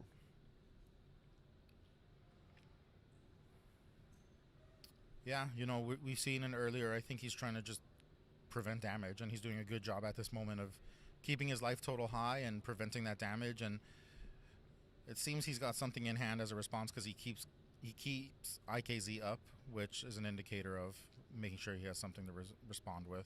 There's that Python that we were not able to see within the last game, but gating up that 1-drop is going to be able to make it a blocker, and we're going to pass off the turn, leaving 2 open for potentially some reactions, right, that we saw in some previous games. So we'll see if he's got any in this one on response to some attacks. Yeah, and leaving this IKZ up for Earth, you know, you're indicating you have a wrong step or some Sundering Strikes, whatever it may be. And I think it really slows down the Fire player a little bit. They have to think, do I want to run my Black Jade Warlord out there? Do I want to run these things that potentially I lose? Do I just try to get it out of their hand early? What do I need to do? I really like making sure you always keep up IKZ to just make those Fire players double think their moves and think, do I flood the board? Do I go quicker? What do I do? Even if you're bluffing, right? We don't know. So, and especially with 2 IKZ, especially, right, Yeah. for that wrong step, as you're talking about. But looks like leader effect's going to be utilized to give some extra power out onto the board. Now Spice swinging in. Still have that active blocker and still has the training dummy, but looks like is going to go ahead and block here for that. Did not have leader effect active, so does not heal off of that KO. But now the other swing's coming in, and are you trying to use the dummy right now? But no, it is just going to take the 2, go down to 17, put the even split on both players. Still 4 Ikuzo out on the field for Drewski, I believe. yeah, and I think that's another high thoughtful move of not using the mocking dummy right away, because he knew the potential Pakiro was coming out to ping it dead. So Pakiro coming onto the field and gated up. We'll see if he plays anything off of this to be able to get that charge effect to maybe get 1 extra damage. But you got to be careful on what, because that training dummy is still there, right? Is it even worth playing anything out? Because what can you play out that can do more than 1 damage is the real question when you've already used your leader ability. And I think that's what he's thinking, because he just passes the turn. Wow. Keeping up those 2 IKZ is really putting a lot of fear into this Fire player. It's really slowing them down. I really like that strategy, because you can play a lot off of that Pakiro, and he chose not to. Really prioritizing this heal in the game. Is going to go ahead and tap the 4 to bring it up, gate it immediately as a blocker, and pass off the turn. Very short turns for Cat. Just play 1 body, pass it off. Not a lot of, I mean, there is a lot of thinking. It's more thinking defensively, I should say. But the offense, it's 2 different decks as a collateral burst comes in. Yeah, and I'm interested to see, is he going to try to clear blocker and then push hard and do more damage, or is he going to try to control the board? Again, what we're seeing with these high-level Fire players is they seem to prioritize actually containing the board rather than just rushing forward. So double Pekiro coming out into the garden, gating it in. Has not used leader ability yet, but is going to go ahead and play. He's going to play that Black Jade Warlord. That 4 attack move is, you know, the most powerful, I think. And this is where the collateral burst can really come in to try to remove that blocker before you go in with the Black Jade to be able to get that big damage in, as you're talking about. Yeah, this is a great turn from the Fire player. He's able to clear the blocker, to put out more bodies. We'll see how Earth responds. Able to clear yeah, this is looking pretty good right now, especially after clearing that training dummy. Now all the damage that comes in, because no IKZ is up, is going to be at the value that you're swinging at. So it's going to go down to 13 here at the sacrifice to be able to get more damage in off of leader, and it's going to be 11 to 16 just like that. We were just at 19. Wow, 8 damage. That was an incredible move by the Fire player, and such a strong So we have to see how Earth responds, right? Again, they're on their quicksand turn, and they, for the most part, usually have quicksands in hand. But again, are you risking playing it, keeping your board open, no IKZ up, and risking that clapback? Didn't necessarily play one in the last game, so is kind of curious to see if we'll see one in this one. Also could do a totem as well. The totem would be able to ramp, and then you'd be able to go to 7 for the Masked Mask. Ancient. Yeah, for absolutely. the Masked Ancient that you know is in your hand, but is going to be going ahead and tapping 3. It's going to be a ramp card. Okay. He's gonna ramp and heal. Interesting. I haven't seen that card too much still. I think it fell out of popularity because I think a lot of people felt it was too slow. So really interesting to see him still on that card and still playing it. But just passing off the turn after that, even though healing 1, leaving 3 Ixo open, now it's so much damage potential, right? Between these Pekiros, between these other cards that can get charged and immediately taking that first swing, going down to 10 from 12. The next Pekiro will go ahead and swing 2 more damage, potentially threatening, but we could have a response here from Cat. Yeah, there is that wrong step. I think we all knew he had it in hand. He kept 2 IKZ up consistently. So interesting that he chose to use it now because, again, he still has 5 or 6 IKZ up and still can play things from hand. And with no IKZ up, no board, I feel Fire's going to rush some stuff in here. So he's going to go Scarlet. It's the first time I think today we've seen Scarlet into Black Jade Warlord. I believe this is game.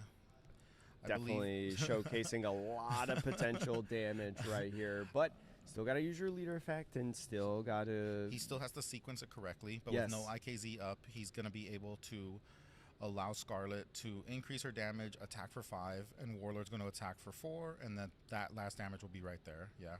So going down to 9 now. The swing from the Scarlet is going to go down to 5.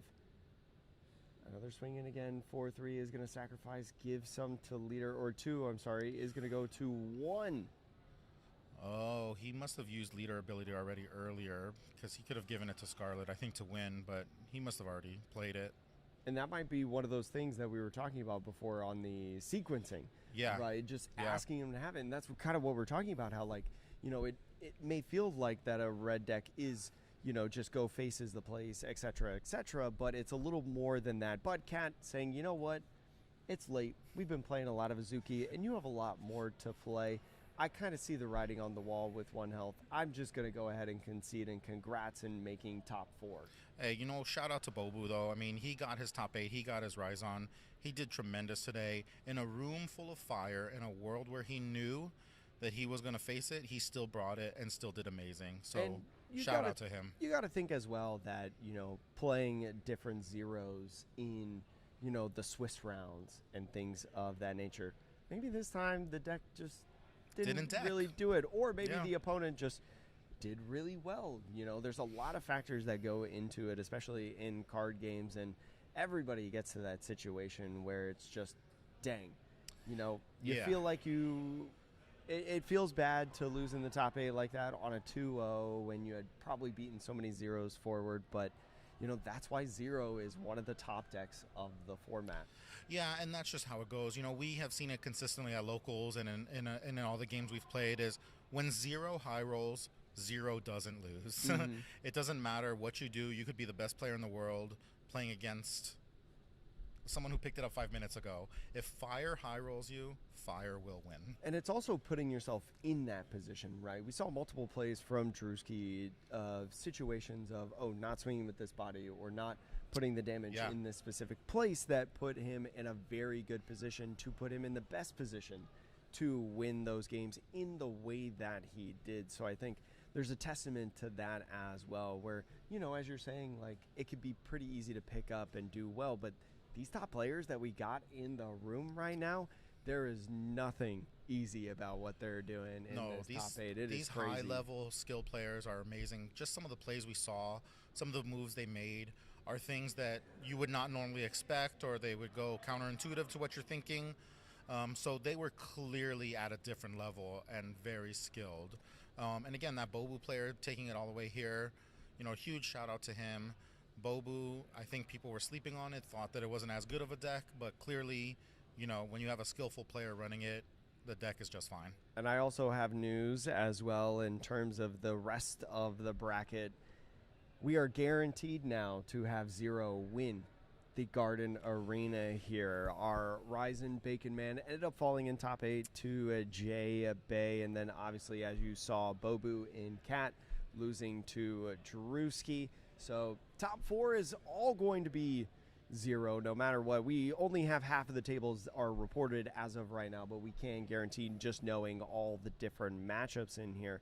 Some of the other players that have won, we know one other player that has won. Ducky ended up advancing into top 4. The player that won with Raizan in the 10,000 player invitational. We haven't even shown him on stream yet, I think, actually, even though I've said hi to him a couple times. No, and he's a very strong player. He's consistently at the top tables at HQ, and I believe he's a in the top, rankings, top he's a one-piece player as well, too. Yes, so I he's think a very good player. one-piece player. Yeah. So that goes to show, like, especially with these different card games and stuff, how it can translate into a game like Azuki, where you can compete at the top of this game if you have other skills that come in from other games and stuff. So pretty cool to see. Very excited into the top 4. We're still waiting on table 3, Mr. Mexican and Cerro. So we'll get you that information once we know it and move into the 4th round. But I think we're going to throw it to break unless we got anything else that we got going on. So thank you so much for watching. Again, top 4 and the final is going to be coming soon here on the Azuki. You're watching the Garden Arena tournament hosted by CoreTCG out here in the beautiful Pasadena, California. And we'll see you soon.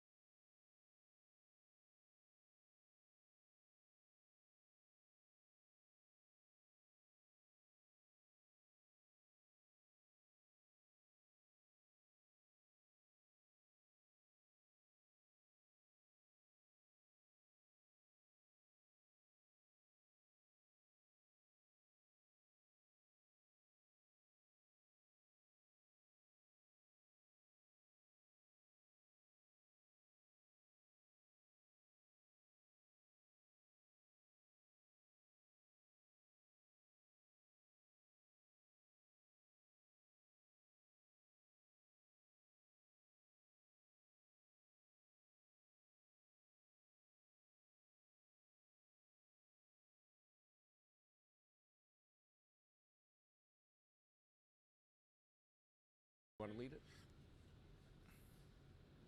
Hello, everyone. Welcome back to the first annual Garden Arena hosted by CoreTCG in beautiful Pasadena.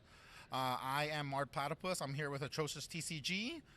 We have our top 4 matchup. I know that was quicker than you were expecting, but we are in an all-fire meta. Especially with all top 4 the decks being 0, right? Provided a little bit of fast rounds there in that top 8 round. And you know what? Since all the rounds are done, why don't we just get into the business, right? And showcase top 4. 0 has easily been the top deck of the tournament today. Was 38% of the meta, if my memory was correct, out of all the decks in the room today. And Raizan being 25%, although not in this top 4. Still pretty decent showing, right?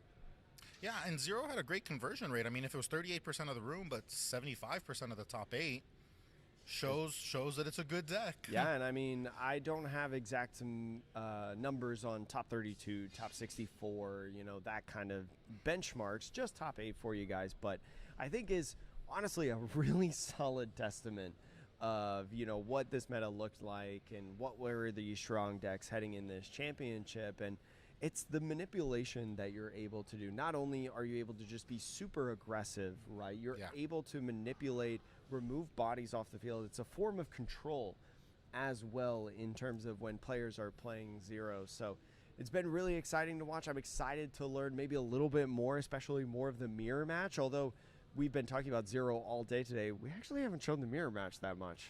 Yeah, I'm surprised. I mean, I thought there would be more, but these top-level players, we see them controlling the board more than being just aggro players, which I think is really interesting, and I think separates the good fire players from the not good fire players. So, looks like we're going over to the game and being able to start here.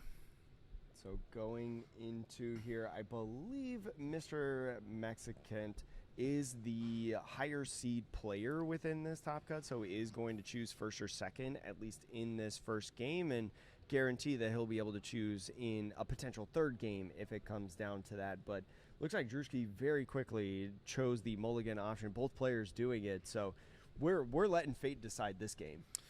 Yeah, we're gonna see what they draw, what 1-drops they have, what spells they have. I think one of the ways to beat fire is to hope that they brick. I think especially when one player misses a beat in any sense, I think as if the other player can maximize upon that, I think more often than not they'll be the winner of said match, right? Being able to do that. And so looks like Mr. Mexican is going first, is going to do that 1 Ikuzo, just play out that 1-drop that we've seen all day today. Yeah, Ray has, I think, been the most popular card on stream that we've seen today. She's been pretty much played in every deck, I think. I think we've seen her from Lightning to Water. So definitely the most popular card I think we've seen today. And that's one of the things about neutrals, right? It's just a good neutral card that a lot of decks can include for some early game tempo plays. Now it looks like Drewski is going into his first turn, having a little bit of trouble deciding what he wants to do. Ends up going with Glassblower. Looks like he's going to grab, I think that's probably Collateral Burst. Going to keep that in hand for later. Do some damage to his character to do damage to another character or face. See what he chooses to do. So that's going to be information that now Mr. Mexican is going to be able to utilize and be able to play around. But just popping the token for a Ray of his own. It's a Ray staring at each other. It's almost like the Spider-Man meme. Yeah, exactly. It's been so interesting to see consistently these fire players using the token on turn 1. I think this is now the 2nd or 3rd game in a row where we've kind of seen that happen. So now we're going ahead and using some swings. Leader ability utilized for Mr. Mexican to get some swings online, but then using the card that I had been talking about all day, Fanatic Kindler, not using it to remove bodies on Drewski's side of the field, but just having 2 1-drops to be able to have for potential attacks going in this next turn. Yeah, and I think we've seen that these 1/2 bodies are just tremendous, right? They are hard to remove, they're sticky, and the constant 1 pinging just eventually gets you down low enough to where they can get you in range of their big attacks, their big plays. And especially so early in the game, right, with Drewski only being on 2 Ikuzo, It's not likely that these Fanatic Kindlers will go down based on effects, so they're pretty safe right now. So after taking that damage, going to 18s, looks like is going to go ahead, play Spice, and gate it up. We'll see if anything comes down, and then maybe Leader ability gets a Spice boost. It looks like we are playing something. Yeah, it looks like we're going with that Cinder Wake. I think we've seen this a lot in Fire today, where she comes down, she's a 2/2 for 1, and is able to just swing for 2. So is going to go now with the bouncing of damage, is going to go Spice into the Ray. So clearing the Ray on the Ray. Is not going to trade into it, but get the knockout, kind of almost like control the board a little bit in a way that we haven't seen so far today. Yeah, exactly. I'm just so amazed by these top-level Fire players and the way they play this deck and how different someone who doesn't play Fire like myself plays it. I just think go face, and that's it. That's all you do, right? So these Fanatic Kindlers going ahead and putting some damage out onto the field. The Pecarim coming down onto there, gated up, is now going to redirect the damage and get rid of the Ray on the opposing side. And now the aggressive swing from the charge is going to put Drewski down to 14, I'm sorry, because of the leader boost in power of the sacrifice. Yeah, that was a great turn from that Fire player. I mean, he was able to clear most of the other Fire players' board, as well as get 4 damage in with the Black Jade Warlord. That was a great buy, Mr. Mexicant. And so Drewski now going to have to respond of his own. Now is sitting at 3, so could play a Pecarim or something of the sort that he's got in the hand. Is going to go ahead, tap all 3, but we'll see what exactly it is. Yeah, these 3 drops in Fire are so impactful, be it Cinderwake or Pakiro. Yep, there's the Cinderwake. Cinderwake Ritualist is going to be a nice body to have out onto the field. Going to be gated up. We'll see if anything comes out of that, but looks like no, not going to gate anything in, just going to go ahead and attack. And so now swinging into the body to get the extra damage buff from Spice to get a bigger swing coming in. That's a really solid play. I have not seen this play until the last couple times I've played Fire, where Fire players are starting to swing Spice into something. As soon as it gets damage, it gives +1 to something else. And so they've been saving their 0 ping for the Ritualist to then take out other bodies. Again, seeing these high-level Fire players, you can see that this is definitely a skill-intensive match. And especially with Spice's effect, right? That is a whenever this card takes damage. Doesn't have to be an effect. Doesn't have to be, other things. It can just be that one. Now going into Mixer Mexican's turn is going to play Array, and then collateral damage is going to go ahead and just try to take that knockout right there, and then go ahead and play another body. And we're just seeing a trade back and forth. 3 bodies on one side to 1, flips over to 1 body to 3. Yeah, they really are fighting for control of this board, and it really looks like they're just trying to see who can end control with this board. And again, these Fire mirrors are just really skill intensive and great to see, and not just, kind of an aggro deck I think that we all think of it to be. It's one of those things, like I was saying earlier, to where the first person to miss the step is going to be the loser more than likely of this game. So players constantly responding to each other. It's going to be interesting. Yeah, this is great to see. I love seeing this top 4. These players have been here all day. They are 8-1, 9-1. They've only got 1 loss, so it's the fumes, right? You're running on fumes right now, but who's going to prevail out? Looks like a Pecarim comes down onto the field. Looks like undo a Ruby on the gate. It's going to find that Collateral Burst. Why Collateral Burst has Scorchweaver and Pyroskin, we will never know, but it's findable by both of their searches. Which is always nice, right? We have seen previously in some of these 0 decks some whiffs in the searches, so having something that's double searchable is just so good. And so trading into that Pecarim, because the Ruby was going to leave the field anyways at the end of turn, is going to be a nice hefty trade. And so we've got 1 Iguzo left in here. So is going to use leader ability onto the Ritualist to then move the damage over, get rid of one of Mr. Mexican's body, put him down to 13. Yeah, we really see this back and forth, this tug of war of, as you said, I have 3, you have 1, I have 3, you have 1, of these entities in the garden really fighting for control. And it's amazing to see that these decks acting control-ish. And it's going to be interesting in the next couple turns, right? Because now using that effect of the Detonation Pact is going to deal 1 damage to the leader to 2 damage on the opponent's leader. It's going to be 11-9 right now. Kind of when you sit under 10 against a 0 deck, it gets so scary. We saw it in the last matchup. Scarlet into Black Jade Warlord wins the game instantly because it does 9 damage off 5 IKZ. So again, you want to make them have it, of course, but if he does have it, under 10 is within fireable range. So sitting at 5 Ikuzo in total has some potential opportunities. I think especially in Drewski's hand, Drewski has a lot of spells that he can utilize in comparison to Mr. Mexican that I think only has like 1. So what is that difference going to be like as well as we get to the later stages of this game of bodies versus no bodies? I mean, the thing you have to worry about is if Drewski drops down to 3 or 4, he does not allow himself to play fire orbs because he has to deal damage to himself. So if Mr. Mexican is able to get him down to a low enough health, he can no longer play the spells that he wants to play. So going to be gating and playing out some bodies. Sitting 10-5 as of right now. Is going to go down to 3 because of that Detonation Pack. Leaves 1 open. Now sitting at 9 himself. The clapback, as you're talking about, this is the end. This is it. Is if he has the ability to do it, but the problem is that he can no longer play Fire Orb because he's at 3 health. He has to do 3 damage to himself with Fire Orb, and he'll kill himself. And that's another interesting thing about the interactions of when you take damage and how much you're trying to put out is, you know, like you're saying, nullifying Fire Orb right now is huge. Huge. How many times have we talked about Fire Orb in these games? Yeah, I think especially because he might have it in hand. I'm not sure. I know he has a Detonation Pack. Which Fire loves to go Det Pack into Fire Orb and do 7. But again, if you're at 3 health, you can no longer do that.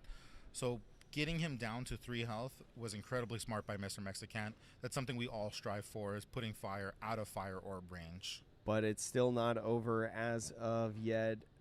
Drewski still has all this Ikuzo to be able to do something with. We'll see what he decides to maneuver. This feels like a very pivotal turn within the game right now.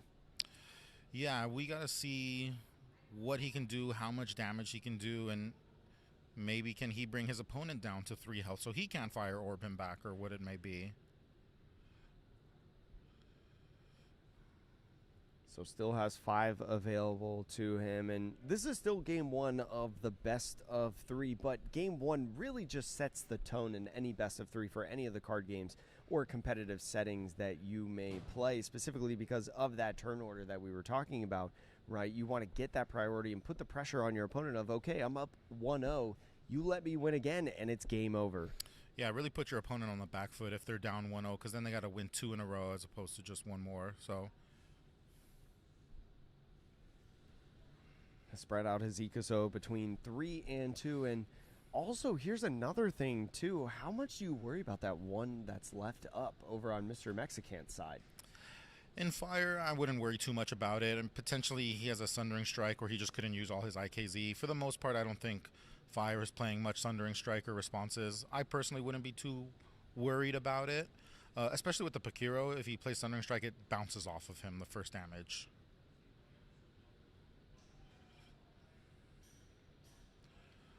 I'm interested to see what he's thinking and what he's trying to do. If he had the Scarlet Warlord combo in hand, I think he would have already played it because that would be game. So he clearly obviously does not have it. I think he's just thinking how much damage can he do, what damage can he do to himself, and still survive. And it's one of those things too of when you're in this situation of, okay, I can't hit for lethal on this turn, so what is my next available option? Is it trying to get rid of this body on the board? Is it trying to produce bodies myself? Or what number do I need to try to get him down? It ends up swinging with that Pekaro to deal 2 damage, gets him down to 7, and still has all the tokens to be able to utilize.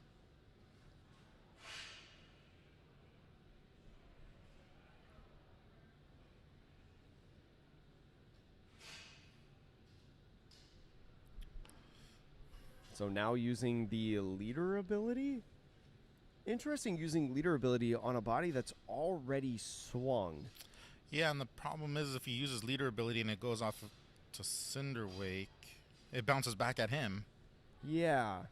So, interesting there. Taking 1 damage, going down to 2. Maybe he didn't even think about that interaction, actually. Yeah, so I mean, Cinderwake, the first time they take damage, they bounce it back to an entity or your face, so going to play a Ritualist of his own and some other bodies down onto the field. Off of the gate is going to go ahead and get a search, I believe, from the glass torch. Is going to find a spell.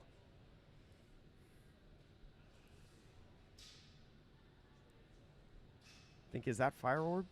No, I think it's he was Collateral Burst. Yeah. Wow, that was high level. I think he purposely pinged his Pekiro to ping Cinderwake 1 time because the Collateral Burst to get rid of Cinderwake would have done 2 damage to him instead of 1. Oh, because of the once per turn up to 2 damage. Wow, Cinderwake. That was high level play. That's high level play. These games are so interesting. Wow, I was not even thinking about that. And so a 5-2, only 2 health left. But going ahead and swinging, I think maybe. Oh, did he just pass? Did he just the pass? Turn? I think Mr. Mexican just passed off the turn. And so what? he's going to be able to get the game, and Drewski's going to go up 1-0 in this tournament. Oh, my goodness. Maybe not having bodies at all to be able to play out onto the field. Yeah, he had Collateral Burst, but he must not have had an entity to play it off of. What was his other card in hand, though? Definitely did not look good because, especially with a card like Collateral Burst, in order to deal 2 damage to a leader or an entity in your opponent's garden, you have to deal 1 damage to an entity in your garden. So with no entities on the field, can't use that, kind of locked himself out, and that's what we're talking about, right? In terms of potentially missing a step can cost you the game. I did not see Mr. Mexican losing that game. I was very surprised. Definitely a crazy one that, can be talked about for the ages, it feels like, at this point. Both of the top 4 matches still going on right now. We don't have necessarily an update on the games. I think our lovely producer, going to get that information for you all. But Drewski up 1-0 in this match, but he's got to do it again in order to make it into the finals of the Garden Arena. Yeah, that was a very intense game 1 and an intense finish. I think it went so fast we just missed the pass. He just drew and passed. And it might be one of those things that as he's waiting for Drewski to finish out his turn or make a decision, he's like, oh, wait, in my hand, if I don't draw a character, I just can't do anything. And so just made it to save a little bit of time.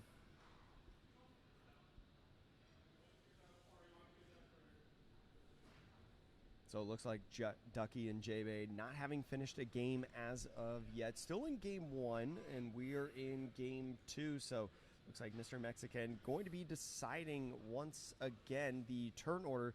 We have seen now 3-0 in the top cut of players not choosing the turn order and still winning the game. Yeah, again, going second in the fire match in the fire mirror seems to be doing good for them. Interested to see if he plays the 2 1-drops right off the bat again. That has been the go-to move, it seems, for fire, and it's been working out. So is going with some Ruby searching and some aggression onto the field, utilizing that gate to be able to get a swing in and get Drewski down to 17 earlier in this game, especially after leader effect. But now Drewski going to be using the response as well and double 1-drop, as you're saying, but no gate and swing effect. Yeah, but those 2 1-2s are just going to immediately start to control board. And so now going in this match is going to be playing Spice and another entity. Yeah, it looks like he's searching. Looks like it's the Glass Blower. The Glassblower picking up the Detonation pack as well. Now the Glassblower going in and swinging because it's leaving the field anyway from that gate effect and passing off the turn. Spice is a nice character to have on the field right now. And I think he's taking kind of the more traditional route of fire of gating up and attacking as opposed to just the prioritizing board or the 1-2s. He's going to be able to take out that Ruby and still have that board, still go wide, and still do what Fire wants to do and as much damage as possible. And the Ray going in, not necessarily a trade because Ray is still on the field, right? Did not get knocked out, but now going in with some swings is going to go ahead and put Mr. Mexican down to 18 as he goes ahead and taps 2. Is going to play that collateral burst to get rid of the bodies on the field for Mr. Mexican. Yeah, I think this is just a masterclass in how you play Fire. If anyone was ever thinking how to do it and you just swing face, clearly there's more thought to it. So is going to go with the Ritualist to be able to bounce some damage around. Now sitting at 17 to 18, I believe. 17 to 10 all of a 17 sudden. to 10, I'm sorry. My eyes were deceiving me there. I need to get new glasses. No, that was a huge Black Jade Warlord. It happened so fast. He comes in and he deals 4 damage right away. I think we're all used to it that we sometimes shortcut it, but we give 2 attack to the leader to swing 2 as well. I know. I blinked, and all of a sudden, all that damage was gone. What happened? And that's kind of the thing about this game, too, is if we talk about these aggressive decks, you know, that was as aggressive as you can get, pretty much. Yeah, and then he ended the turn by pinging his own Cinderwake to do 1 to face. So he ended up doing 5 damage that turn on 3 IKZ. Not bad. Yeah, especially now as Drewski hits his 3 IKZ. Might be trying to think about playing a 3-drop of the Ritualist or the Pekarim of his own out onto the field, because those are some of the better bodies, as we've been talking about, as that you can play. Yeah, and as you've said, you know, it's the Fire player who blinks first, who makes that wrong decision or the wrong step first. And if he doesn't have a 3-drop here, then he's going to be in a lot of trouble, because you want that 3-drop on turn 3. Starting out with swings, though, from these 2 bodies to put Mr. Mexican down to 15 health. Still a little bit of an advantage for Mexican, but especially on an explosive, I mean, we just come in now with a Ritualist, comes out onto the field. Still haven't used our leader effect yet, but is going to play a body to go ahead and swing. Put Mr. Mexican down to 13. Yeah, and we see that one side is prioritizing board and the other side is kind of just prioritizing damage. But, you know, they're very similar still, 10 to 13, not too far ahead yet. It's very interesting in the mirror match, like thinking about the Ritualist, right? Because if you use leader effect to try to bounce onto the Ritualist then bounces back right at you. Yeah. Kind of what we saw in like that first game there, and a little reminder seeing the 2 different Ritualists on the field right now. Very interesting. Like, again, when do you use your leader effect? When do you not use your leader effect? Yeah, I think this is one of the most powerful cards on the deck. This Cinderwake is just the key to everything. Like I said, these 3-drops are so impactful on Fire. You want to see one of them on curve, and you know, from there you just be able to control the game. Now the Ritualist going in and swinging, and the collateral. I've said the word so many times. Which was it? It's the collateral burst. Burst. That's the word. And he does it again. Is going to go all the way down to 4, getting rid of his Cinder, but puts him in a position now. You've got to hit big damage, because I could just have 1 Fire Orb right here. I was about to say, I think he's telegraphing that he has the Fire Orb in hand. The question is can Drewski get him down to 3 damage, right? We all know our goal against Fire is to get them to 3 damage so they can't Fire Orb you. If you cannot do that, Mr. Mexican seems to me, by that double collateral burst, he's indicating I do have Fire Orb in hand, come at me. It's going to be an interesting opportunity here for our 2 different players right now. Still sitting at the 5, is thinking about potentially swinging first before going in.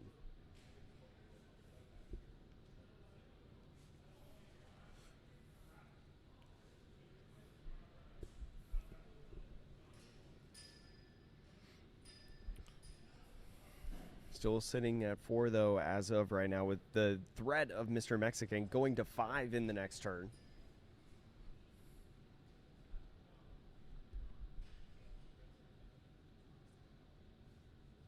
Still about 48 minutes left in our best of 3 that we've got right here. The top 4 of the Garden Arena, the first one for Azuki TCG.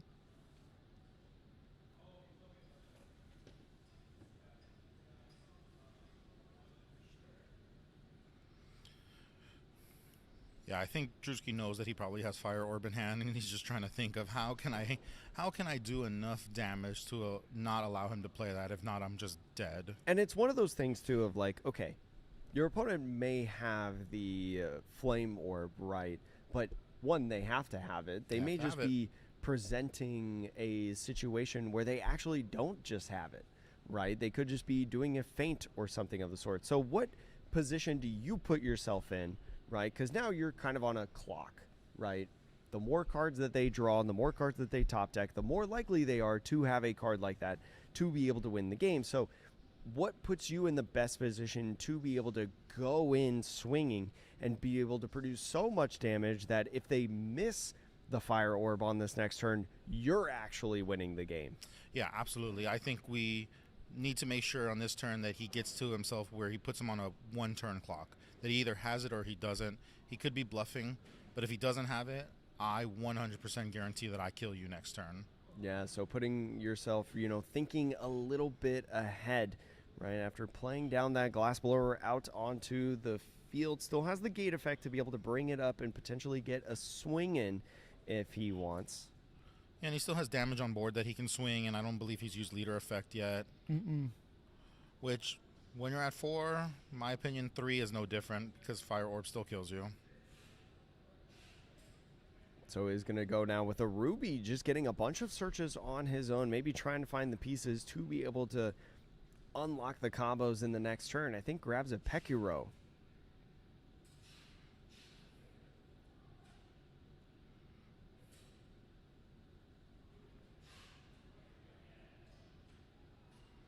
I think is now using leader ability, now just trying to think about where to go, is going to go ahead, put it on the Ritualist to move 1 damage onto Mr. Mexican. Now going in with the different swings, going to be sitting at 9, I believe, right now before these extra swings, now at 7.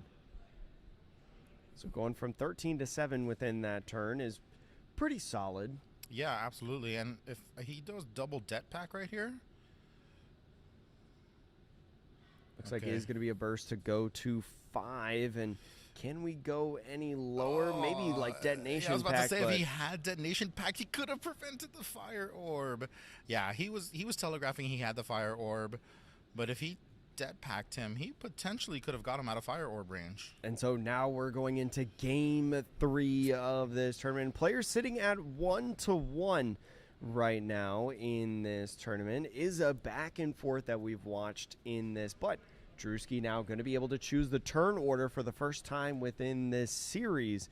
It's going to be interesting. I think within the first top 8, I believe he won his first 2 games in top 8 without ever just choosing a turn order either. Drewski, yes. So yes. Drewski's for the first time in top 8, I think, is going to be able to choose which turn he goes. And I'm interested to see, because again, I've heard a lot of people saying in the Zero Mirror that they actually prefer second.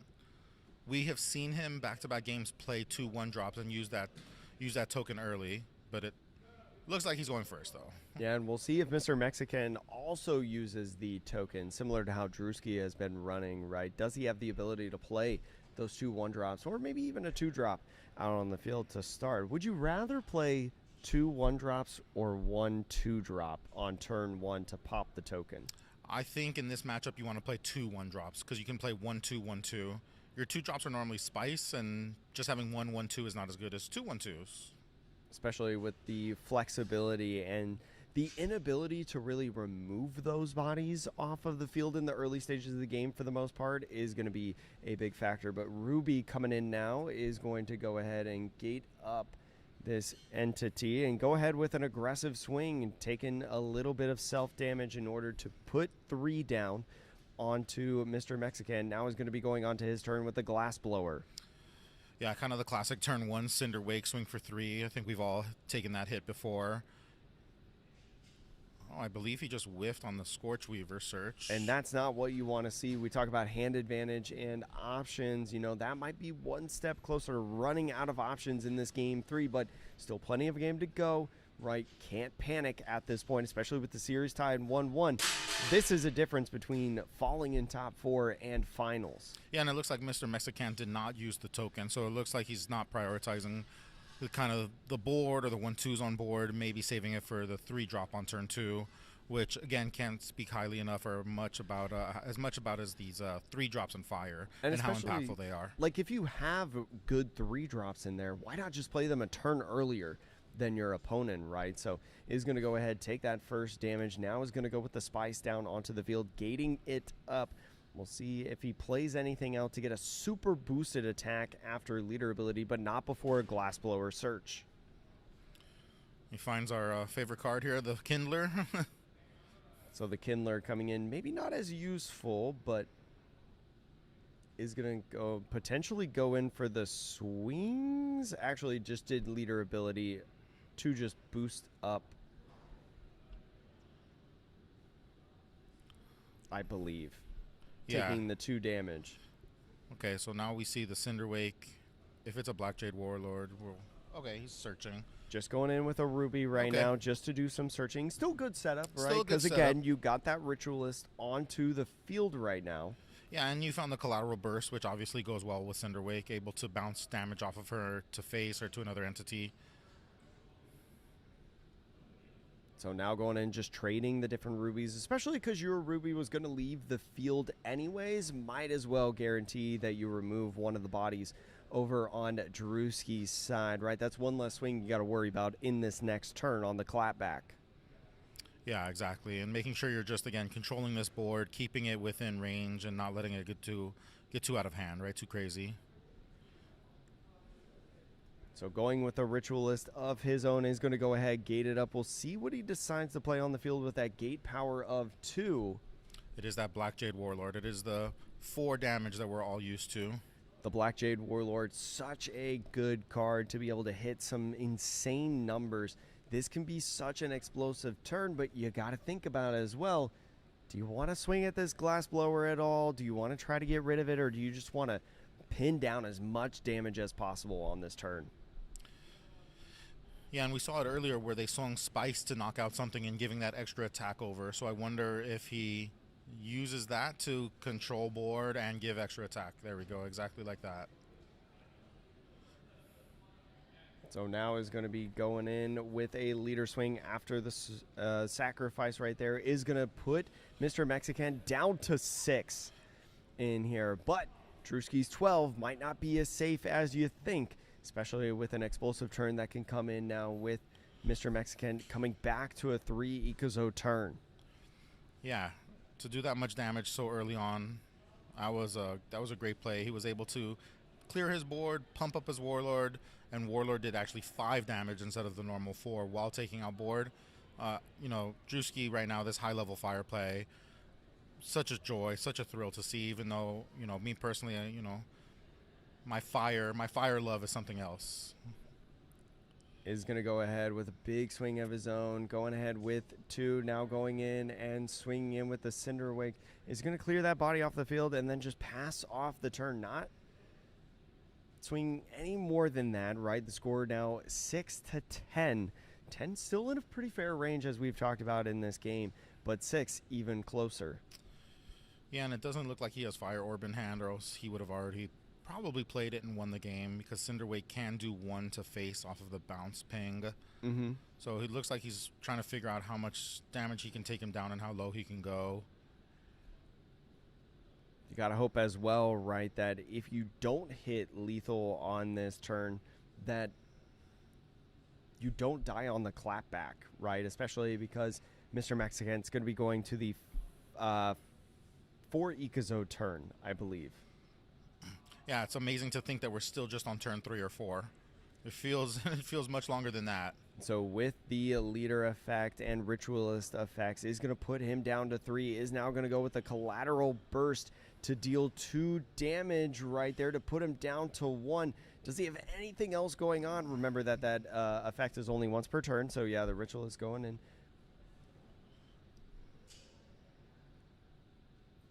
Is going to go with the Fanatic Kindler, I believe? Yeah, he did 1 damage to Pekiro. Pekiro bounced it to Cinderwake, and Cinderwake bounced it to his face. That was an amazing... That's a crazy interaction. That was crazy. that was incredible. And I think he has a second Kindler, which he can take out the Cinderwake. Yeah, because Cinderwake already took 1 damage. So it was a great play, but also risky because you risk losing your Cinderwake, which he did.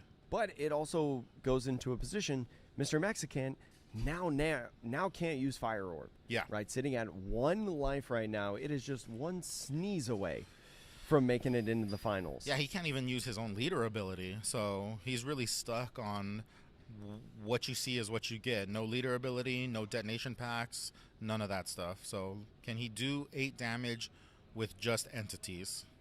So it is going to be a tough one, I think, right now. Drewski sitting with about 2 cards in hand, but starting out with the 1 for a Ruby. Maybe Ruby can help him find like a 3-drop or something to be able to utilize. But I think it's just going to whiff. Yeah, we've seen it a couple times, as you said, in early games, right? There's not as many opportunities to search. Getting the Ray down onto the field. Can't use leader ability Can't to even be use able leader, to boost up the yeah. damage, even if you manipulate the damage that you put on your character. So just got to swing these face numbers. Is going to go with 2, is going to go with 1 to be able to put him down to 5. Now is going to collateral burst to put him down to 3, but sitting with 1 Ikazo token. All it takes is just one swing. Yeah, Scarlet's got it for him. And so Drewski is going to move within the finals of the Garden Arena, the inaugural one, on a score of 2-1, and a very tight back and forth contest between Mr. and Mexican. Very exciting to see. Yeah, that was a great matchup. These fire mirrors and these high skill players, I didn't think I would enjoy them as much as I did, but seeing that back and forth and seeing these 2 players go at it in top 4, it really gives me a little different perspective on fire. And here's the crazy thing too. We'll have another fire mirror for you in the finals here at the Garden. We don't know the result of J-Bay and Ducky's matchup as of yet, but one of those 2 is going to be advancing into the finals to go ahead and meet with Drewski. Drewski starting out as the 7th seed, right? And you talked about had his first game where he was able to at least choose the order in the top cut, is going to be in the finals of this championship. It's going to be very exciting. Very excited to see this as well. Yeah, and I'm excited to see this matchup because between J-Bay and Ducky, we're talking about 2 very high-level players. I have played both of them at different points, both in HQ. Both of them have won these HQ events of 60-plus players, so really exciting to see. And it sounds like we do have the result of the match. I believe Ducky is going to be meeting Drewski in the finals. So after winning the $10,000 Invitational for Azuki, can Ducky do it again? Can he win the first ever Garden Arena? That's going to be a really big question. I think we're going to take it off to a break because both of the matches are done. We're going to get our players set up for the finals here shortly. Get a drink of water, go to the bathroom because you don't want to miss any of the action. If you blink, you might miss it. Thank you so much for watching, and we'll see you shortly.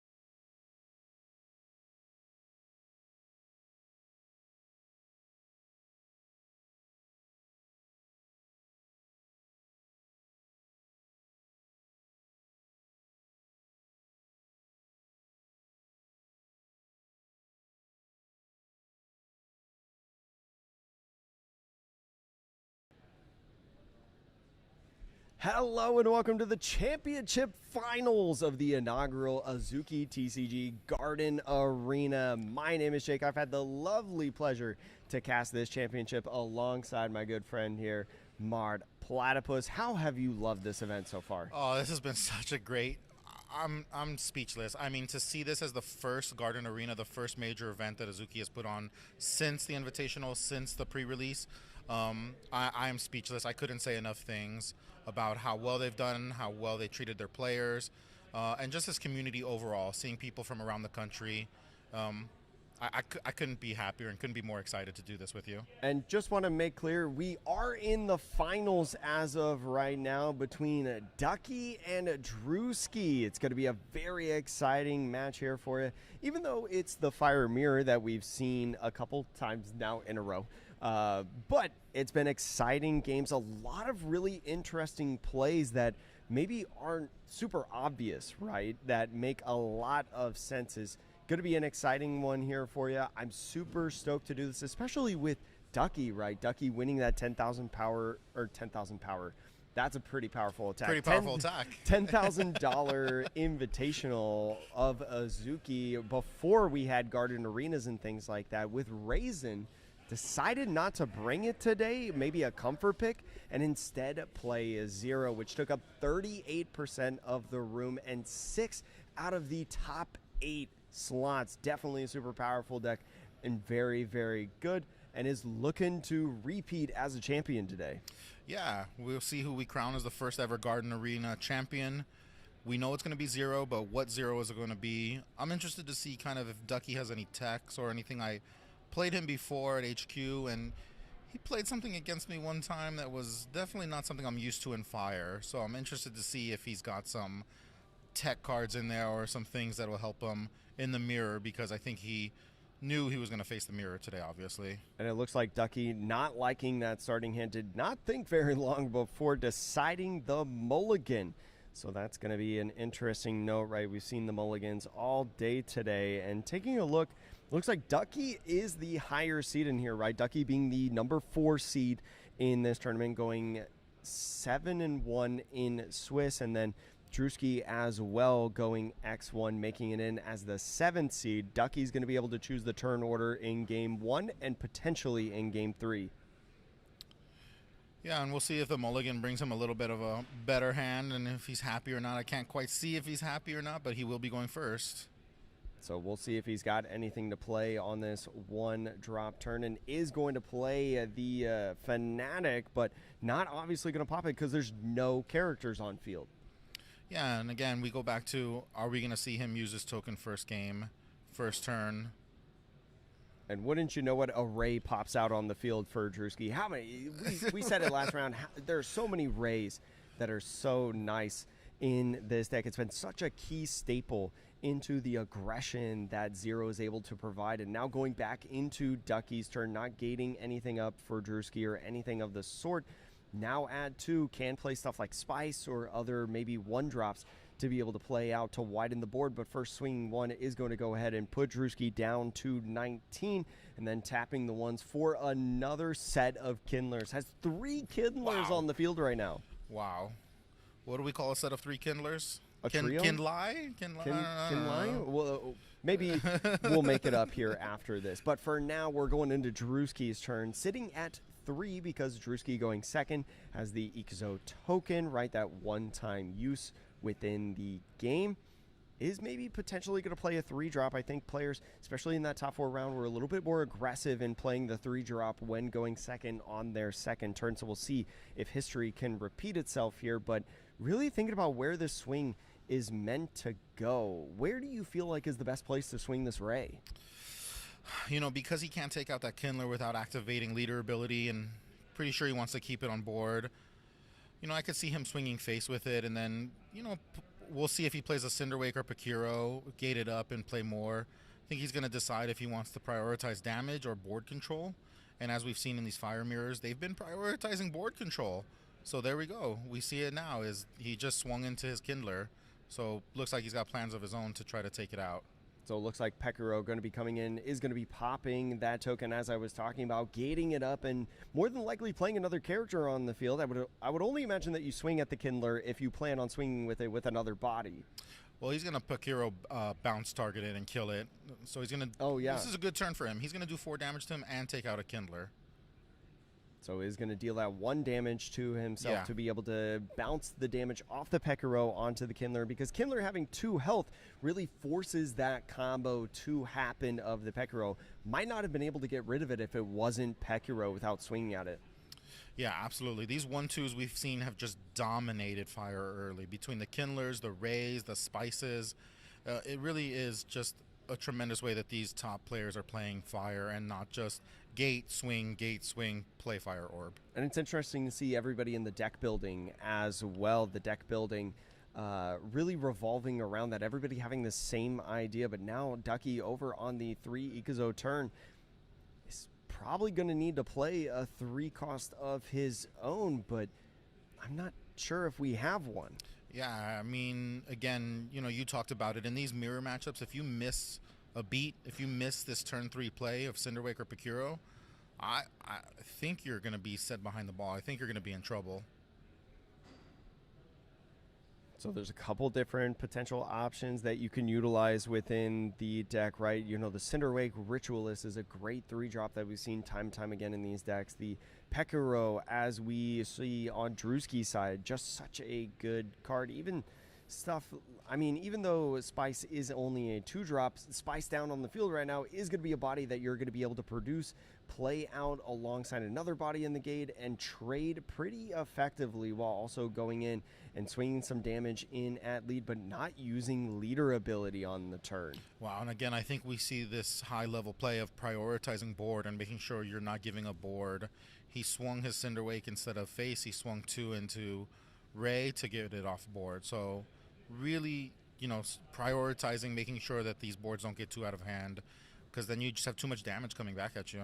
And these Fanatics, putting in a little bit of work. I talked about earlier how, even though it's 1 damage ping, right, per time on the Fanatic Kindler, that stuff adds up over time, right? A couple turns of just a couple ones leads to 7, 8, as the stack continues. So it's going to be important to try to get rid of these bodies, but how do you get rid of them is the real question, especially when they're 2 health. Yeah, and as we've seen, these fire turns are going to be explosive the later we go. These 4 or 5 IKZ turns have been 5, 6, 7, 8, 9 damage. So can you get your opponent down low enough to where you can have one of these explosive turns and just, end up finishing them off or what it may be.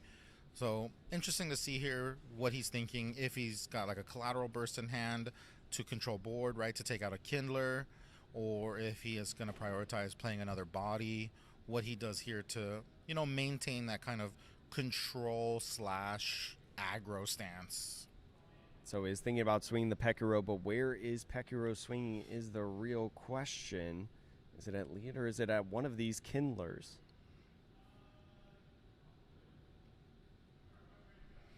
Okay, looks like he swung face. Maybe he's trying to tell Ducky that it's you have to swing into me, not the other way around.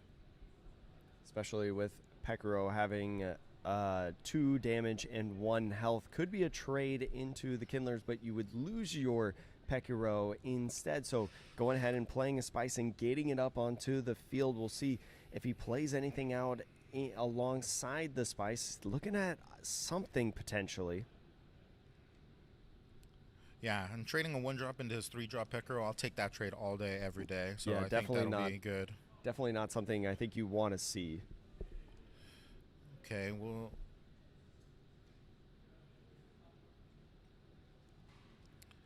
I'm interested to see where he swings a Cinderwake, because we saw Ducky prioritize swinging his Cinderwake into into the board. And is Drewski going to swing board, or is he going to swing life? Which, it'll be a big tell of which is he prioritizing.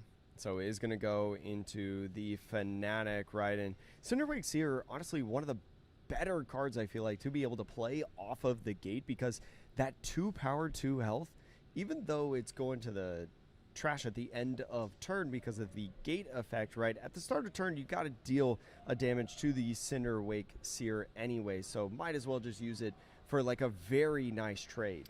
Ooh, whiffing that Ruby Search, I think, is going to really hurt this Fire player because, as we've seen, their low hand size towards the end, they kind of burn out, right? They kind of flame out. I know, especially after playing a body off of the gate, then playing another body down onto the field with the search. Only about 4 cards in hand, a mix between 2 spells and 2 bodies compared to Ducky's 5 cards in hand. I think has 3 entities and 2 spells. But over at 4, it's kind of a tight rope walk. This is where we've seen, I think, players take the most time in thinking of like, okay, this kind of feels like a turning point of the game. The gears are starting to go. Yeah, I think we've seen in these mirror matches these pivotal turns of 3, 4, 5 IKZ and prioritizing again. Do I want to board? Do I want to go face? What is it? And we're about to see here. Is he going to go board or is he going to go face? And it looks like he's going to go a collateral burst to get rid of the spice. Especially with that spice specifically constantly boosting up in power. Is just going to go for a little bit of board clear right now. Clear, going 1 body to 1 as of right now between the Ruby and the Fanatic, but still has a couple IKZ to be able to play out a body of his own. Yeah, this high level back and forth is just so entertaining. I mean, I'm just amazed at watching these players and just the way their brains are working and the moves they're making. This is peak gameplay right here, and I'm just excited to be able to watch this and see this up close and talk to these players. So still 2 left open, but do you maybe leave it for something else, but goes ahead and swings over at face, is going to go with that detonation pack to be able to put down Drewski to 12, and now Ducky being at 13, but still leaves 1 open. Ducky has consistently left 1 IKZ open a couple turns now. Yeah, and in past, we've seen when someone leaves 1 IKZ open, they're saving it for a Sundering Strike against a Black Jade Warlord or something like that. Traditionally, Fire is not on that card, but that's why I said at the beginning, I'm interested to see what tech cards Ducky has to fight the mirror, right? To give himself that edge, because he's here for a reason. He went in the mirror last round and he won. So what does he have that could potentially swing it his way? So swinging the Ruby, Ducky going to take that damage going to 12, is going to play a Ritualist down onto the field for 3, leaving 1 left. Now gating it up, is going to be able to play something out onto the field. What is it if you want to play anything as of right now? Just continuously going down in that hand size. Looks like it's been our MVP card here, Fanatic Kindler. Fanatic Kindler is going to be able to remove the Fanatic Kindler, which is so nice. And then a detonation pack is going to be able to get Ducky down to 10. Both players sitting at 10, kind of that magic number, but 2 bodies on the side for Drewski and a Ritualist as well. That's very hard to remove. Yeah, as we've seen, this 10 health means nothing to Fire. We've seen them do 10 health on 5 IKZ, 4 IKZ almost. It's been amazing how much damage they're doing with such little IKZ. These games are not going past turn 5 or 6, sometimes even turn 4 or 5. So we're really going to see now if the clapback hits him. Is he going to prioritize board? What is he going to do? Does he have enough damage to take him down out of Fire Orb range? What is it? And so while Ducky tries to make this decision, right, and what he's doing, kind of crazy news, Mr. Mexican, who we watched in the top 4 round, ended up 4th place, opened up his top 8 pack, right, that he got for top 8, ended up pulling number 1 out of 500 on the serial Raizan. So wow. Although ended up losing in the top 4, he won. He might have won the day. He might have won the day. He may have lost the battle, but he definitely won the war, pulling the 1 of 500 top 8 Raizan. Wow. Congratulations to him. It was fate. Absolutely legendary pull, and maybe happy that he got 4th place in this championship to get that pack specifically. Seriously. But Ducky's still going in his turn right now. We still got to crown a champion today. Has 5 Ikuzo left open and only 4 cards in hand, but again, a pivotal turn. As you talk about 10 health, not very tall of an order to get across for these different fire decks, and you don't want to go down 1-0 in these best of threes, and you want to be able to set the tempo yourself instead of your opponent. Yeah, and judging what Ducky has in hand, it looks like he does have the wombo combo and the ability to take his opponent down potentially to 1. And we all know once you get down to 1, no longer you can use leader effect, you can no longer use fire orb, you can no longer use these spells in your hand. So I'm wondering if, if he's thinking about that, or what he's trying to decide right now, or if he's just deciding to kill board and just control the game. Yep. And then I think I saw, yeah, so we have the wombo combo of Scarlet into Black Jade Warlord. Does a maximum of 9. So is going to use leader effect now, boost up this attack, get him down to 1 and pass off the turn.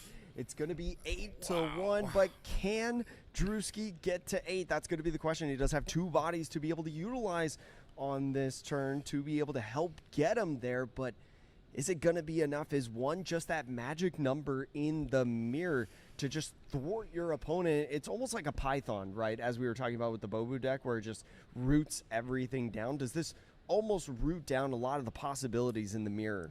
I mean, it completely eliminates 0 from the equation, right? He no longer has the ability to 0 effect. He can't Detonation Pact. He can't Fire Orb.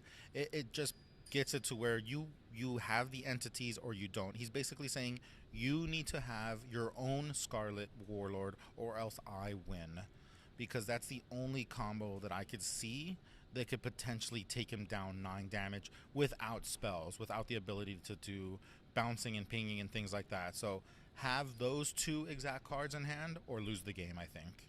It's going to be an interesting one. It is sitting at 5 EXO. Looks like maybe tapping 4 or so. Is going to be a tapping all of them. He's got the Scarlet of his own. If he has the Warlord. Does not. Has the Ruby. There's the Ruby. Ruby is going to grab the collateral burst, he doesn't though. have any IKZ open, though, unfortunately. I was going to say that might be... So that's 4, 5... Yeah, he's just going to...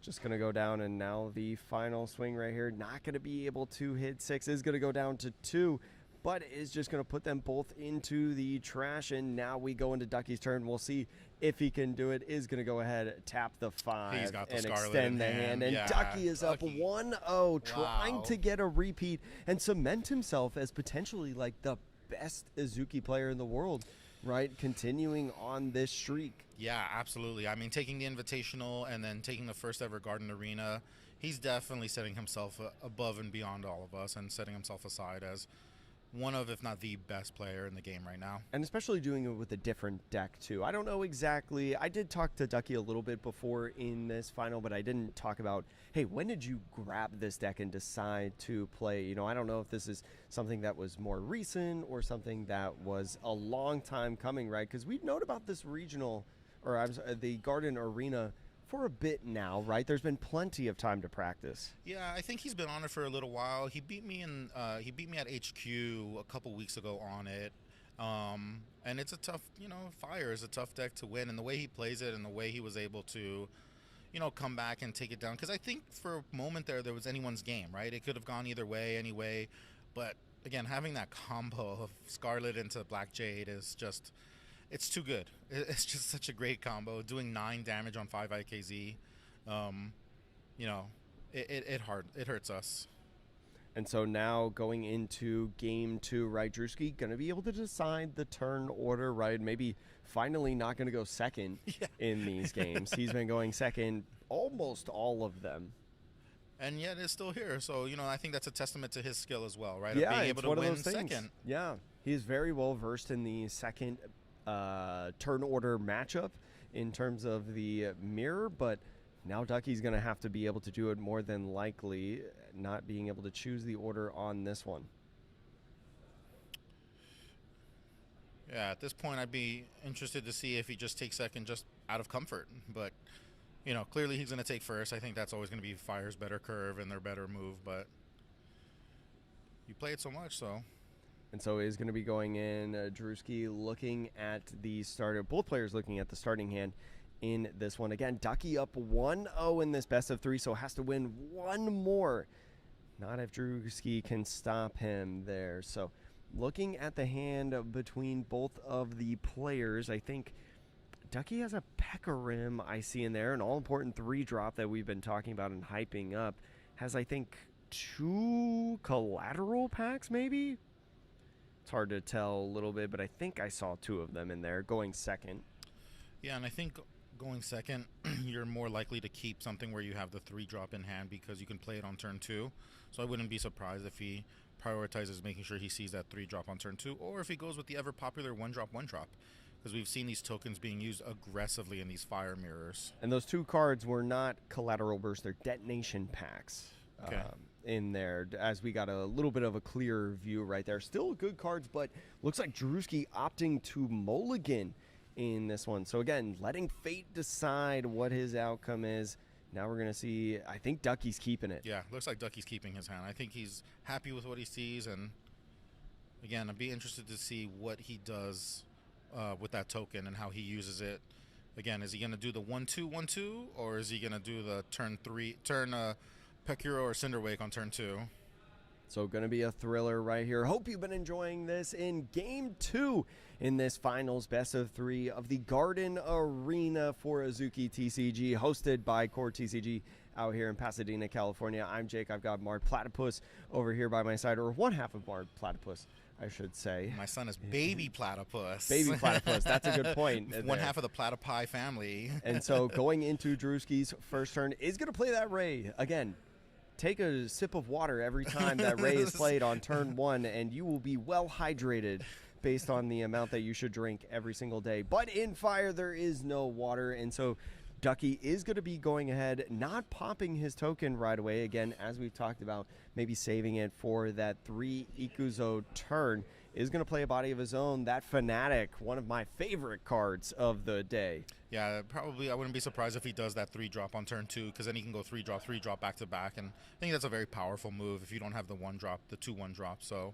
especially if you're 2 3s or something like a Pekiro, and then after that going into a Ritualist, right? That feels like a pretty set up board state. Yeah, feels pretty strong. All that bouncing, you're being able to board control. It's going to be very powerful. So is going into the second turn for Drewski. He still has 2 to work with. We'll see if he plays 2 1-drops off his own as Ducky takes a quick 1 to the dome, but is going to go with Spice. Spice going to be able to play out a character, and it looks like going to be a Glassblower. Glassblower looking around for a card. It does find Collateral Burst.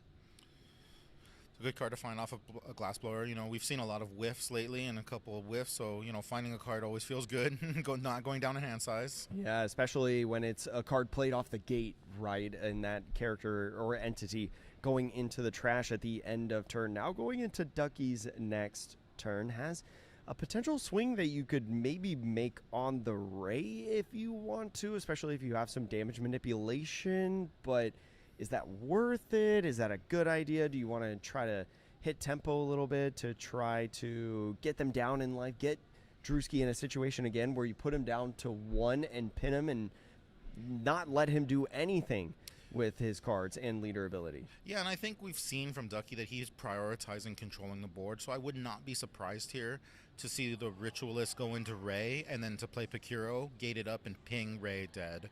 I mean, we've just, time after time, we have seen these Fire players prioritize clearing board and making sure that the opponent's board does not get out of hand. So I would not be surprised to see a swing into Ray and a ping into Ray to get it off the board.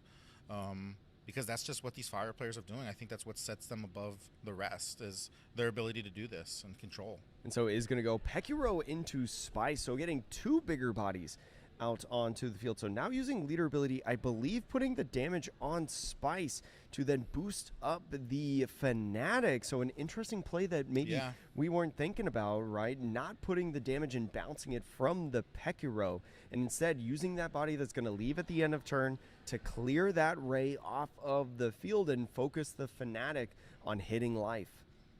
Yeah, absolutely. I think that was a great play. You know, you developed the body as well, and now you have, you know, 2-to-1 bodies, right? You're trying to control board, but really interested in this just high-level Fire play of seeing them go back and forth and trying to make sure that they, you know, do what they need to do and do damage at the same time of controlling board. So now sitting on the 3 Ikuzo turn, Drewski's got to play a 3 drop down, whether that's Ritualist, whether that's Pekiro or something. And Ritualist comes down onto the field, now being gated up in there, is going to be able to play a 2 drop from the hand because of that gate power, and is going to go with.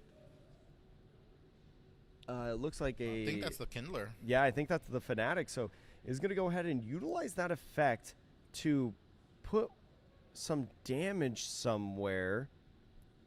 Can deal 1 damage to an entity. Where's that damage going? I wonder if he's bouncing. I wonder if he's pinging Pekiro.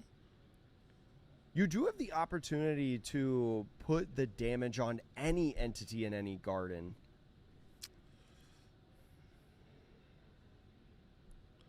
I'm interested to see if he put it on the Pekiro, because then he can use the Ritualist to bounce and kill Pekiro. Yeah, okay, so he did use the Fanatic Kindler to bounce off of that. Okay. And so we're seeing, like, in a couple of these games now where that once per turn, we're maximizing on that only being once per turn with that bouncing, especially when Pekiro, as a very important 3-drop body, actually only has 1 health. Yeah, and the double bouncing, because we know Pekiro, you know, he deflects the first one, so doing it twice, high-level smart play. Definitely a good combination of stuff, and kind of puts Ducky a little bit on the back foot, I think. Just conversing something, I think, in terms of the power of some things. Or maybe is trying to just, especially when you talk about, like, interactions that happen. Or, like, we've talked about earlier how Spice, like, as soon as he takes damage, some power is gained somewhere. So it's like, how does that affect the retaliation damage going in and things like that? It's just... There's a lot of things going on, but another Pekiro has hit the field, and going alongside it is... It's Black Jade Warlord. They go hand in hand, like peanut butter and jelly, these 2 cards together. Definitely an interesting combination, sacrificing itself to be able to get 0 to swing in at lead. Now using leader effect to be able to go ahead and get rid of a body. Now with only the Ritualists on field for Drewski, sitting 15-13, Ducky's advantage. And again, time after time, we just see these back and forth of I have board, you have board, I kill something, you kill something. It's just really interesting to see this. I'm so impressed by this gameplay and so impressed by these players. There's a reason why they're in the top 2 right now. And a lot of times when you see mirror matches across a lot of card games, you kind of moan and groan after a little bit, but especially with the manipulation of damage and getting around these different effects of, like, the once per turns, or maybe prioritizing the Kindler or the Fanatic Kindlers just because they're a 2 health body, right? That's just dependable bodies to stay on the field. That has just kind of made this mirror match just super exciting, in my opinion, and been fun to watch through this top cut and through today's Swiss rounds. Yeah, I didn't think I would enjoy these fire matchups and mirrors as much as I did. Admittedly, you know, I'm a bit of a fire, I don't want to say hater, but fighter unliker. You fire like to counter it, yeah. you know. But it truly has been, maybe I just respect talent and watching talented players play. And it's just tremendous to watch this and to see. This is one of the reasons why I love commentating, right? You get to see the high-level action instead of me at the bottom tables. But Drewski going in and swinging with the Ritualist is going to take a little bit of damage. Now Collateral Burst, bouncing the damage over to the Kindler to knock it out from the Ritualist, is still going to deal a little bit and put Ducky down to 13. Now the Detonation Pack going to put Ducky down to 11 and Drewski to 12. But Pekiro still standing as of right now, and still 1 Ikuzo left as active for Drewski in here. Yeah, and we're getting into these numbers of we have seen them take a lot of damage on these 4 and 5 IKZ turns. So we're coming up to a point where, you know, can you do enough damage to bring someone out of fire orb range, or bring them down far enough to where they can't even use leader effect anymore, right? So I know that Ducky has a couple glass blowers in the hand, but I'm trying to think of what the other card is. It's a little hard to tell, you know, with the cards moving all the time, but I think it's a Scarlet in hand alongside some spells. Which I wouldn't be surprised. I think that's one of his game finishers. We've seen a lot of Fireless switch over to Scarlet and move more towards that, because it's, in a sense, a Fire Orb without the damage, without the blowback. So going with the glass blower here, trying to find the right card of what you can grab to help get you in this game. Is going to find a Kindler. Between Ray and Kindler, you know, you would be very hydrated, as you said. I love that term. I like that. It's been very interesting because Drewski has very much used a lot of Ray, but Ducky is really focused around the Kindler per se. Maybe has some Rays in his deck, but it's just been the one drops between the two players have been much, much different, in my opinion. Just looking at the body on board. Yeah, maybe just trying to read the full text of the ritualist, because it's that wording, right? It's that once per turn that we were so surprised about. But no, it goes in with the Pekiro on the swing to put Drewski down to 10 as of right now. Still has 3 left. He does have a card in hand that I can see is kind of unique to Fire, and definitely something that is I think helps him in the mirror, so I can understand why he's been doing good today. So use the Kindler to bounce the damage on the Ritualist somewhere, is going into leader to put Ducky to 10. And now is going to use the gate to be able to play out another glass blower onto the field to just get another search, especially because the Ritualist's once per turn was utilized. You got to think that Ducky's got something up his sleeve to be able to get this off the field. Yeah, I wonder if he's just going to run Glassblower into it right now. He gated it up, and he's just going to take, a one cost to 3 cost takeout. I would take that trade. So it goes with the detonation pack as well. Drewski now down to 8, but Ducky now down to 9. And we have seen that magic number of 9, and someone able to do 9 damage on 5 IKZ. So it's that scary zone, but on the 5, again, without a board at all, you're asking them to have it. You're up 1-0 in this game. You're like, okay, maybe I can take this chance right now. And Pekiro comes down onto the field for Drewski, is going to be gated up, is going to be able to play another character out onto the field. It's a Spice. Spice going to be swinging into the Pekiro right here.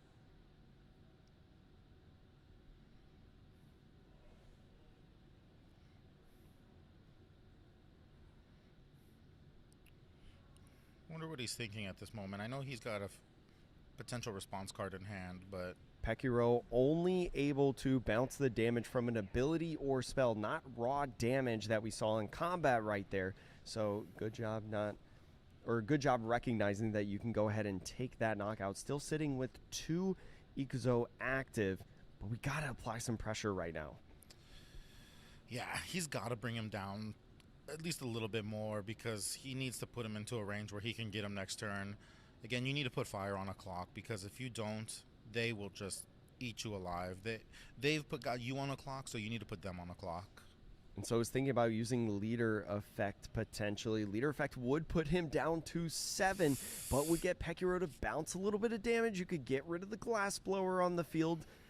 I think he's really thinking about if it's worth. Remember, every damage that goes down gets Ducky a little bit closer, but ends up going with it just to be able to bounce that damage and be able to get rid of the glass blower and remove the field entirely. But what do you do after that? Yeah, and he's coming to a dangerous zone of, does he have it or does he not? 7 damage is not a lot, as we've seen in Fire, especially going into 5 IKZ. Can Ducky close it out on this next turn? Can he do 7 damage? And we'll see here now going into Ducky's turn, sitting with 5 Ikuzo, right? That all heralded 5 number that we've talked about again and again. Yeah, and Drewski with 2 IKZ up. I'm interested to know or to see his deck list and his hand, and does he have some responses? Does he have some things that are not normally played in Fire? Especially with maybe, some deck lists. Like, there's 2 situations that are presented here. Either A, he might have something in here, like a response that maybe Ducky isn't expecting that could pull out the win for Drewski on the surprise, or maybe it's just late in the game and he had nothing to do with it. That's also a possibility, right? Maybe he doesn't have any responses and he's just like, well, I don't have a 2-drop, so here we go. You gotta imagine that if Ducky had just the easy street play, that he'd be slamming it down right now. Yeah, I think he's going to think through this turn. I mean, these players that we've seen, they have just consistently been very thoughtful, very precise in their plays and in their movements. It's truly been amazing. I don't know how they do this, how they keep it. My heart is beating from here. I don't know how their heart is not through their chest at this moment. And they've been doing this since 10 a.m. Pacific time. It has officially been 8 hours that they've been playing Azuki, but is going to go in with that Scarlet right Does there. He the have Scarlet it? Oh, is going to go in. It. The Does he have a response? He's going to tap one. He does have a response. He does have the Sundering Strike to knock down the Warlord. We saw that Wombo combo last turn. We saw him kill him with that combo. This time he was able to stop it. Can he do 9 damage back to him? The crazy thing is now, though, that even though there was the Sundering Strike, which was a big deal and prevented Ducky prevented Ducky from winning the game, Drewski's at 3 now. Flame Orb is off the table. That's a very viable option. And that was a lot to be able to go with the 7, but is going to start out with a Ruby here. There might be a chance that he can't reach 9. I think he's looking for collateral burst potentially. I don't know how much damage he can do without. You're absolutely right. The 3, we know 3 damage is a magic number against fire. Fire Orb is out of range. Can he do 9 damage without the possibility of Fire Orb? Does he have his own Scarlet? So it could be something along the lines of Detonation Pack or Collateral Burst that could help him out. But by already using 1 Ikuzo, right, for this, is just going to go ahead and swing Ducky. I think more than likely just having to take this. Yeah, he has no IKZ up, so I'm not quite sure. Not sure if there's a 0-cost spell to be able to get out of this attack or something, or maybe just try to think of, okay, what can he do right now? Yeah, maybe he's just thinking what comes next. Can you do 9 damage to me? There is technically a phase of a potential response. There is. We are technically in the response phase right now. So he is responding by, thinking, I think, through his next plays and through his next moves and what he does next, or what potentially Drewski could do. Because there's so much that can potentially happen, right? Especially with the world at Drewski's fingertips. I think only sitting at about 2 or 3 cards in hand, though. So it's like, with a specific combination of cards, can that get him there? And who knows if Ducky can even, if he survives in this turn, get Drewski down to 0 on the clapback. It's like that we saw earlier in the tournament. I think Mr. Mexican just passing immediately after drawing for turn, remember? Yeah, absolutely. The good news is he's got a couple cards in hand. He's not top decking or at 1 card like we've seen a lot, come turn 5 or 6. I think this is the first time we've seen Fire go to 6 IKZ, which is just crazy to think, because I think every game we've watched has ended on 5 IKZ. Is going to go down to 7 after taking that attack. The Detonation Pack going to deal 2 damage, get Ducky down to 5. The Collateral Burst going to give some damage onto Ducky, put him down to 3, and pass off the turn. Now Flame Orb going to be there, but and he has Detonation Pack. Ducky is going to be the Garden Arena champion after winning the $10,000 Invitational, running it back, but with a different archetype, and is going to win 2-0 against Drewski in a hard fought and thoughtful battle. What excellent play that we saw in this playoff. Yeah, what a excellent great game, stuff. man. What a final. Back and forth matchup, a lot of math. I am not a mathematician. I majored in touchdowns. That's counting by 7, and this game does not count by 7. So kudos to Ducky for running those numbers. No, I too am no mathematician, but I think Ducky is, or he can just figure out how to get you to 0. Yeah. Definitely a crazy set of matches and a long day here at the Garden. We're going to be interviewing Ducky in here, so it is going to be exciting to do that. I think I'm going to have my content creator friend Mard Platypus talk to Ducky about the win and of the tournament as a whole. So prepare your questions. I did send you a note before the thing that I was going to have you do this, so you better be ready. I'm ready. Is going to be an exciting one, and thank you so much for joining. But we've got Ducky coming in, and congrats. Thank you. Good job. Congratulations, man. Great run. Does this just rest here? It does. Okay. It does. I can lift it. Okay. Yeah. We can hear you, right? We're good. Yeah. What up, chat? Man, congratulations. Thank you, bro.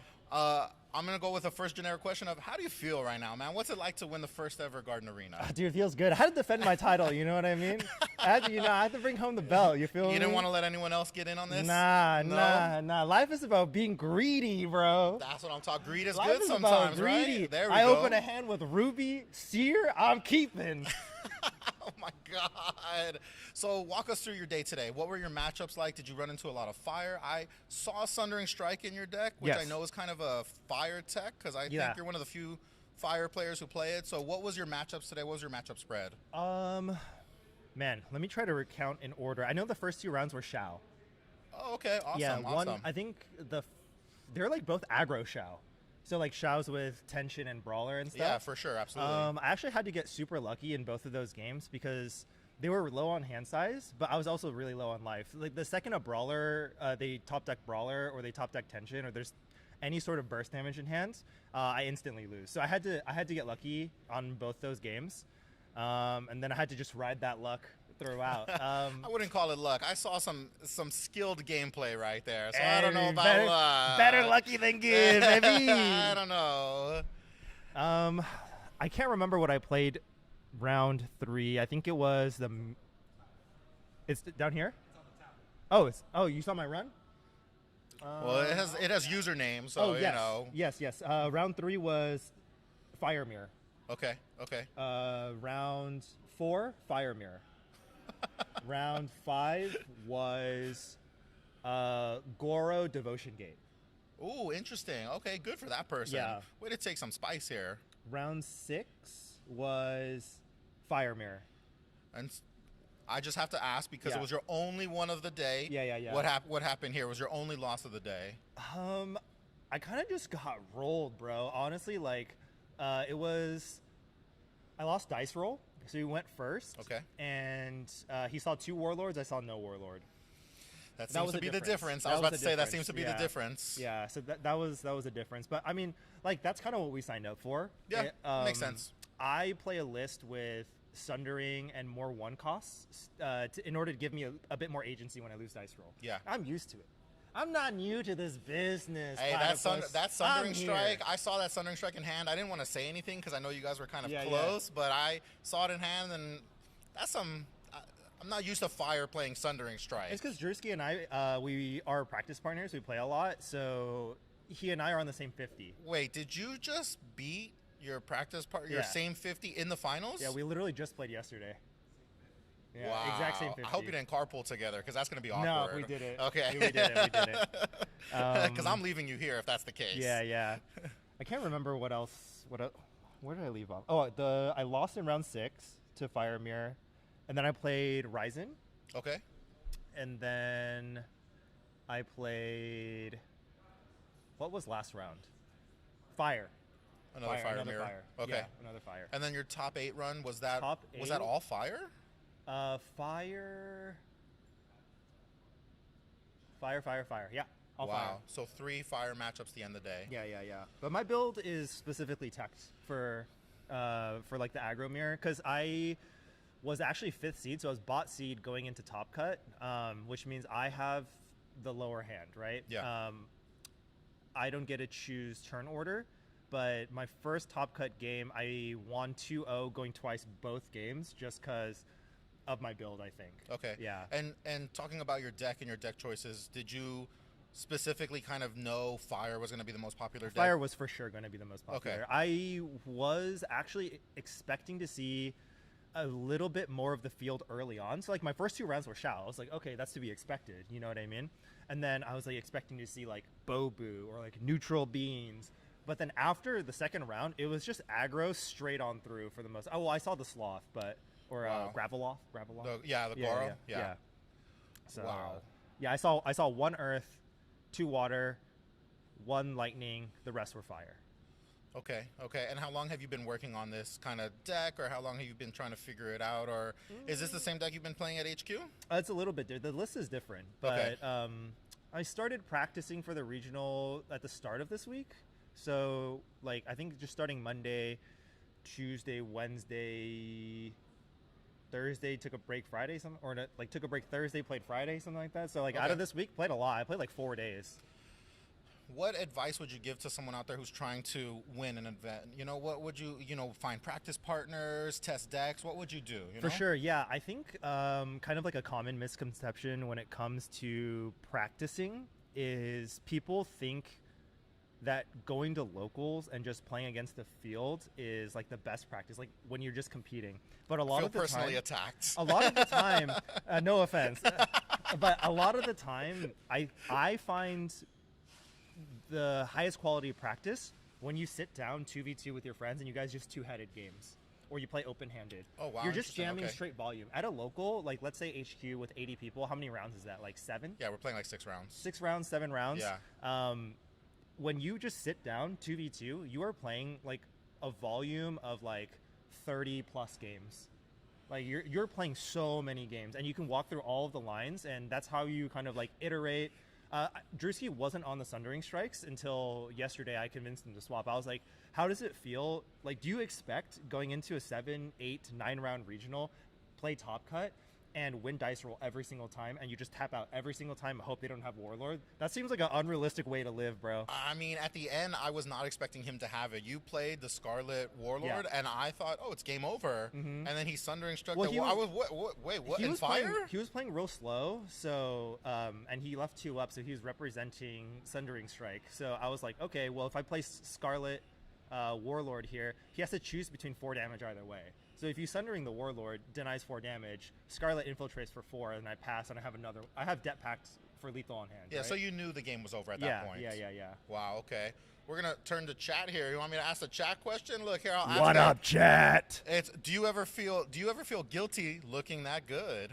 Do I feel guilty? Guilty is not the word I would use. But thank you so much. Thank you so much. Shout out to Chad, whoever asked that question. We appreciate you. Love you, Chad. Well, it was awesome to see that run, man. I mean, these fire matchups we've watched 3 or 4 straight mirrors and fire, and to see you and to see these top level players, I did not properly prepare my son for fire the way you guys played it, because I cannot play it as obviously as well. So yeah, I think part of the reason why I brought fire, other than like its power level, it's an insanely powerful deck. But I find currently in the state of the game, in like the current Azuki TCG zeitgeist, control mirrors to be a bit dull. They're like kind of uninteractive, right? Yeah, It's like you see makes sense. you see Soryo looping, you see Bobu's winning dice roll and then jamming tabs. Like it's like kind of uninteresting, Yeah, right? There's like for not sure. not a whole lot of skill expression. But when it comes to aggro mirrors, like 0-0, 0 Raizan, there's like so much opportunity for skill expression there, right? Yeah, like for outplaying sure. your opponents. I left 1 up the entirety of first game. I don't have a fucking Sundering Strike. I saw that. I ain't got no wondering, strike. Every time you pass, you had the 1 up, and I thought in my head, because you've used that Sundering Strike against me, so I was like, oh, he's got Yeah. Sundering Strike. Yeah. Like, it's an interesting tech, so Yeah. way to bluff your way. Yeah, for sure. Because I put him in a position where if he decided to go for it and I did have it, he loses the game on the spot. Wow. So I okay. had to, with my hand, with 2 Scarlets jammed up in my hand, I had to find a way to scam my way to slowing down the game. If I can slow the game down by 2 turns and buy myself enough time, then I'm in a winning position. But if he just commits and he just like calls my bluff, I lose instantly on the spot. Wow, that's interesting. Yeah. It's great to see your mindset and the way you're thinking about it, because I don't think all of us think that way, and it's great for people to see that. Numbers that good. Insight, man. That Numbers insight. good. We were just saying we're not mathematicians, but you clearly know how to count to 20. So Despite how I look, not good at math. Not that But good we at have math. have fingers and toes though. Yeah, So you can get to 20. true. So Hey, no got one's you. seen the dogs for free though. You gotta pay for that. Ain't nobody seen the you. dogs for free, brother.